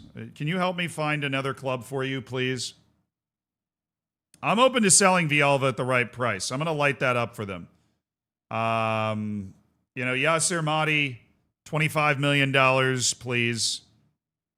All right, Already had signed Esteval. We're just cagey. We got a couple guys that could be moving depending on what happens.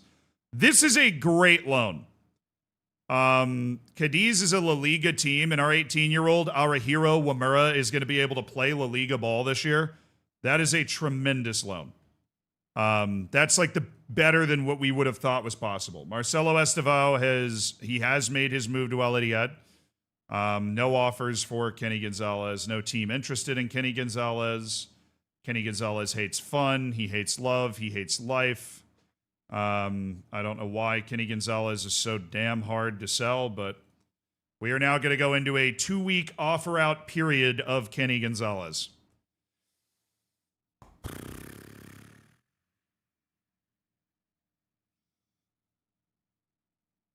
Where's Mahdi? Yes. All right, well, that's not enough money. If you have 25... Okay, I already have a bunch of offers that are higher, so no. Sorry. And then you're the more unlikely one, Valladolid. He's interested in speaking to them. Okay. All right.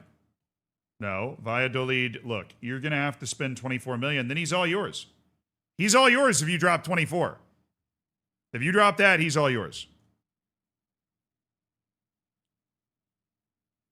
We can't delay this again, chat. We'd either have to do this now or not do it. The bright, young forward, Luis Miguel Navas.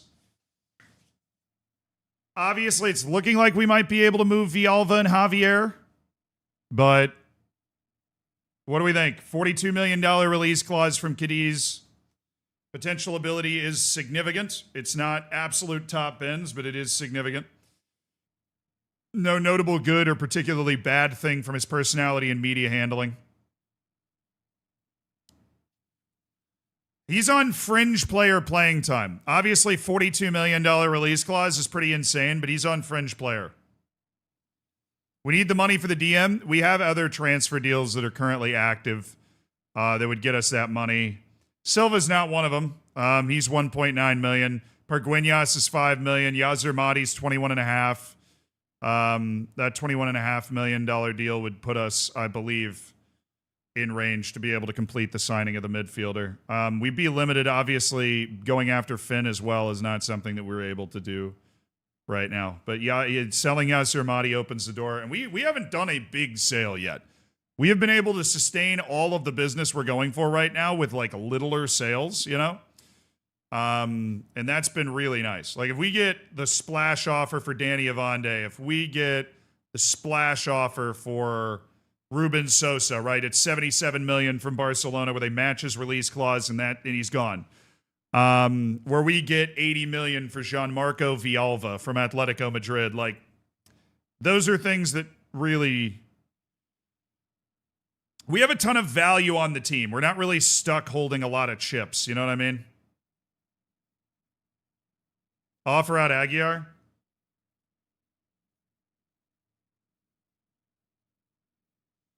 Where are the offers for Aguiar? Dog. We offered him out once, actually. He's not like somebody that's going to get upset from being offered out, which is nice. We appreciate that. We could explore it again.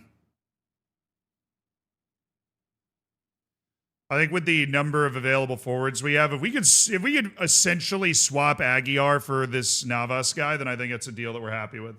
He's open to speaking to other clubs. We're going to offer him out a second time. We're happy we kept this promise. All right, we have to make this decision right now. So our forward room is as follows. We have Allison Lopes Teixeira, Urbanic, Yuste. We're working a loan for Marco Antonio Palafox to the second division.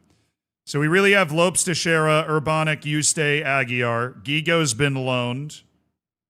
Pargueñas is being sold. Villamil has been loaned.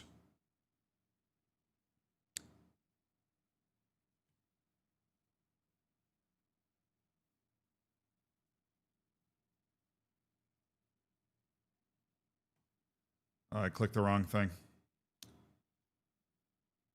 Do.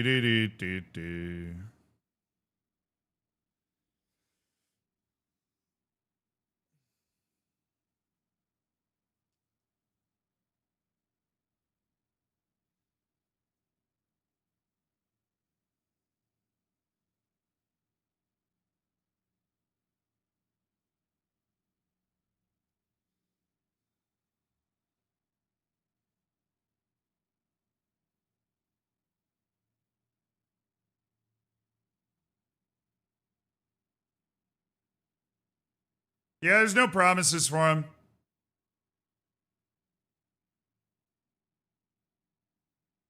Why is he unhappy? I told him that we were good. Madi and Pargueñas are being sold, and he has a promise there. Danny Avande, can we do any? Oh, he's feeling a little left out. Honestly, that's not a bad thing. Even though he said that he was okay now. Not a bad thing. Okay. What was I looking at? Transfer. Yeah, we have to call this now. We have to call this flip now. Is this guy a $42 million player or what? He just turned 24 days ago.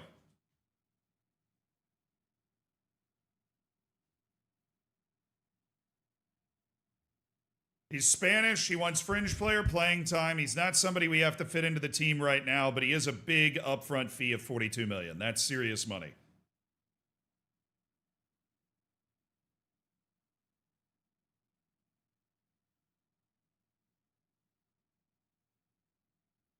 Get him in the B team? Dude, he's going to just demolish the B team. He was already playing at a high level in La Liga 2 years ago when he was 18.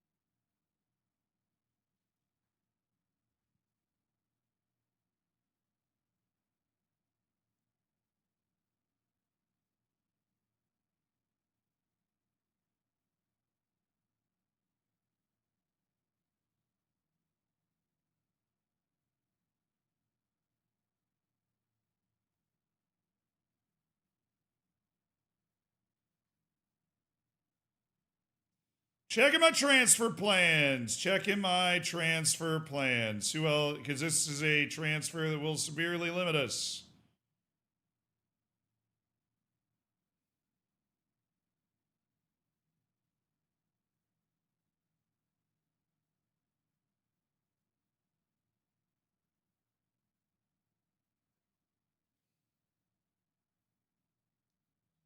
Stop being a wuss and sign the guy.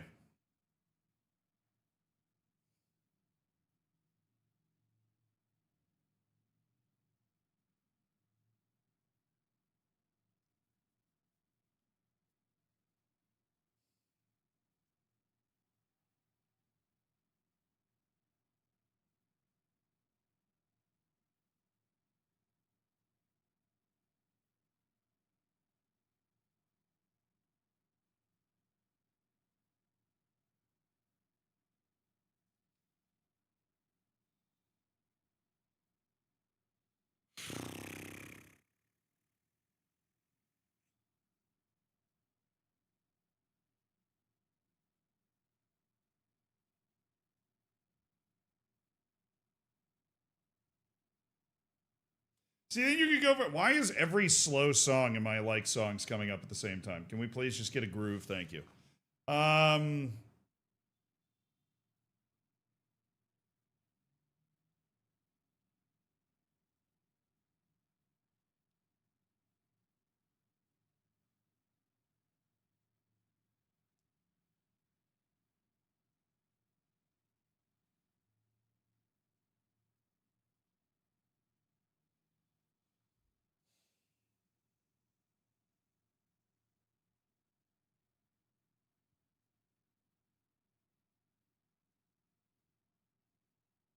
Sorry, guys. This is a ton of money.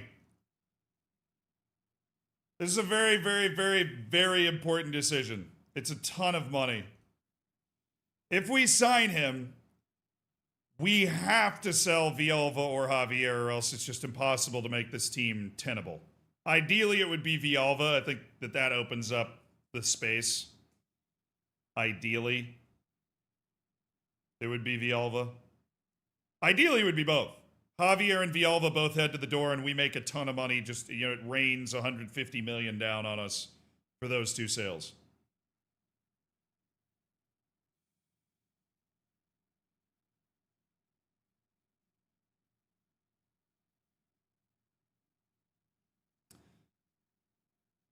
I just think Navas takes the spot from like a Javier, for example, where I think he's a better player. I'd rather spend that time developing Navas than Javier.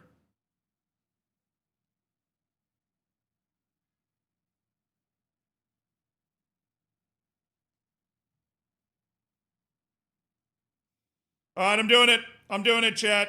We are doing it. Luis Miguel Navas, $42.5 million. It is a nose-bleeding amount of money. Well, we are signing Luis Miguel Navas. We believe there's no adaptability issues, obviously. My staff here has reassigned him with a 5-star potential as well. So that's obviously good news. Palafox headed on a loan to the second division.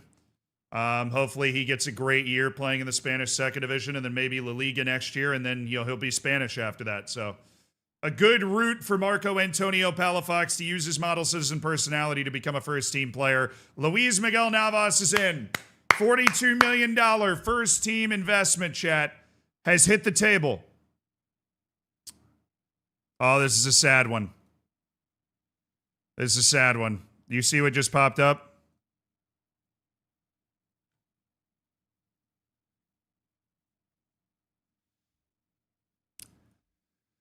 This guy was one of the most surprising players on the entire save, chat.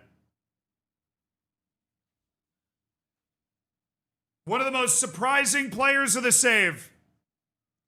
Former B-team striker who was elevated to 2 elite years in the first team to cover for an injured Majid Hashemi.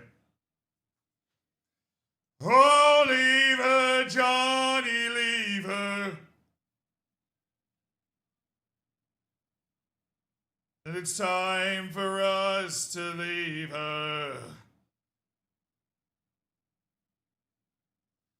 Leave her, Johnny, leave her. And it's time for us to leave her. Leave her, Johnny, leave her. Oh, leave her, Johnny, leave her.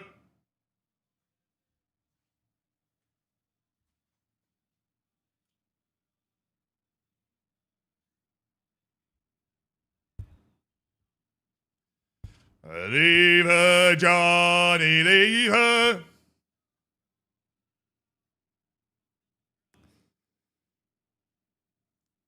And Alejandro Pargueñas sails into the sunset at Cagliari, set for a long career playing in Europe's top leagues after his sudden and stunning emergence from the UD Melilla B team. That's $5 more million in our back pocket, chat. $5 more million into our back pocket. We're at $23.37 million. We will not have enough to complete the deal for that midfielder. We need $35 million up front. Unfortunately.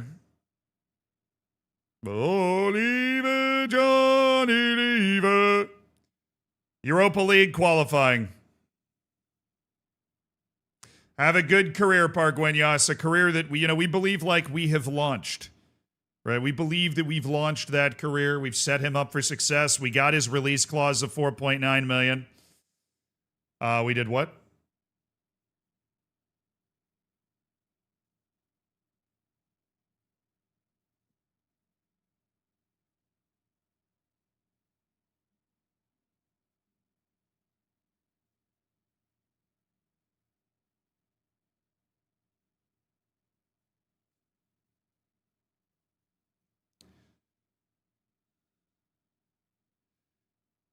Well, Melilla's rejected my inquiry about Javier. Interesting. Can I buy him from myself? I think I'm just going to leave that. I think we're just going to let that go. We got offer. Oh, Hoffenheim's fin starting to really pop off here. Yo! Optional future fee. Actually, no. I'm thinking we get rid of the optional future fee and we get just like an actual future fee going. I'm thinking we get a future fee after matches played. Or no, I think we just go mandatory, dude. I think we do loan to buy fee. I don't want to get caught where he doesn't play at all as a goalkeeper. And I think we do 8. No.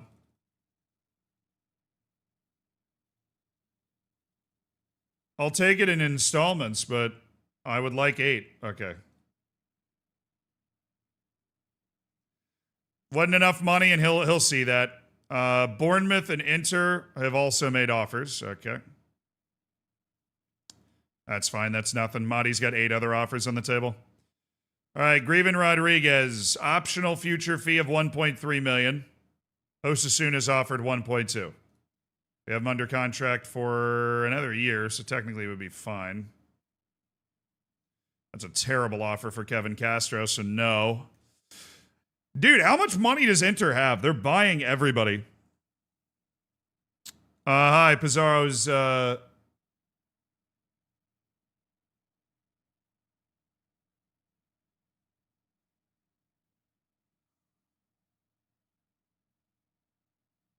What's his release clause?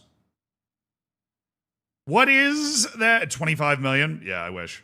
That would be sick.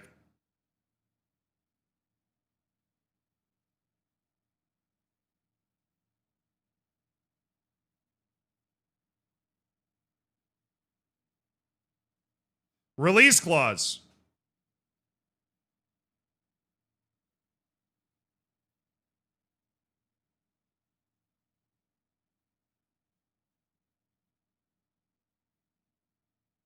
I'm just going to try to... I've angered Pizarro now. That's probably going to help us, be able to get a move here. PSV is prepared to bring an offer to the table of $6 million. I think based off what I knew initially, I was very willing to do that. So let's check the intermediaries, of course. But $6 million upfront cash. As long as it's upfront cash, that makes a lot of sense to me. Okay, can we negotiate a loan to buy here? Future fee after 5 matches played of 1.5 million. Oh, goodness. That was easy. So if he plays 5 matches for Sochaux, which he will, we get $1.5 million as a transfer at the end of the season. They pay 80% of his salary. Yeah, that works. That's a good deal. Which, we gotta go. Ooh, yo. We're getting offers. We getting offers. What's up? Oh my goodness, they're so low. Oh, they're so low. I'm going to cry right now. Abel Yande is going out on loan. Have fun, Abel Yande. He's headed to Leeds in the championship where he speaks the language. He's going to get 46 matches worth of experience. A good opportunity. It's a good opportunity. Mini Me, thank you for the prime. Nice guy. Thank you so much for the prime, and congrats on your golden bacon. Take the money and run. Yeah, I took the money on that one. Ali Hopsalo. Can I negotiate? So this is 1.8 up front. He's interested in speaking in with Almeria. Oh, yeah. Ali Hopsalo didn't really improve a lot this past season. We're going to be able to get 3.2 million. That value originally seemed a little high, but 3.2 million is pretty saucy.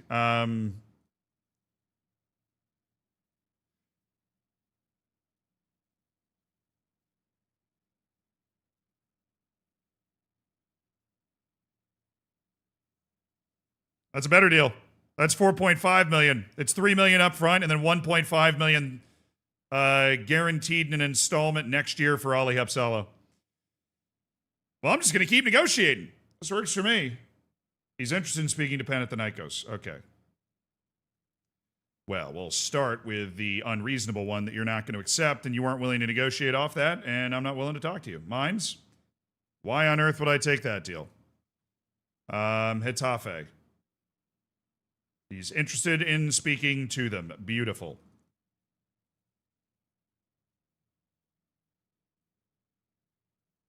Okay, I get it. You don't want to pay upfront money. Well, then I'm gonna need back end money, dude. I'm gonna need back end money. Look, I'm gonna need you to go 5 million if we're gonna do this. You got to take that deal, or we're not doing it. You got to take that deal, or we're not doing it. I'm just looking at total value here for that guy. Facundo Aguirre, I think unfortunately, we're a little high. I don't think teams are going to be willing to pay the amount of money that we're looking at. So I think I'm actually going to transfer list him. I'm going to transfer list Facundo Aguirre, and then we're going to offer him out at 12 million. And ideally, with the transfer list increasing interest, the 12 million will be able to bait an offer in and move Aguirre for less than Yazir Mahdi and Asile Peterson, even though I think he's a better player. Whatever, man. You know what I'm saying? Whatever.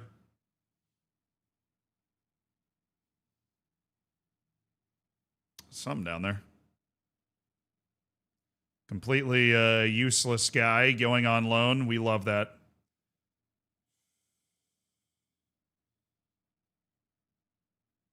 I just accidentally clicked compile match reports because it was in the normally the make parting comments is in a different spot. So I just accidentally clicked on it. Anthony. We still don't have a clear picture of Anthony's attributes or his personality. Tragic. Tragic. Javi Lopez. Man, if I didn't already have like a couple of good left backs. Wahid Adamu. Yeah, I mean, look, brother, I have a lot of good forward players right now. Vaclav Posner. You want to play for my B team? Yes.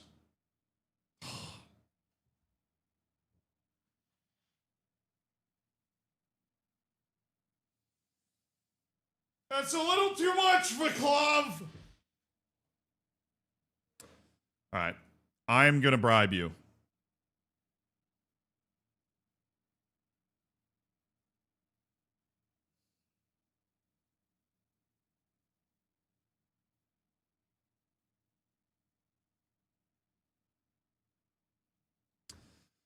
Well, worth a shot.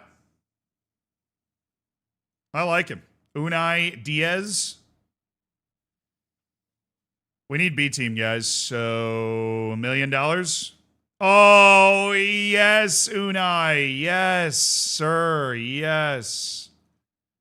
Yes, that is an amount of money that we're very okay with, dog. That is an amount of money we're super okay with. I'm really going to need you to come down here.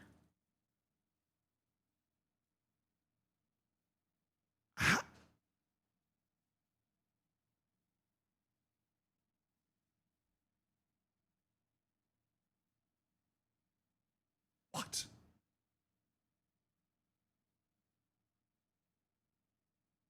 I don't understand that one at all. I genuinely don't understand that one at all. I have absolute. Oh my, this guy's way better than they think he is.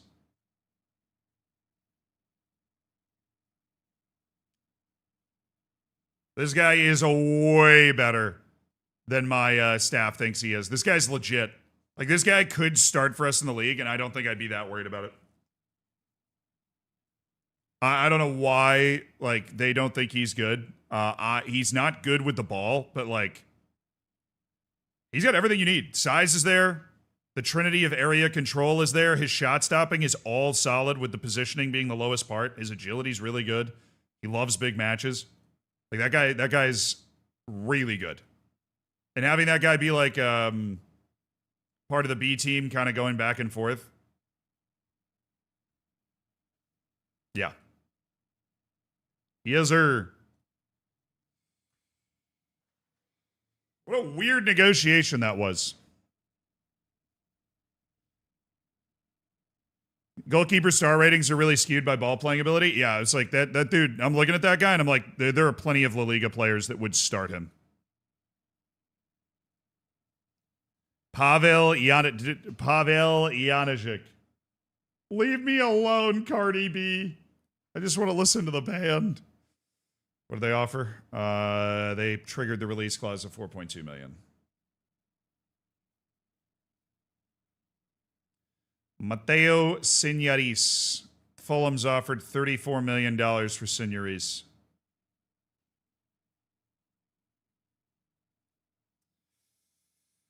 Pretty similar to Andrew Ortega, to be honest with you. I already have that guy on my team.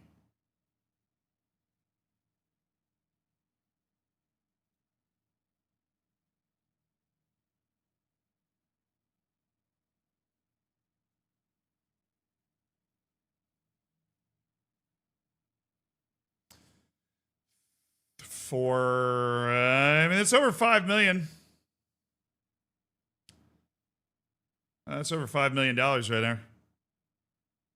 That's pretty good for Ali Upsalo. Eindhoven have made their offer for Pizarro, $6 million. Easy money. Easy money. We'll see if we can get something bigger, but that looks pretty good right now. Robert. You're one of those guys. You're one of the bad guys. One of the guys that can't play. One of the guys that doesn't know how to play. One of the guys that can't do anything. You're that guy. I know that guy. All right, just cleaning all this up. Rafael Araujo under a bid from Lugo. I want this guy to be on the B team. I think I have him set to be one of the guys in the B team. Yeah. Nope. He stays. Now, Hopsalo. Now that we got a $5.5 million offer. That's 4.5. That's 3.2. That's 4.5. And then we want, the $5.5 million offer. Got it. Somebody got $6 million straight up for Ali Hopsalo or no? The guy that we signed for free a year ago and then had play one season in the B team because we thought maybe if he got a bunch of playing time, he'd start improving. And then he didn't improve at all, so now we're just selling him and he makes us money. I mean, this is where all our money comes from to be able to buy all these guys that we're getting. All right.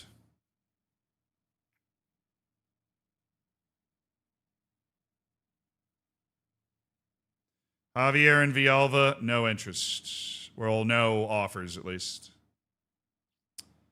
Come on, Chelsea. Come on, Chelsea. Come on, Chelsea. All right, Shigehiro got his work permit. He's going to go play at Leeds. In the championship, but big club in the championship. A lot of games, a lot of winning games.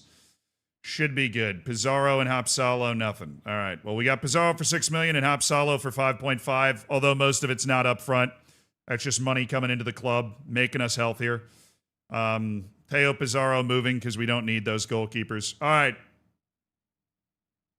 World Cup, chat. We haven't looked at the World Cup in a hot second, so let's go back.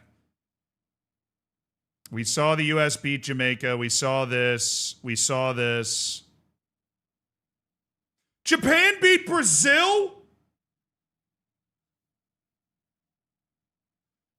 Japan beats Brazil in the round of 32. A brace for Kiyomitsu Mikuni of Liverpool. And Jin AI of Chelsea, generative AI, scored a goal as well. Indrik and Marcelo Estevao, the guy that just moved to Etihad, were out there for Brazil. They scored, but Japan is into the last 16. We saw what happened to them there already, but they got there by beating Brazil. And then an absolutely insane match between Scotland and Ukraine. Scotland took the lead right before halftime with a goal from Lennon Miller.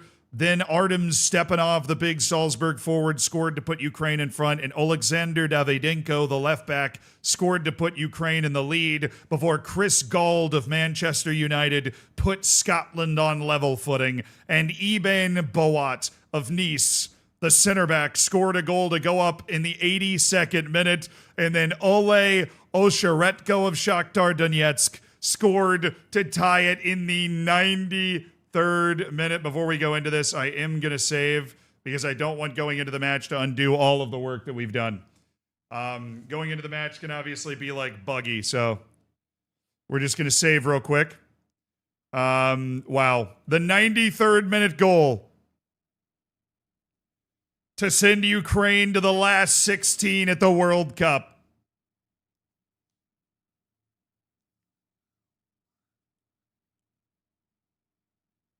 This was the goal. Oh, dude, the subs are wearing warm-ups. Incredible glitch here. Maybe if they'd taken their warm-ups off, they wouldn't have given the ball away here. Krupski, Zabarny. Ukraine down a goal in the 93rd minute. Osheretko. Osheretko by Hickey. Osheretko! What an individual goal for Ukraine. Running right at the defense, takes him on all the way, takes him to school. 3-3 in the 93rd, and they convert all the penalties. The miss was Hayden Hackney of Bournemouth, who misses the penalty to have Scotland drop out in the round of 32. All right, now the round of 16. Cameroon beat Argentina.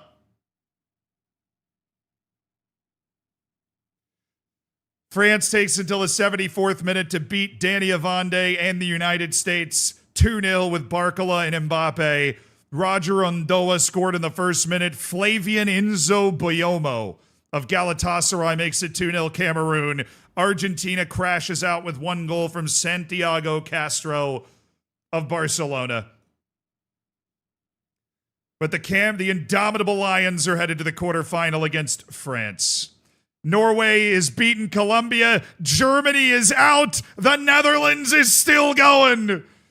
Norway with a goal from Sievert Mansverk of Ajax sees away Colombia, and the Netherlands had the lead twice, blew it both times. Wassim Bouziane had scored again before Florian Wirtz of Liverpool did it. Then Zirkzee from Marseille scored his 30th Netherlands goal before Marcelino Molinesa, the superstar at Liverpool, scored to equalize for Germany. They go into the penalty shootout, and it is the superstar, the man with 31 goals and 45 caps for Germany, Marcelino Molinesa, who misses his penalty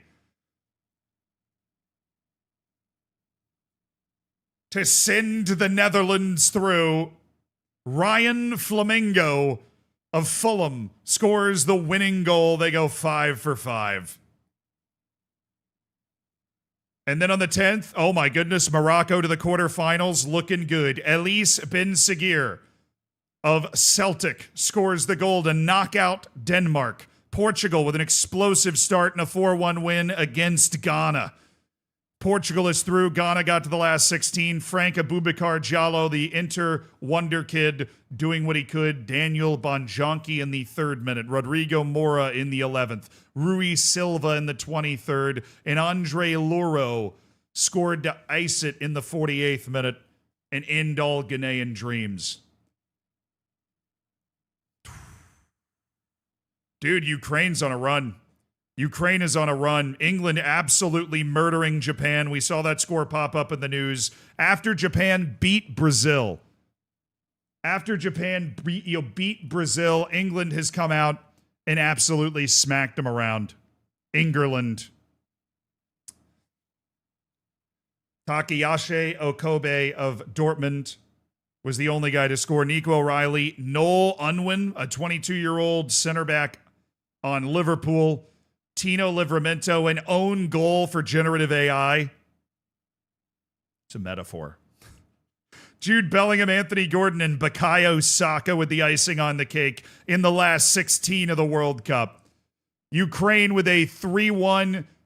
DTR, who's playing in the Portuguese league, Nazar Voloshin, scored the goal to go ahead, and Ole Osheretko once again scored late to ice it. Franjo Ivanovic of Ajax was the guy that scored to equalize for Croatia. It was tied until the 74th minute. Then we go ahead to the quarterfinals, chat, and that's where France beats Cameroon. The indomitable Lions fall in the quarters to Olise Chouameni and Bradley Barcola, who's having one hell of a tournament. Playing at Chelsea right now. Chouameni still at Real Madrid. Michael Olise still at Bayern Munich. And then in the 14th, Portugal's revenge for the 2022 World Cup. A 1-0 win over Morocco puts Portugal in the semifinals with France. A Vitinha penalty. What a career he's had, surely with 134 appearances, still at PSG after all this time and still ballin'. The other matches are Netherlands, Norway, Ukraine, England to try and set up the World Cup semifinals. France, Portugal is already on the calendar. The reigning World Cup champions, France, are still alive. 2026 World Cup champions, Brazil, knocked out by Japan in the round of 32. Portugal were the runners-up in 2030. France has been to the World Cup final 3 straight tournaments. And we had Spain third place and Italy third place, the 2026 World Cup. Obviously, qualifying went a little different in real life.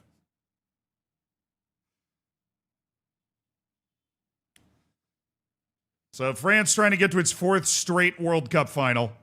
Portugal trying to return to the World Cup final. It's a rematch of the World Cup final from 4 years ago in the semis. While Netherlands, Norway, and Ukraine, England to settle the other spot.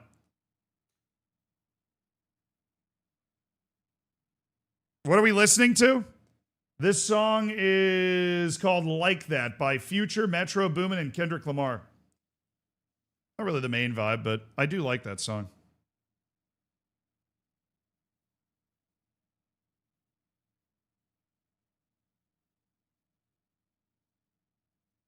No offers on the table for Audrey. I'd love an offer to be on the table for Audrey. Just throwing it out there. I feel like there should be an offer on the table for Audrey. No offers for Aguiar. Got it. Oh, what happened to Spain? They didn't make the World Cup. They finished behind Scotland and then lost in the playoff. Hey! Uh-oh.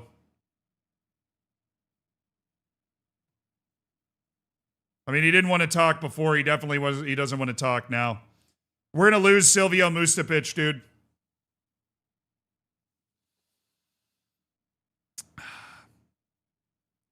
Release clause is $65 million. It's been met by Al Hilal, and they're going to give him a ton of money as well. We should have upgraded his release clause earlier in the offseason. That one, I mean, it's on me. There's no other way to look at it. There was definitely some maneuvering we could have done to be able to keep him. His release clause at $65 million was pretty tantalizing.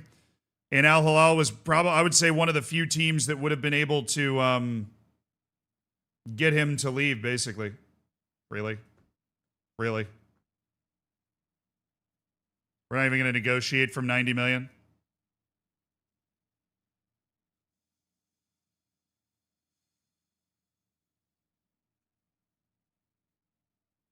Dude,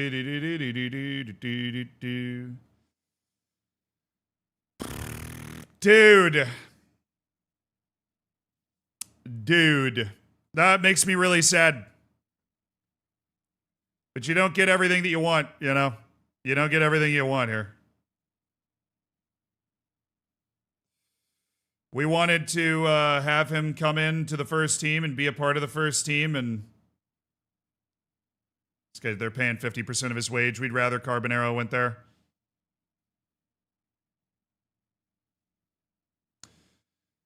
Yeah, we could have upped that release clause to 85 or 90 million or something, or just gone with 120 million and tried to get him on a new contract, but you know.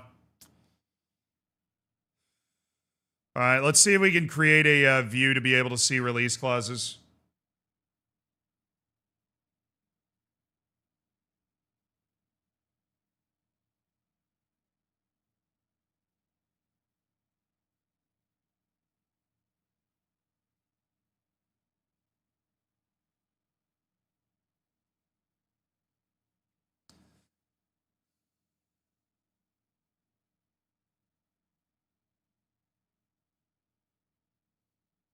Yeah, most of ours are negotiated really high. It really was Mustapic. Like Salvador's is at 90 million.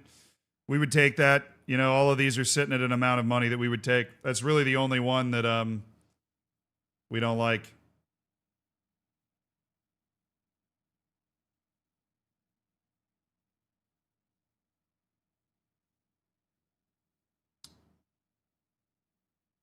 Every other one makes sense. There's an amount of money that we would take, obviously, for that player.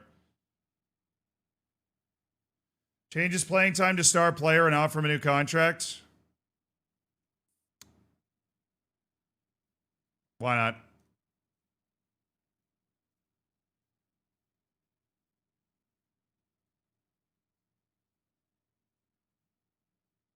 So we don't have the financial muscle to be able to meet his contract demands, and that's probably true. The amount of money Al Hilal is able to pay if he wants to take it is, it's just too much, chat. It's too much.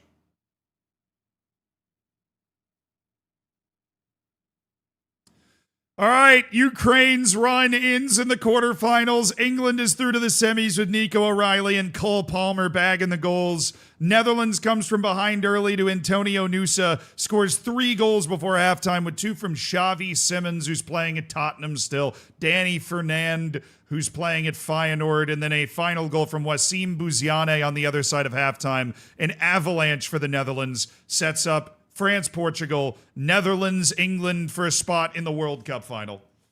It's all Europe in the semis. We lost our last 2 African teams. That was it. Rough showing for South America. Yeah, they're probably giving him 10 million a year. Oh, I'm sure they're probably giving him 20, 25, 30 million a year. I don't even know. They're probably giving him a ton of money. There's nothing we could do.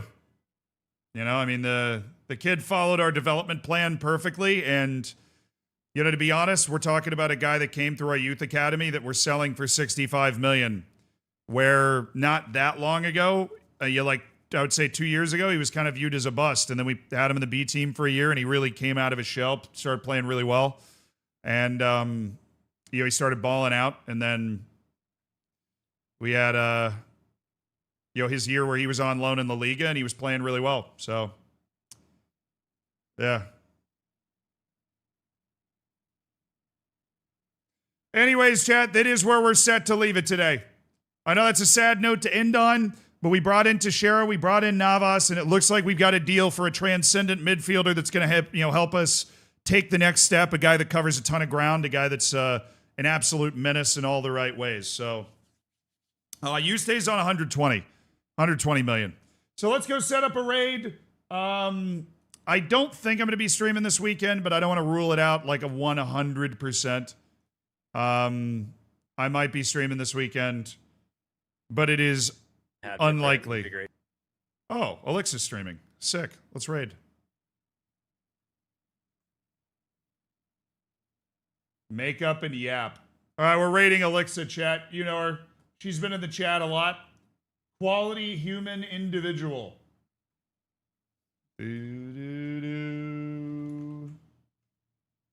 The starter of W Hot Moms FC, of course. So if you're on YouTube, stick around for the word of the day. We're going to hit that in a second.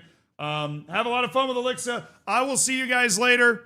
Spam W Hot Moms FC when you get in there. I'll see you at the latest on Monday. Tomorrow we find out if I'm going to be in a box in Times Square for the entire World Cup. Tomorrow we find out. So on Monday, we might be celebrating that. I hope we're celebrating that. It'll be awesome. And on Sunday, Hidden Grounds is released. Yes, the new episode of Hidden Grounds comes out on Sunday. That is going to be awesome. Both things, very cool. Great weekend coming up. Appreciate the good luck wishes. Have fun with the raid. I'll see you guys. Love you. Fist bump.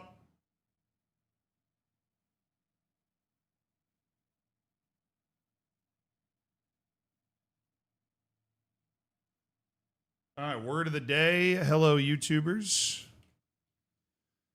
Oh, this is a good one. Interloper. Interloper. Interlohper. An interloper is a person who intrudes in a place or sphere of activity. They are not wanted or welcomed by the other people present.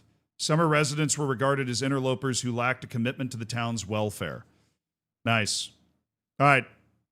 See you at the end of another stream for another word of the day. Haha.